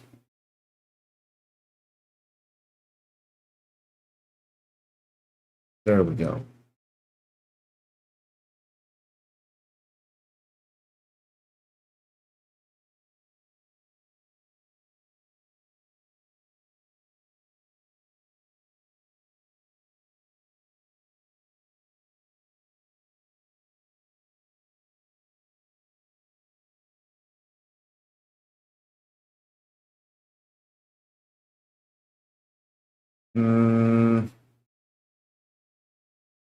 How do I do the backdrop? Let's see if that's an option in here. Dialog. That's what I want. Backdrop. Yeah, okay, let's try that. So, dialog.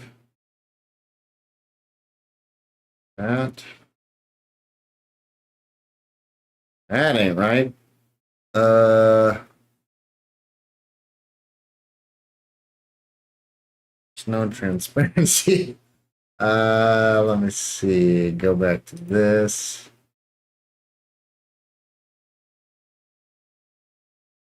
So the native using the backdrop modifier.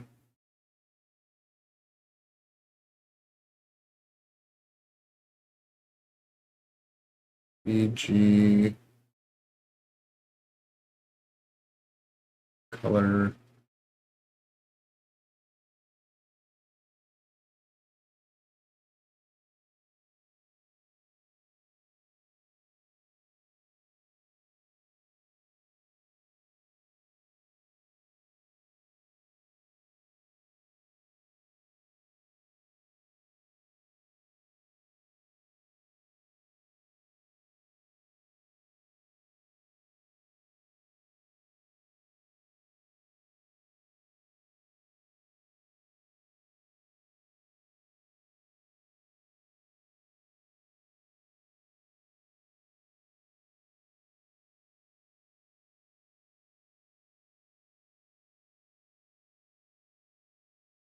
So let's see if we can do that.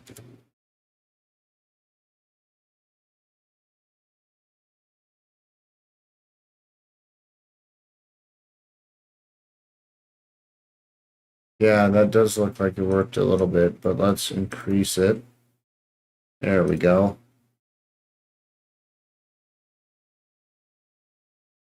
Do I like it dark, or what if I did,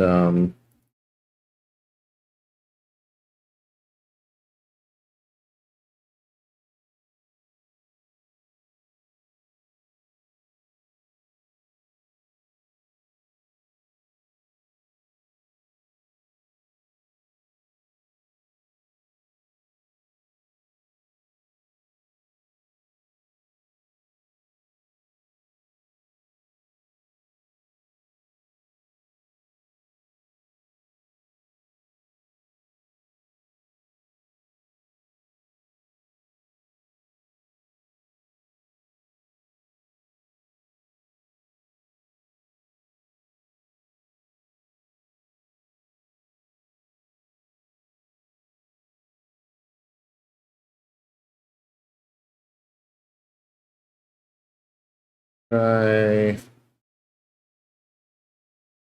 O or Ooh, that's too drastic. 2, 4, 6.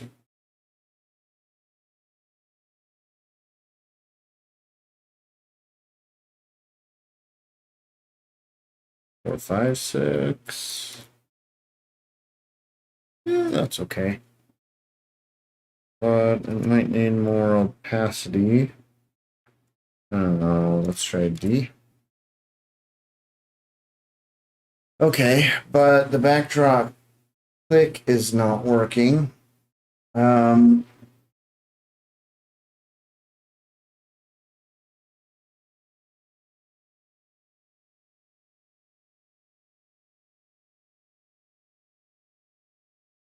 And I think that's because we need to add an event listener.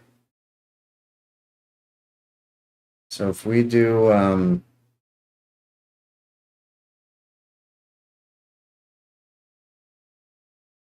wonder if I can do this. Ref.current.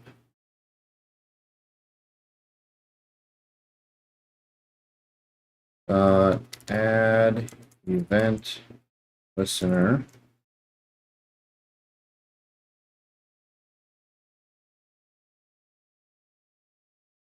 Let's do click.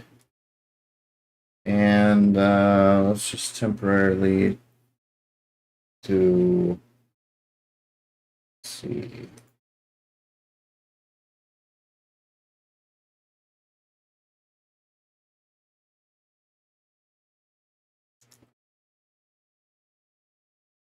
So event, and then I think we want something like this.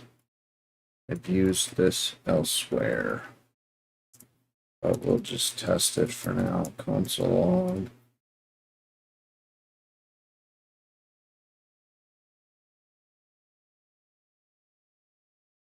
So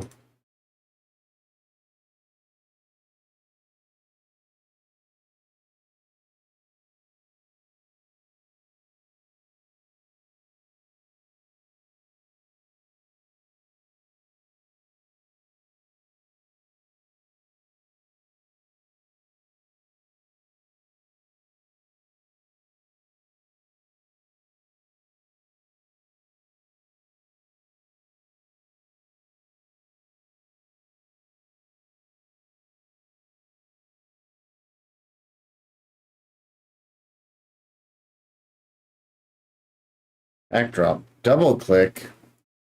I want a double click. Why is it doing a double click? Let's make sure there's only one backdrop element where there's only one dialog that I can see.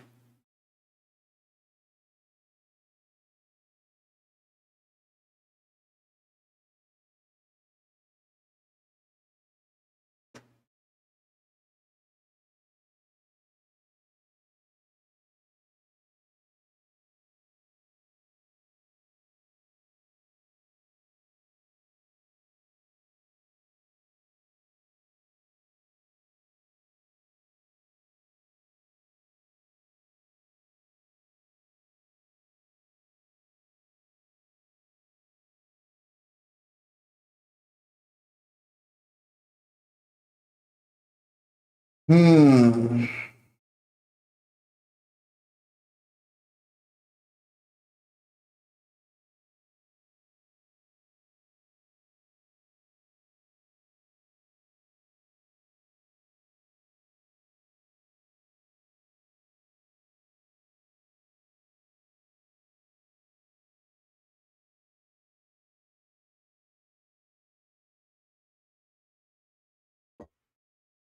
Let's test something.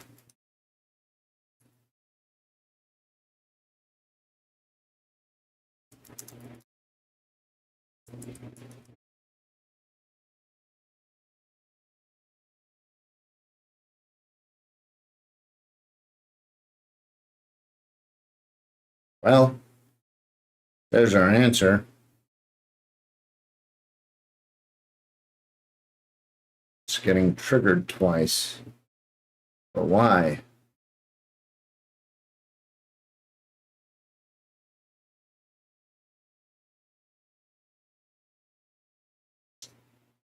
I wonder if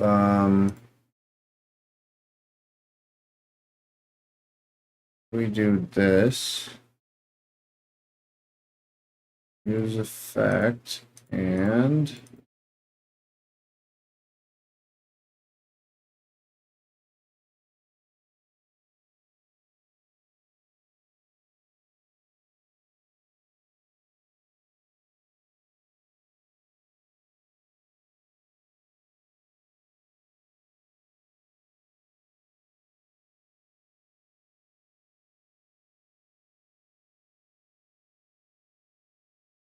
was that once?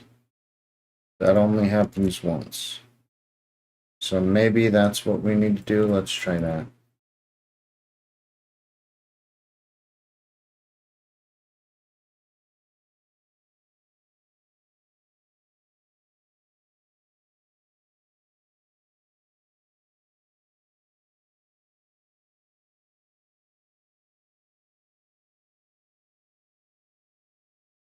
There we go. All right.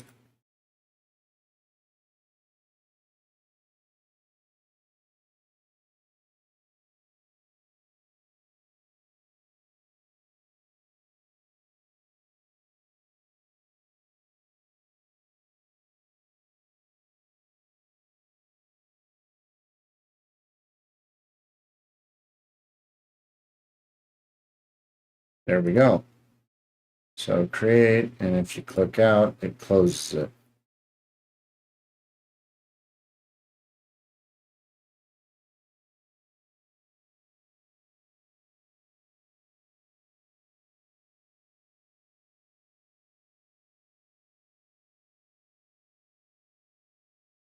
So the other thing I'm thinking of though is that's a lot of stuff that's getting output.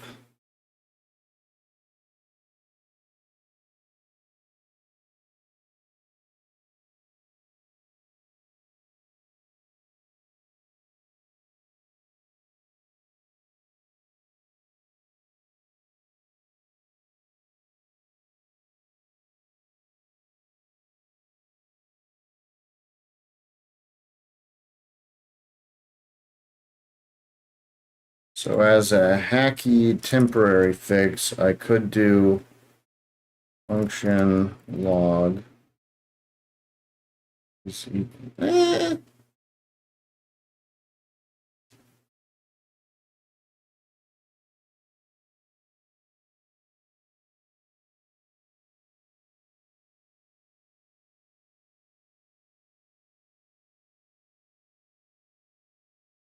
No, let's not do that. Let's do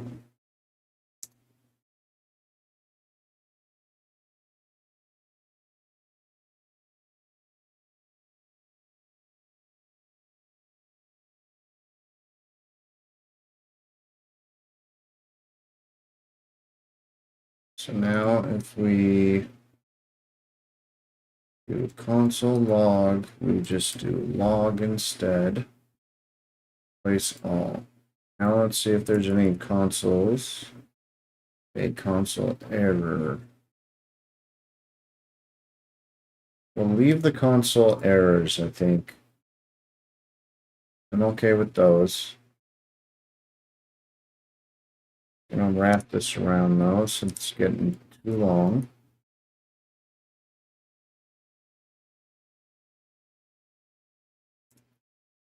And we might need this on the other one as well.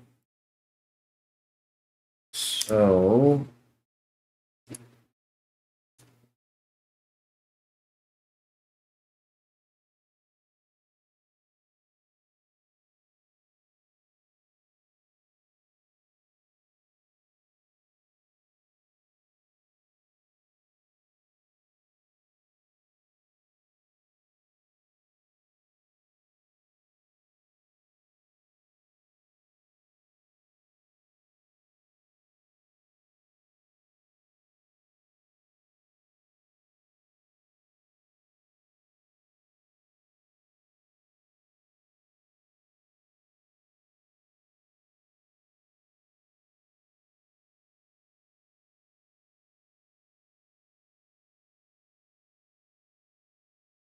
Okay, so that should cover all of those.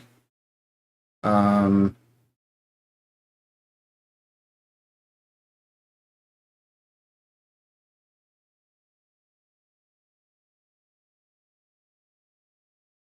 think. So let's clear, refresh. Okay, so now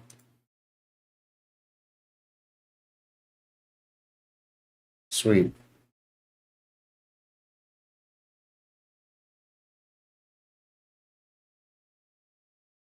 So now it's just our form listeners and state changes and stuff that are changing.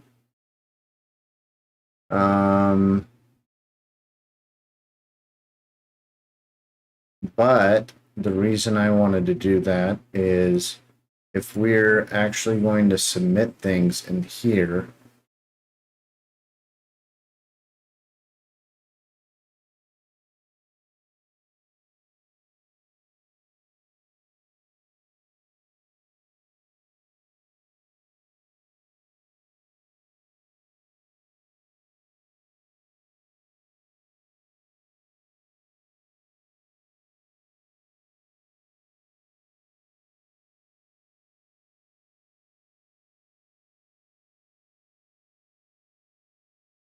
wondering if I can still keep that on submit there.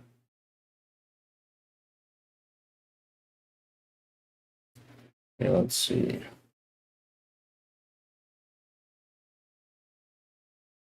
Create.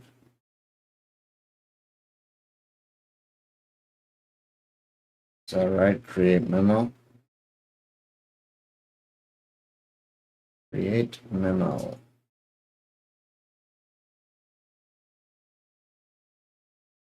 Event form data intent browser tx info. Okay.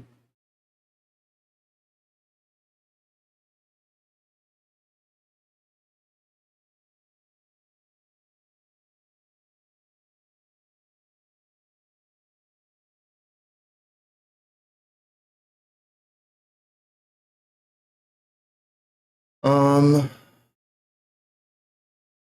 see.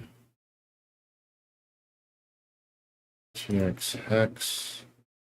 That's what we do to instance send information.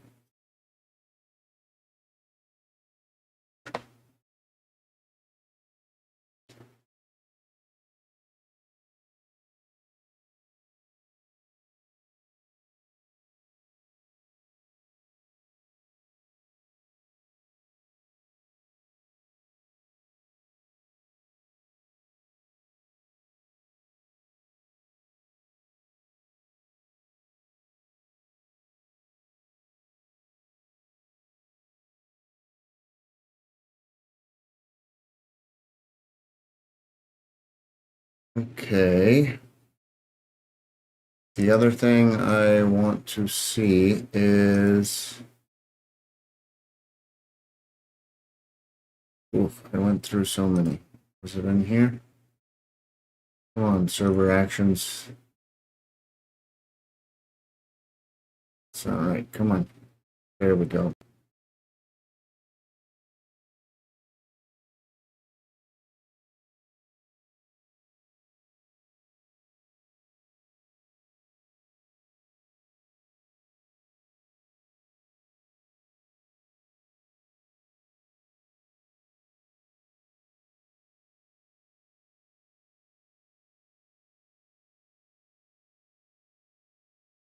Okay, so I had to remove action from here, but I wonder if I can take this down to server here and say form action. Let's see if it freaks out about that.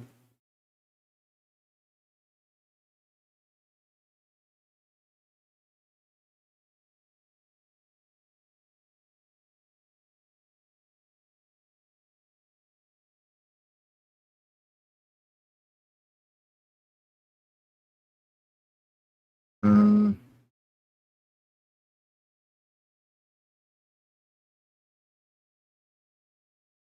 It is.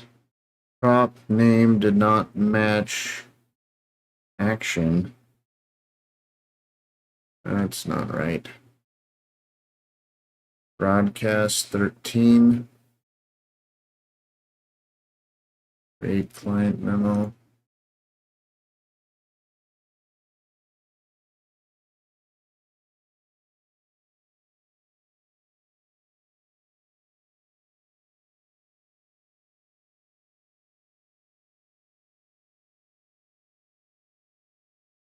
Why is it freaking out?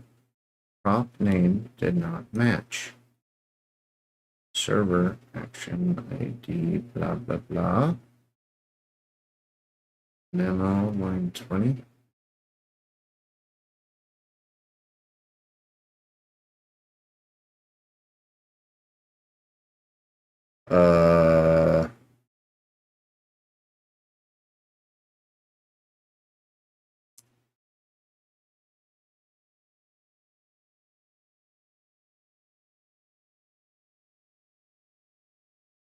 Maybe the forms need a name. I don't think it should, but try it and see. Form is memo form. Okay. So with that, if we hit refresh, nope, still. Prompt name did not match. Name. Name adder. Amount, whatever. Name intent. TX info. Name. TX info, intent server, intent browser. Client, intent.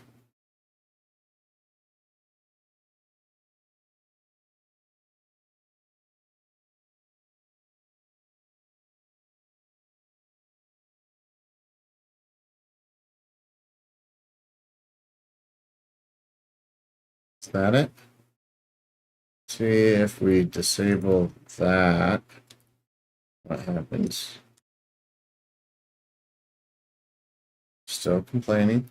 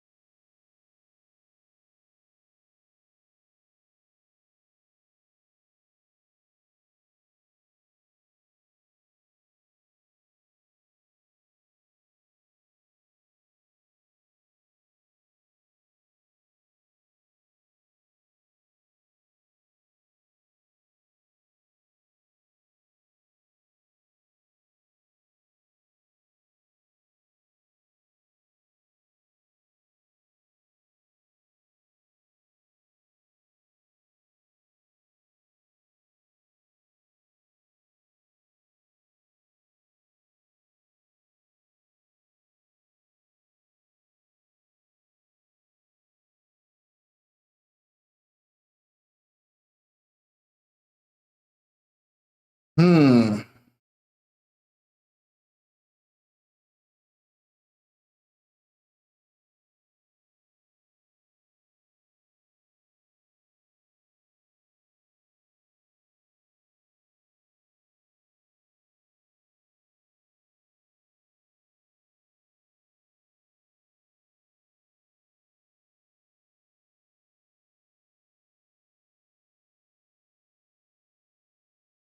All right, that was it.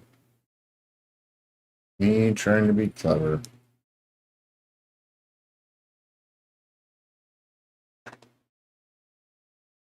So if I can't do it that way, am I able to trigger the submit a different way? like that. So use transition, add item ID.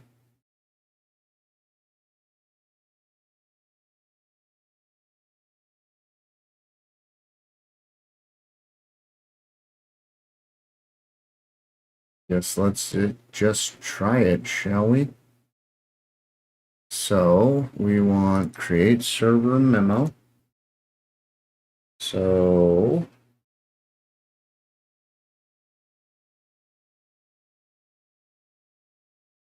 intent is browser, else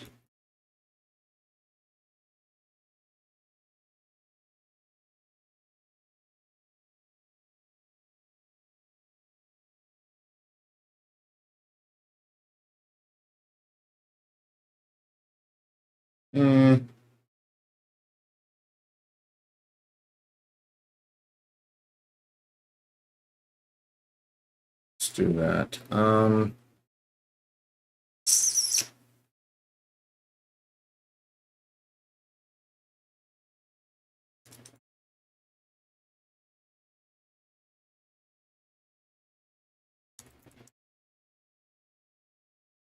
We're gonna handle submit.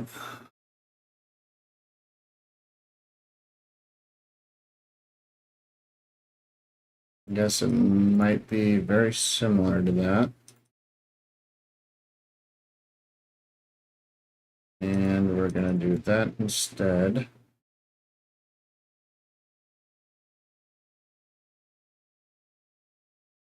So without this, I think I more or less figured this out already, didn't I?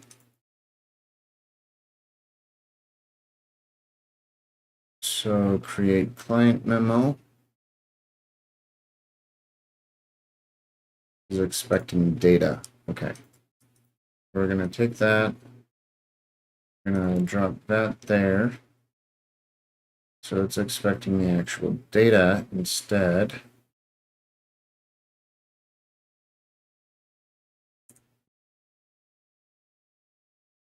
So then we've got create server memo.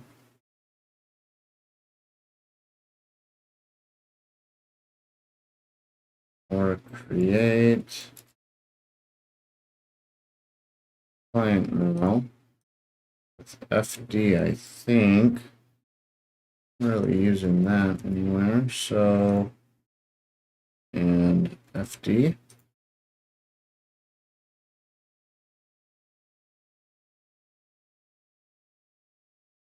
And maybe, oh wait.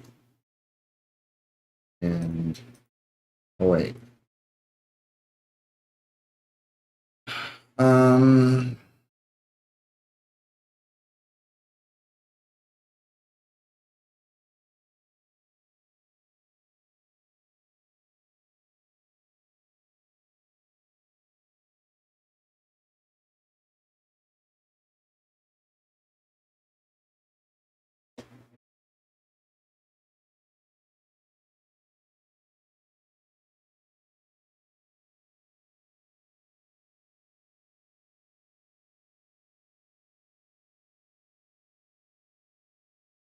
suppose I could do something like this, maybe.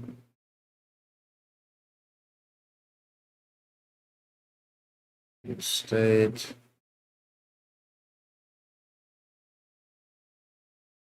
And set transaction info does get set there.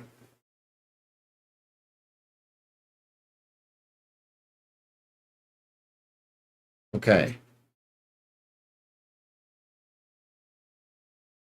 And then maybe let's copy this. Uh-oh. Ah, that's right. We get transaction info there.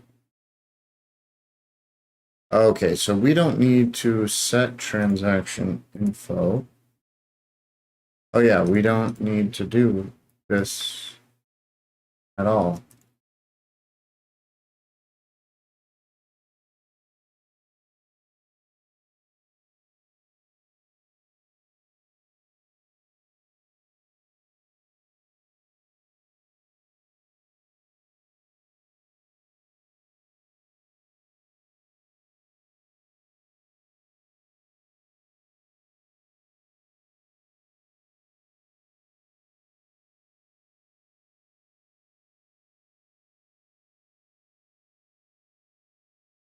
So what we should actually do is, instead of this, we want broadcast client memo.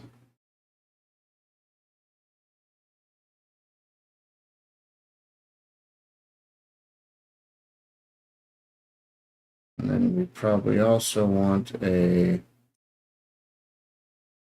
broadcast server memo.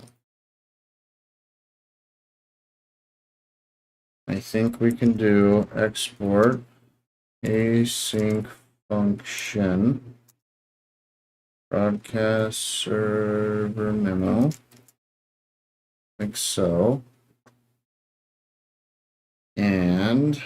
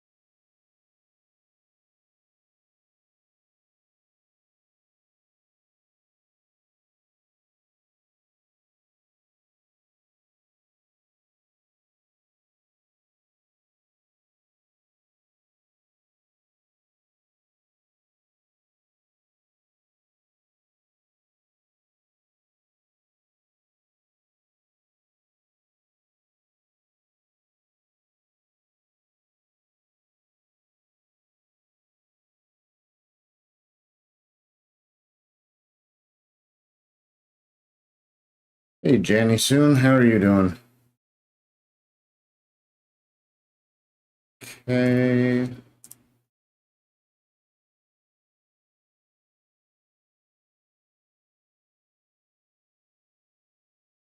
Let's see. I can probably eliminate these here.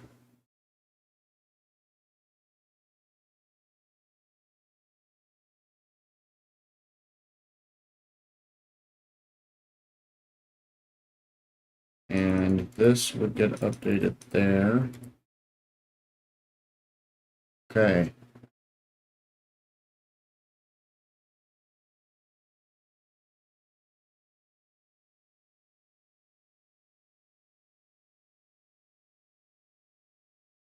All right, let's check this out again. No errors. That's good.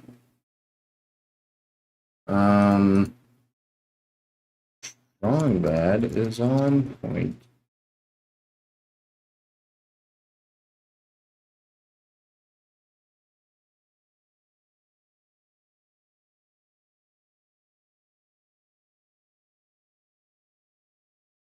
Okay, so I've got that going. Broadcast client memo.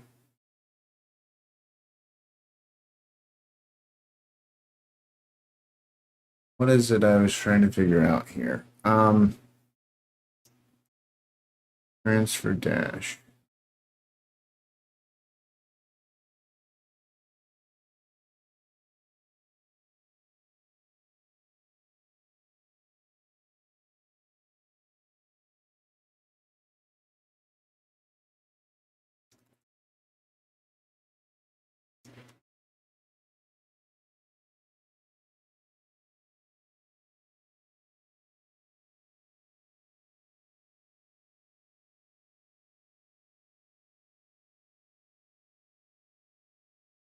That's what I wanted, is handle form data.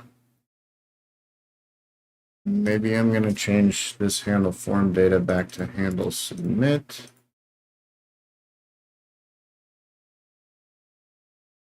Okay.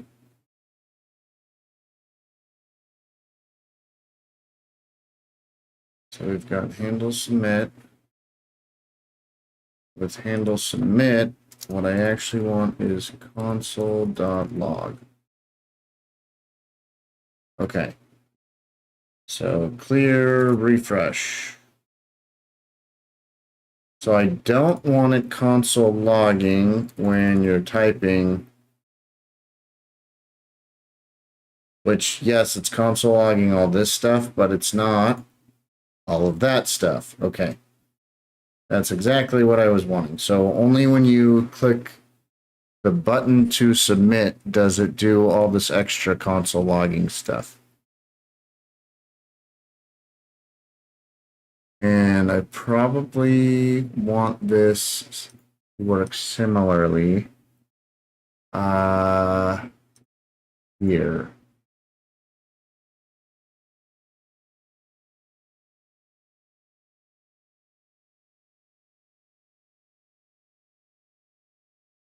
I don't know if this is going to work the same way here.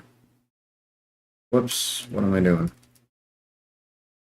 Equals that. Or wait, I want this.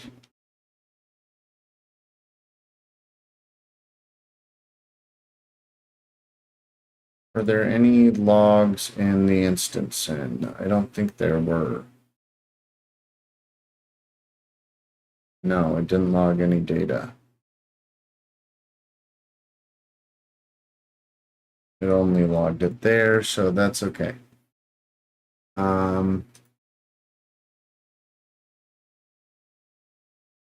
Which means we would only log it here.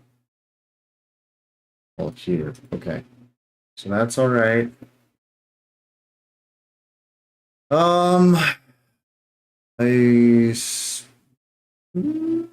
Yeah, so that's fine. Did I add it to that broadcast? This one? No, I didn't. So it's not needed there. It was only needed really in this scenario. Okay, so that's okay. And if we still wanted to generate the transaction on the server side with before we open that up, so right here, we could do that.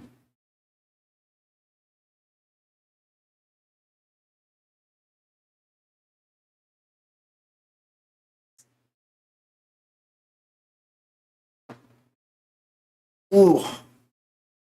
Okay.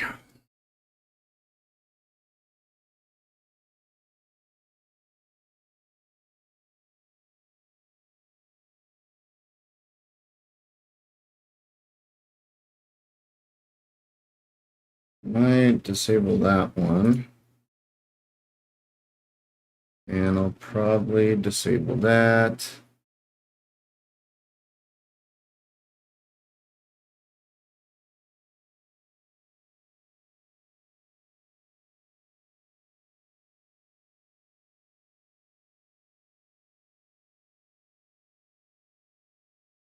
Delete that.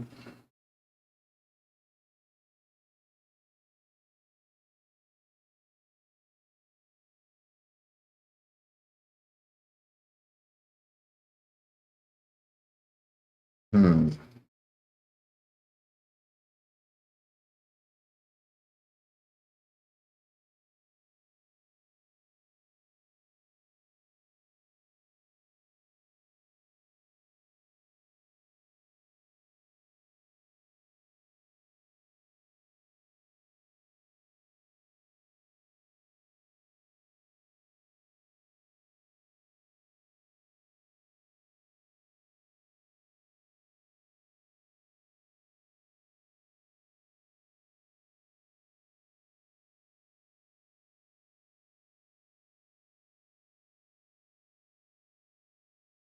Suppose I don't end up using that anymore.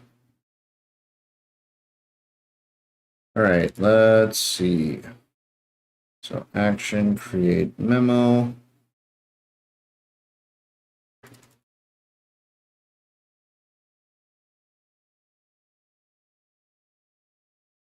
That gets us the debug transaction stuff.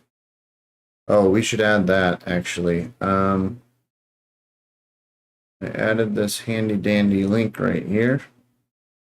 I should add it in this window too. So under label that, let's see. Oh, that's funny. It did that too.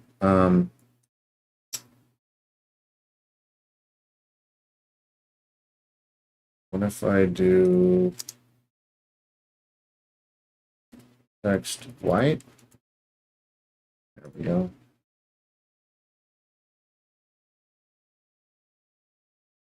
And how do you use Tailwind for links? Text color.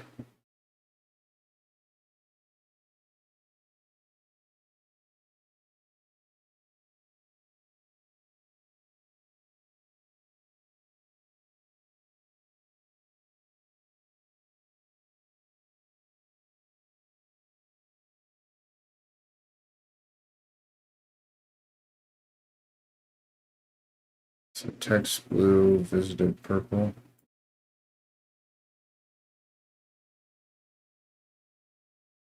Well, let's give it a try.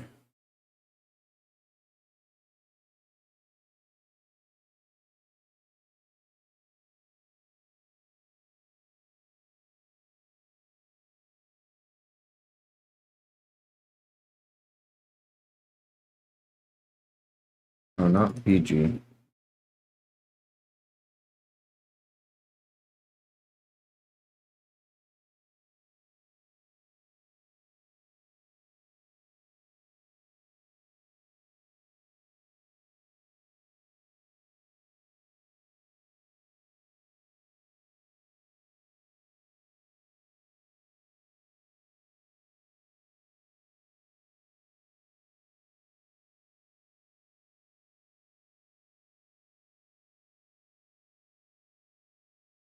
Okay.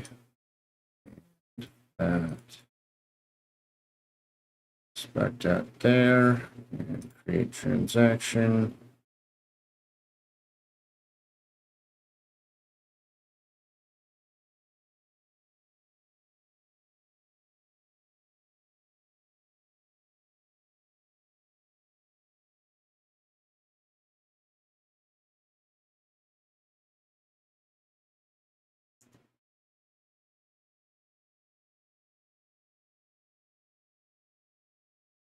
And I want to compare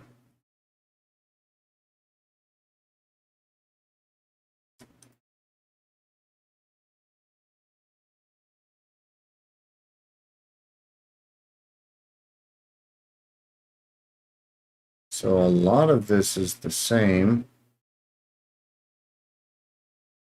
but it's not exactly the same.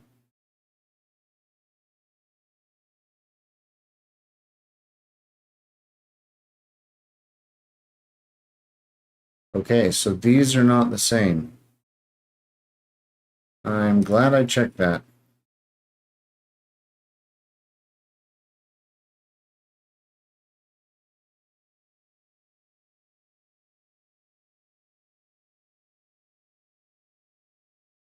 I think they're supposed to be the same, but clearly they are not. Let's do TX X and TX X. So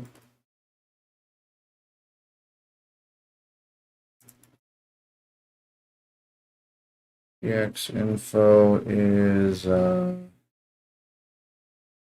TX info dot trans action dot to string.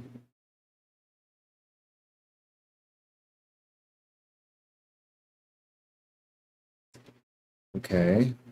So then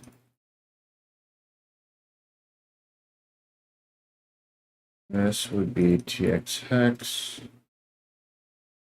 TXX.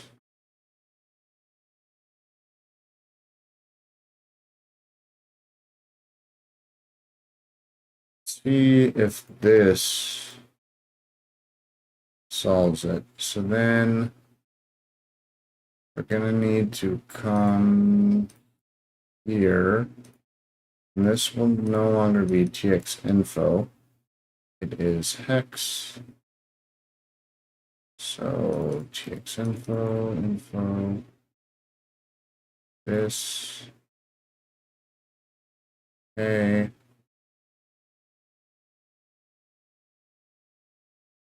All right, let's see with that change if they end up matching. Obviously, they need to match. Uh-oh. Class, did you mean class name? Probably.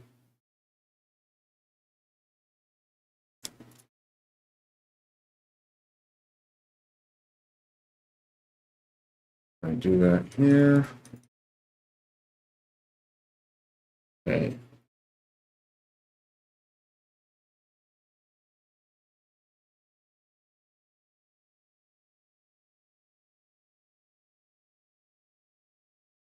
Okay, so now we've got that. And if we do new, oh, dang it. Don't do that. Come on. Copy, paste, and create transaction. Copy, paste. Oh, it's changed again. What the heck?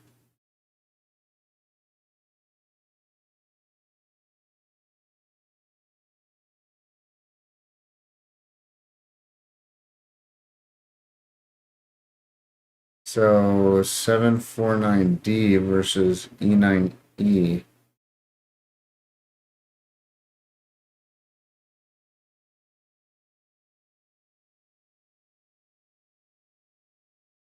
Except it looks like this changed too.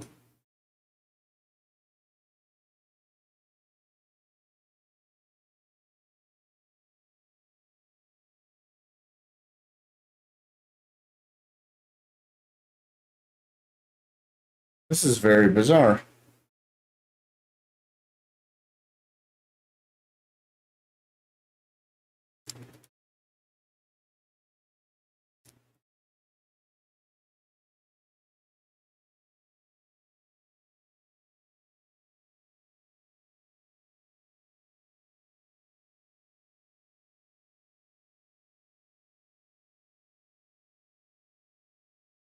Maybe it can only highlight so much because that looks like the same. AO2, 88, 1D.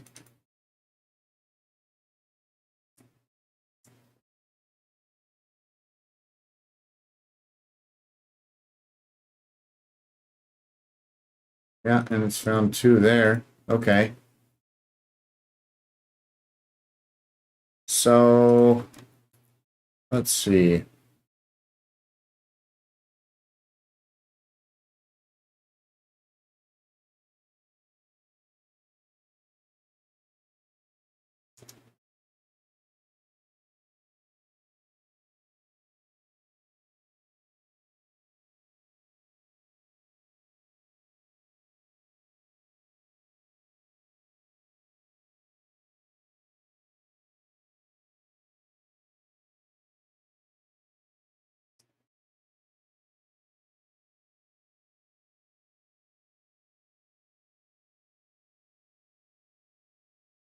So I think it's updating it after I click submit. Um,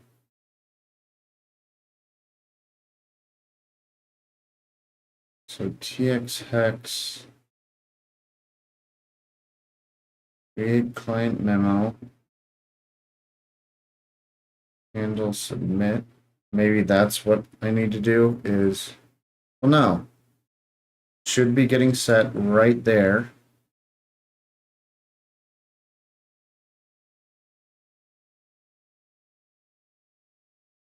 Oh, no, that is it.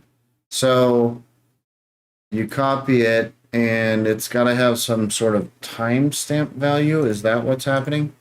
Let me see. So decode received. Okay. So I think because of one of the values that is likely time sensitive, like the received or something like that, that's a timestamp. It must be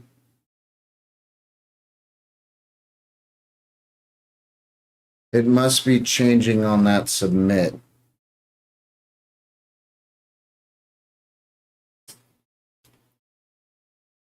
I suppose I could hide that one so it's not as confusing.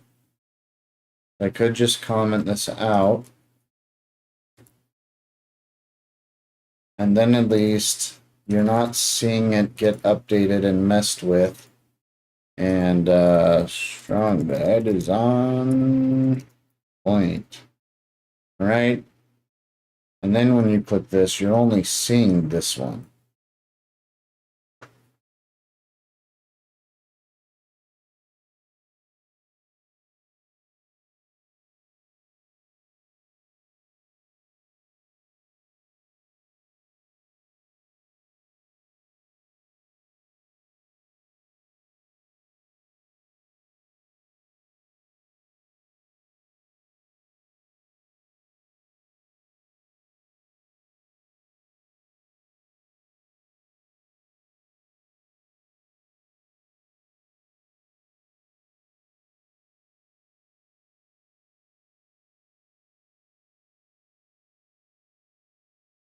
If we do it like this, though,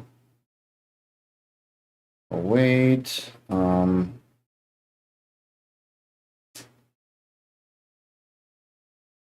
this might help as well.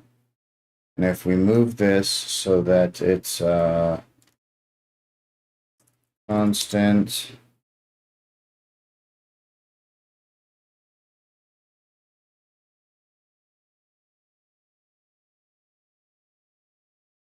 tx is equal to that, tx.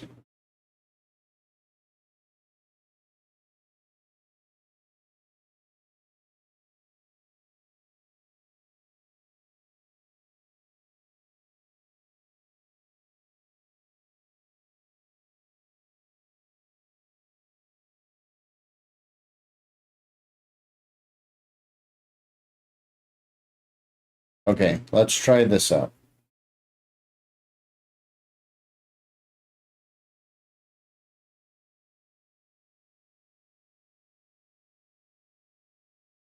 Okay, I think that may have worked better. It didn't look like it changed as soon as it loaded. Probably because this await is out of there.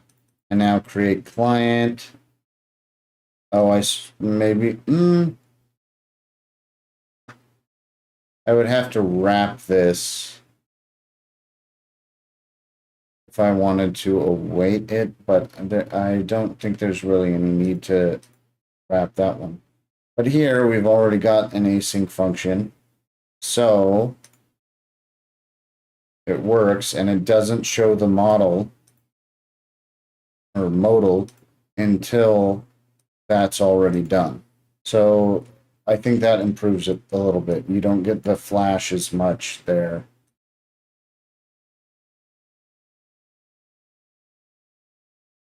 Cool.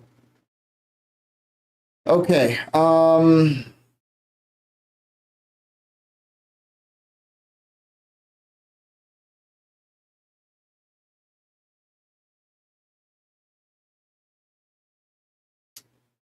So I think this should be working. And I guess the best way to test is to test, you know? I might kill the server first, restart it, and then refresh. Okay. I also, before I do that, I'm gonna get rid of that once or twice thing. That was some debugging right there. Okay.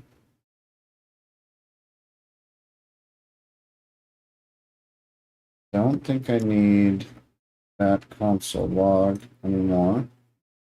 It's also debugging. Okay.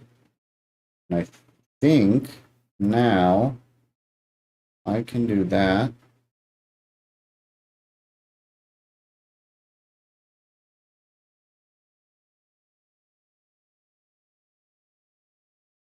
And don't save. Let's move this. Let's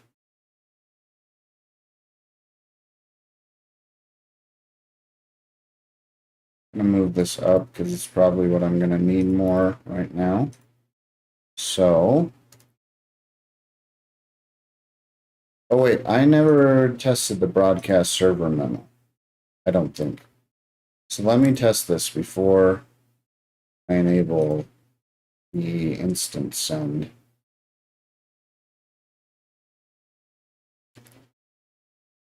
Okay, let's clear and refresh.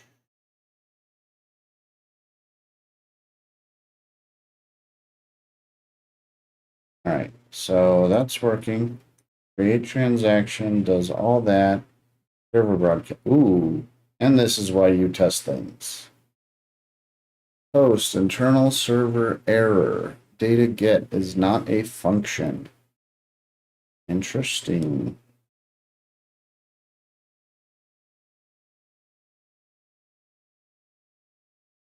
And that was to server, right?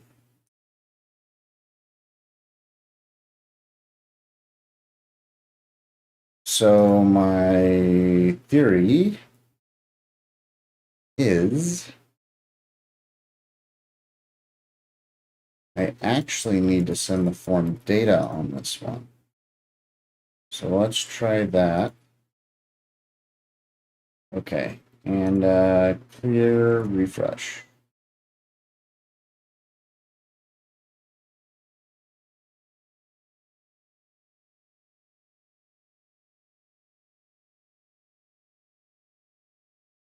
Okay, create server. Aha, TXX. That's not right.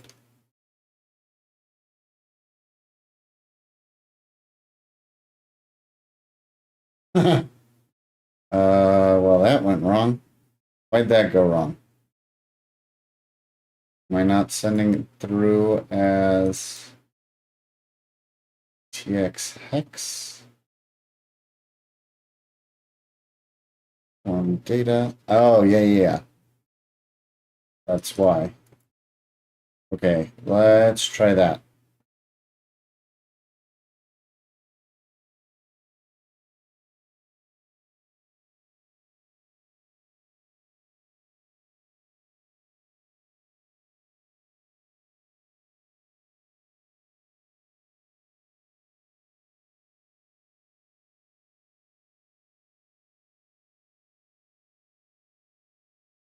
There we go.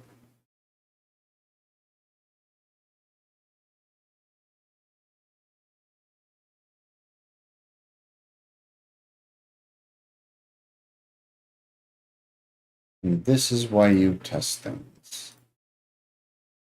And that's why you always leave a note. All right, browser broadcast. Whoops. Header is not defined. Okay. Client memo. Create memo. Form data. Ah, that's right. Okay, yeah, because, well, not defined. You got me there. You win this round.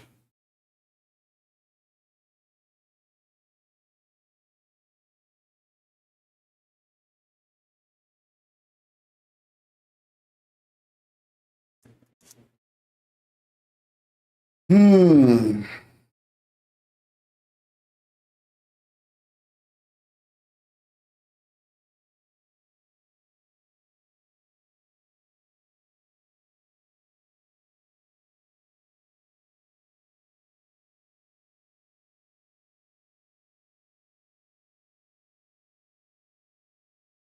There we go. TX hex.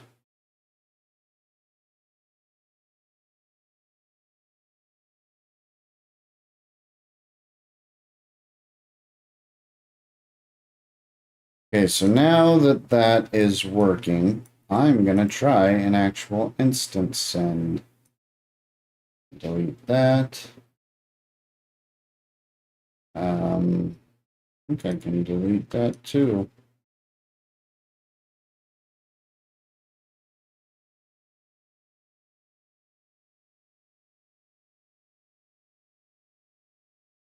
And we can enable this.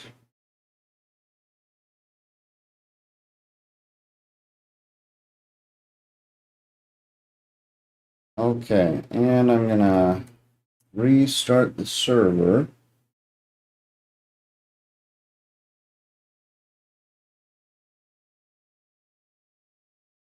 All right, and refresh.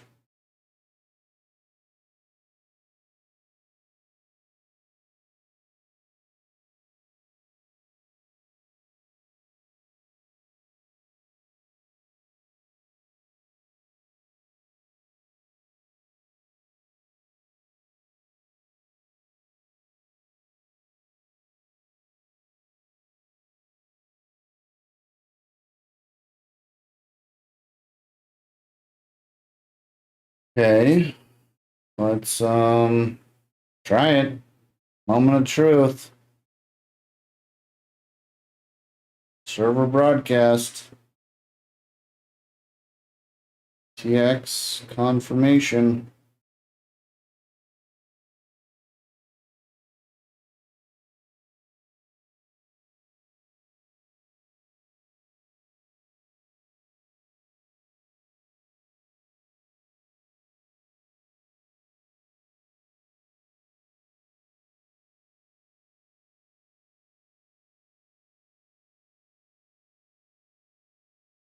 Interesting.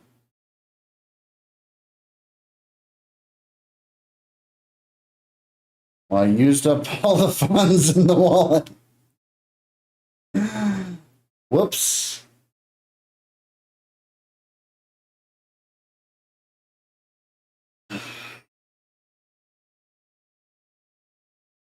Okay, well, let's so you can't even open that. That's good. I tested this, I guess. I don't think that's good. You can't open it. But let's go ahead and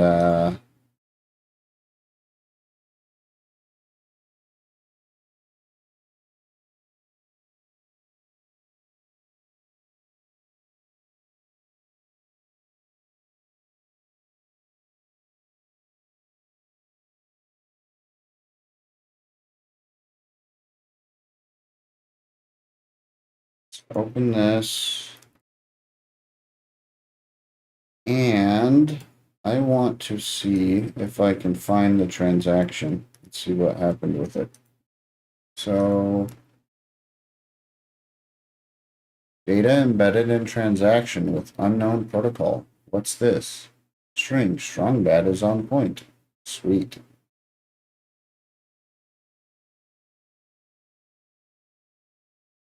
All right. I suppose it might be worthwhile to link to that as well. So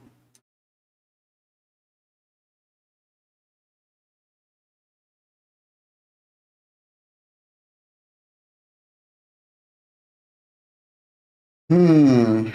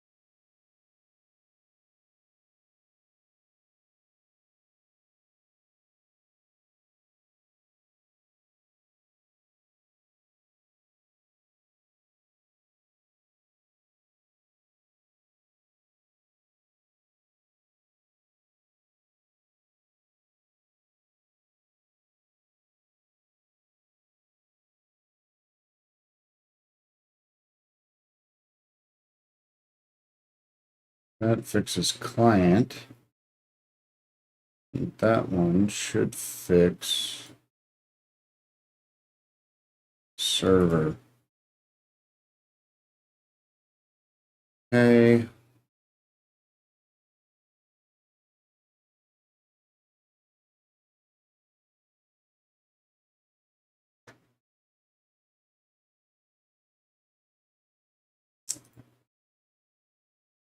All right.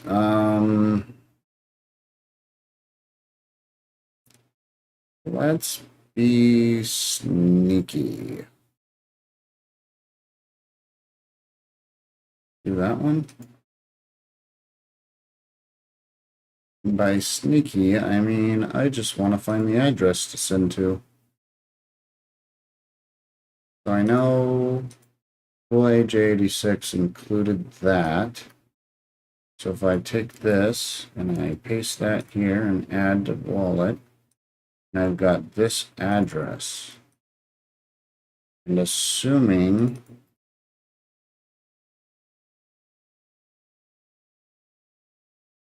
that it uses account index 1, usage 0, key index 0,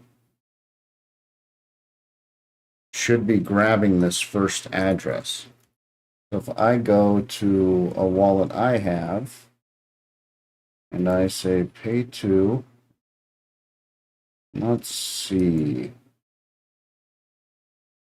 say 0.003.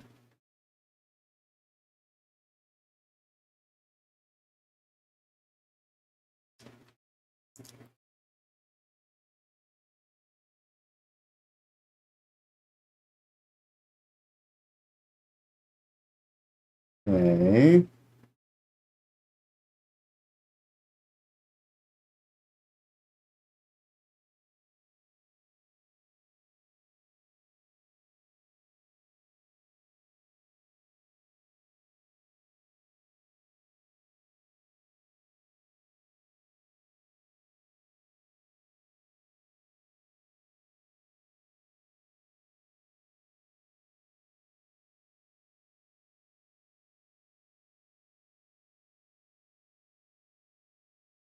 Right, come on.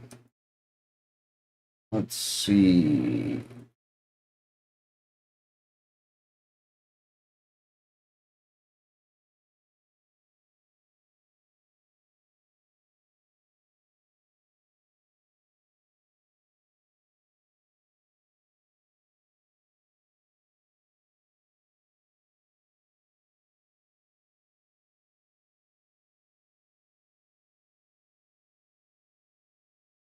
All right, let's see if that put enough funds. Hey, look at that. So the funds are there now. So let's refresh this.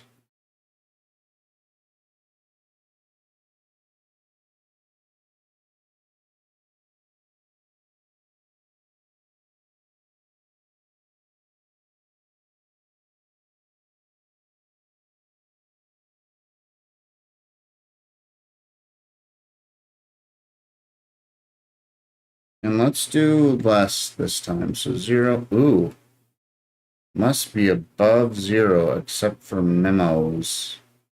Interesting. 0,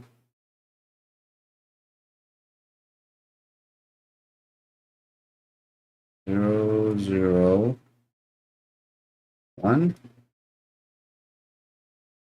Interesting. So it's acting like this field is wrong. But I wanted to see what the minimum fee could be. So let's try this. And actually, while I'm testing stuff,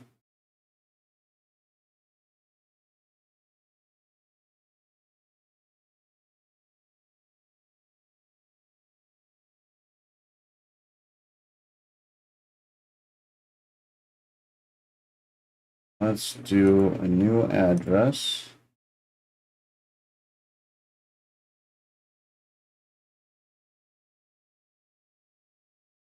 Okay, let's test this. Please enter a valid value. A valid value? That's annoying. Let's see.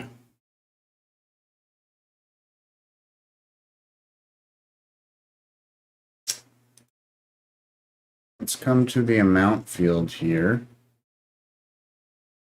And I think it is step.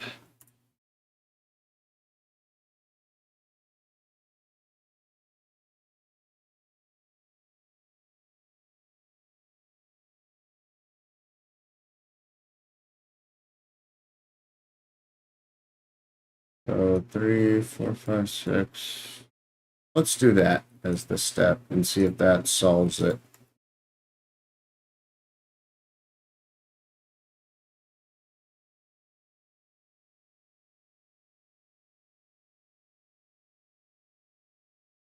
Okay, so let's do the minimum and see what happens. Okay.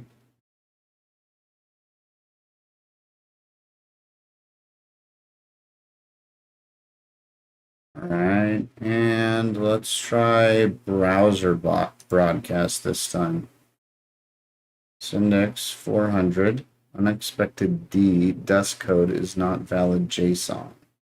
Interesting.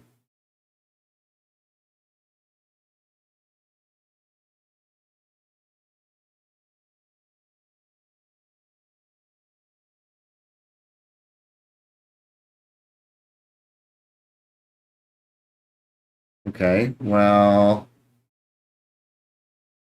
let's go back here and increase this by 1 and create.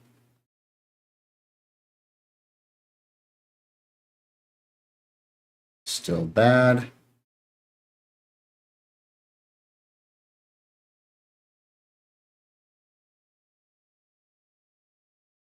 Maybe I will do a refresh.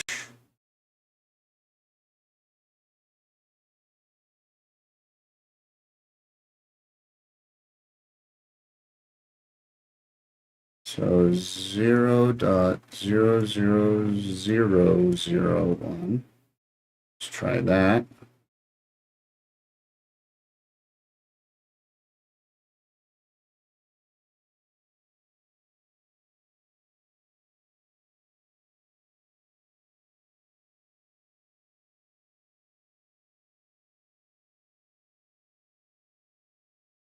So that worked.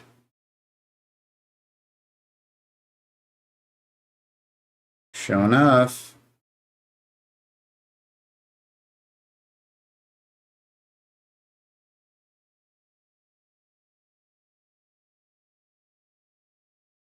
Or it likely worked, I should say. All right, that's cool.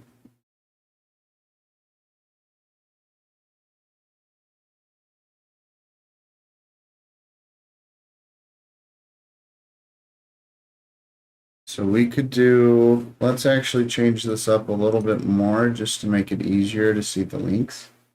Let's copy, paste, and copy, paste that. So we'll have that like so.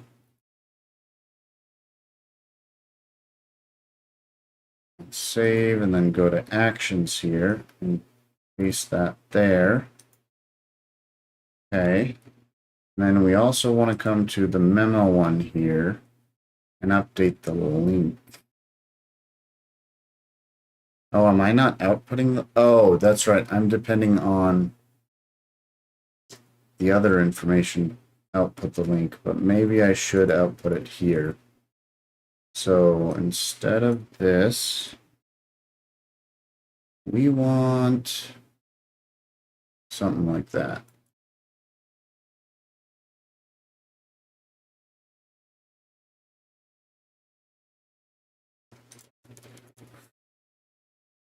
Okay.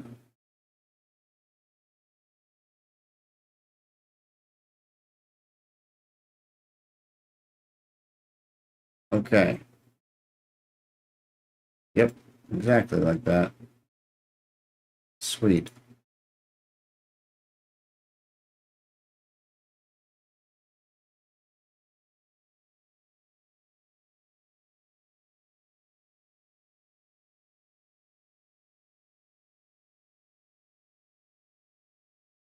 So I might try one more 0.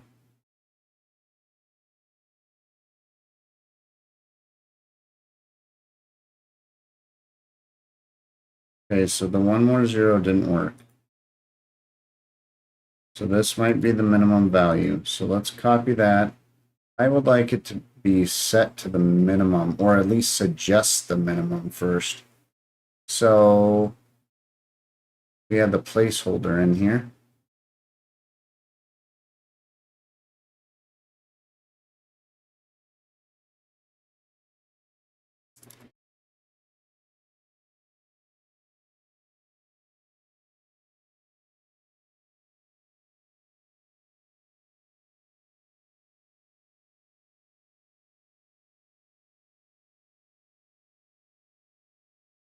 So what's that? 4 zeros. So let's start at a step as that. Okay.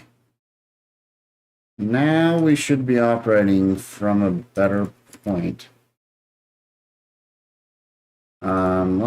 Let's clear and refresh.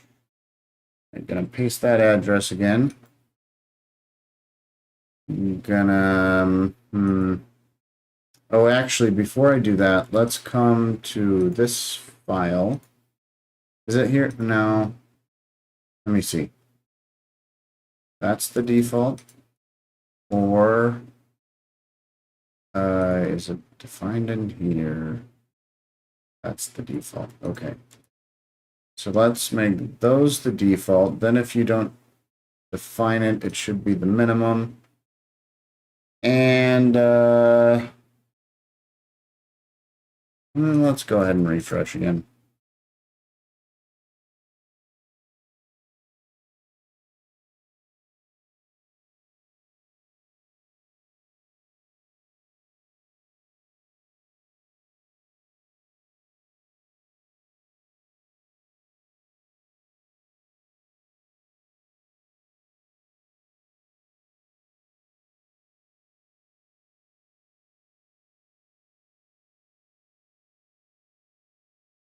Cool.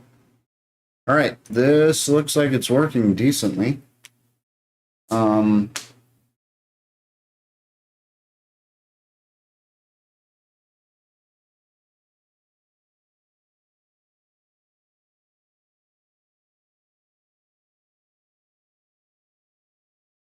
is this freaking out like this? Ah, okay. Let's come up, copy this. Yeah, I guess probably that. So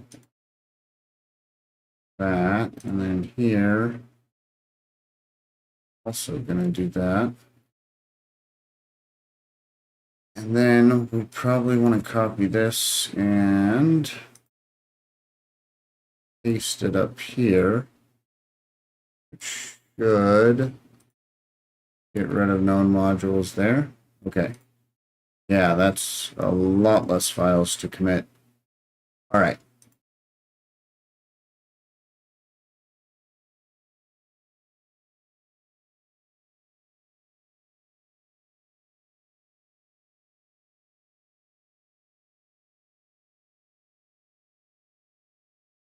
Why is it complaining? Memo copy not found. There is no memo copy. Shut your face. I really hate that. I was noticing that a few days ago where it's complaining because I did a copy of this and then renamed it, so it's not detecting the renamed file.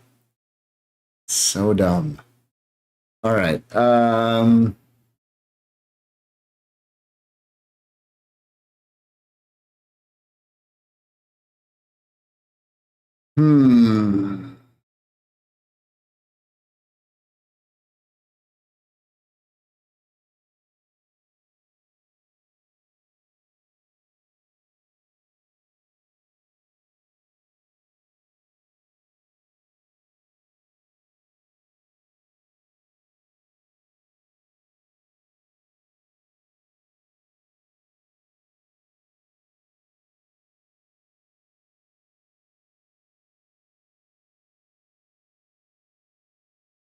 Well, let's see.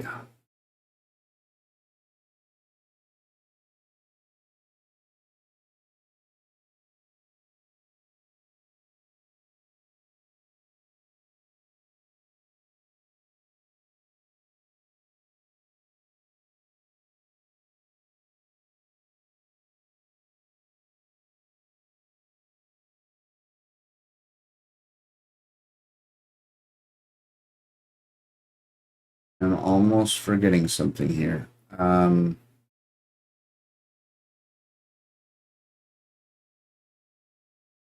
After broadcast, on handle submit,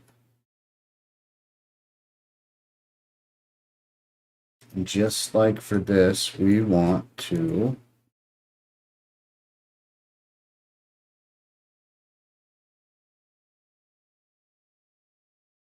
do something like this, but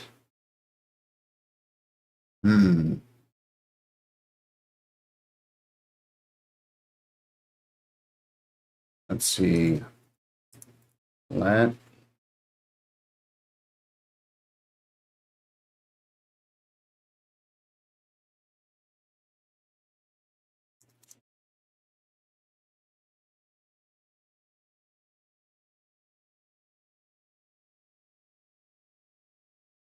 so close, but we want tx link is equal to that or this. And for that, we want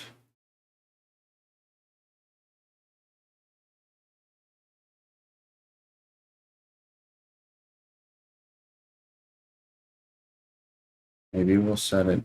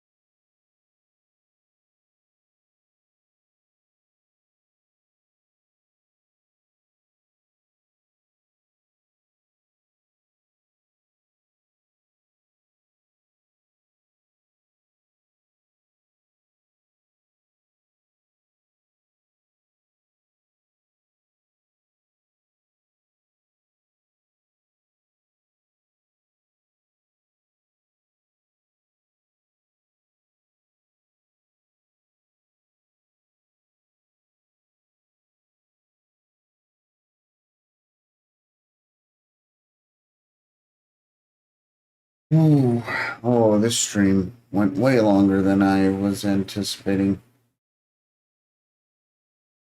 But I'm almost to a stopping point.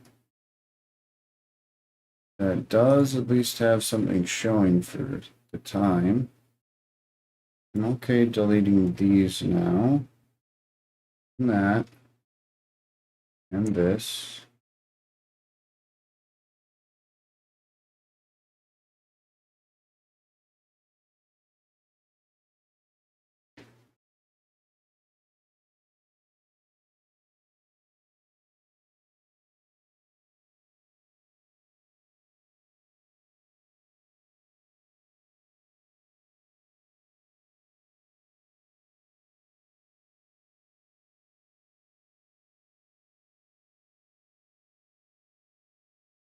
Okay.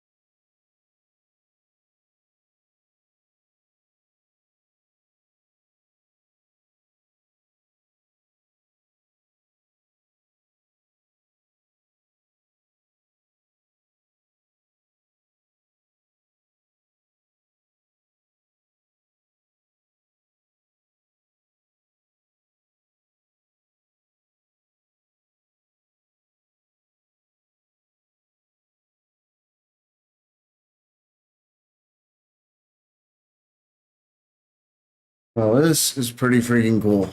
I like that this is working. It's pretty simple to use.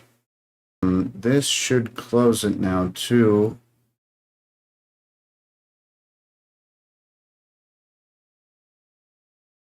Uh-oh. Well, it looks like my stream might be ending anyways.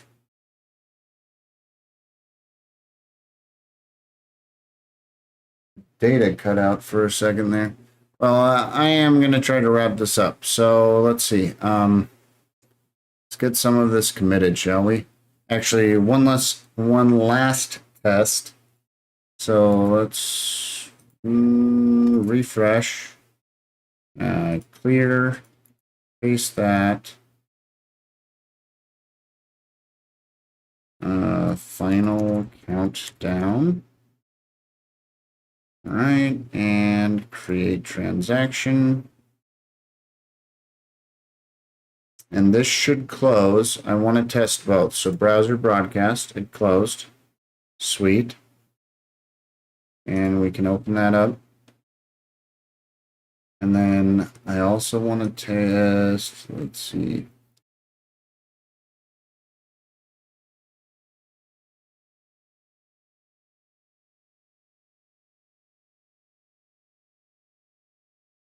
Server broadcast. Okay. Copy link.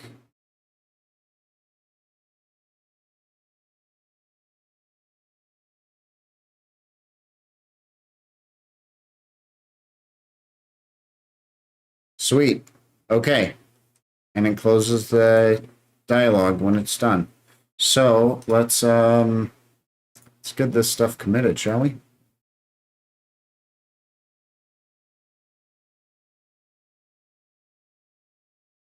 Let's do all of those.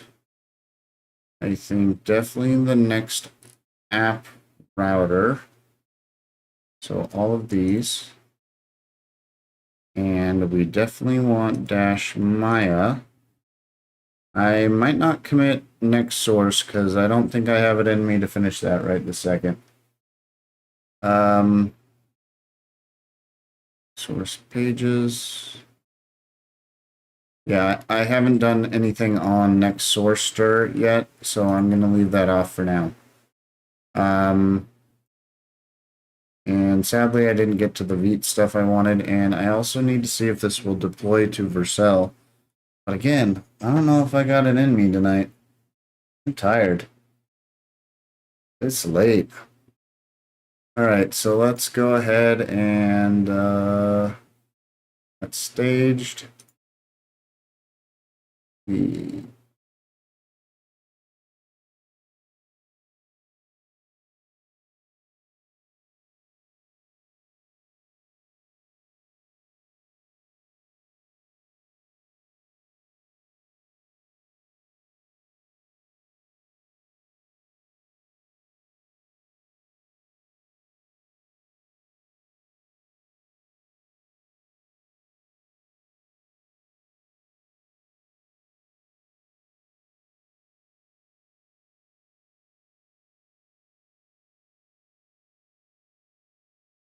All right. Let's push. Okay.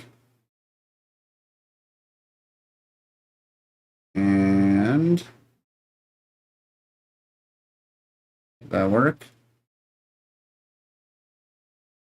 There we go.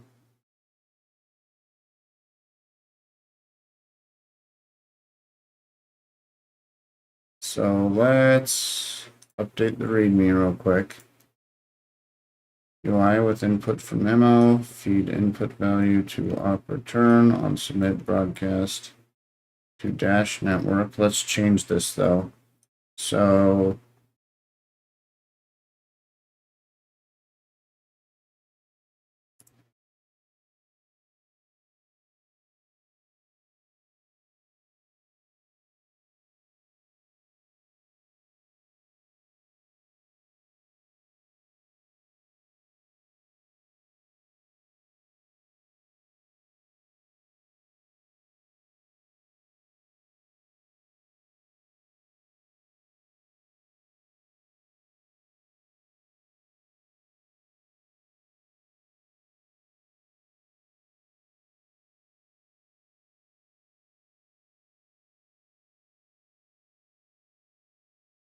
all right, so let's check off those.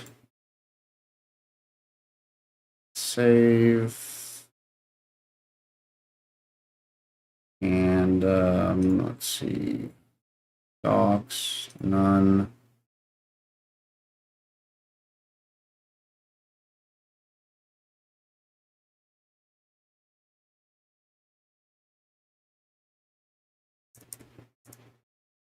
Okay, push. And oh man, tired. Let's see.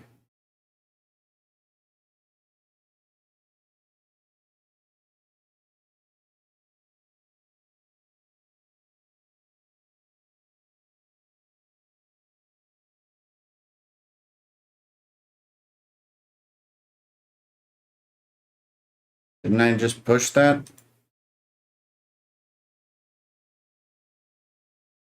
What the heck?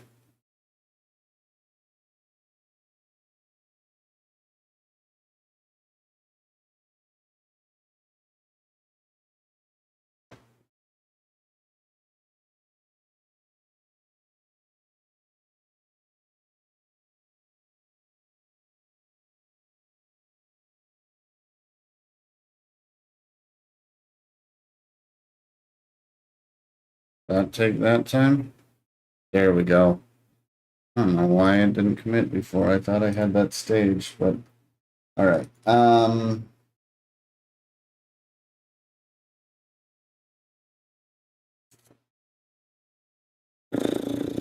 What am I thinking of?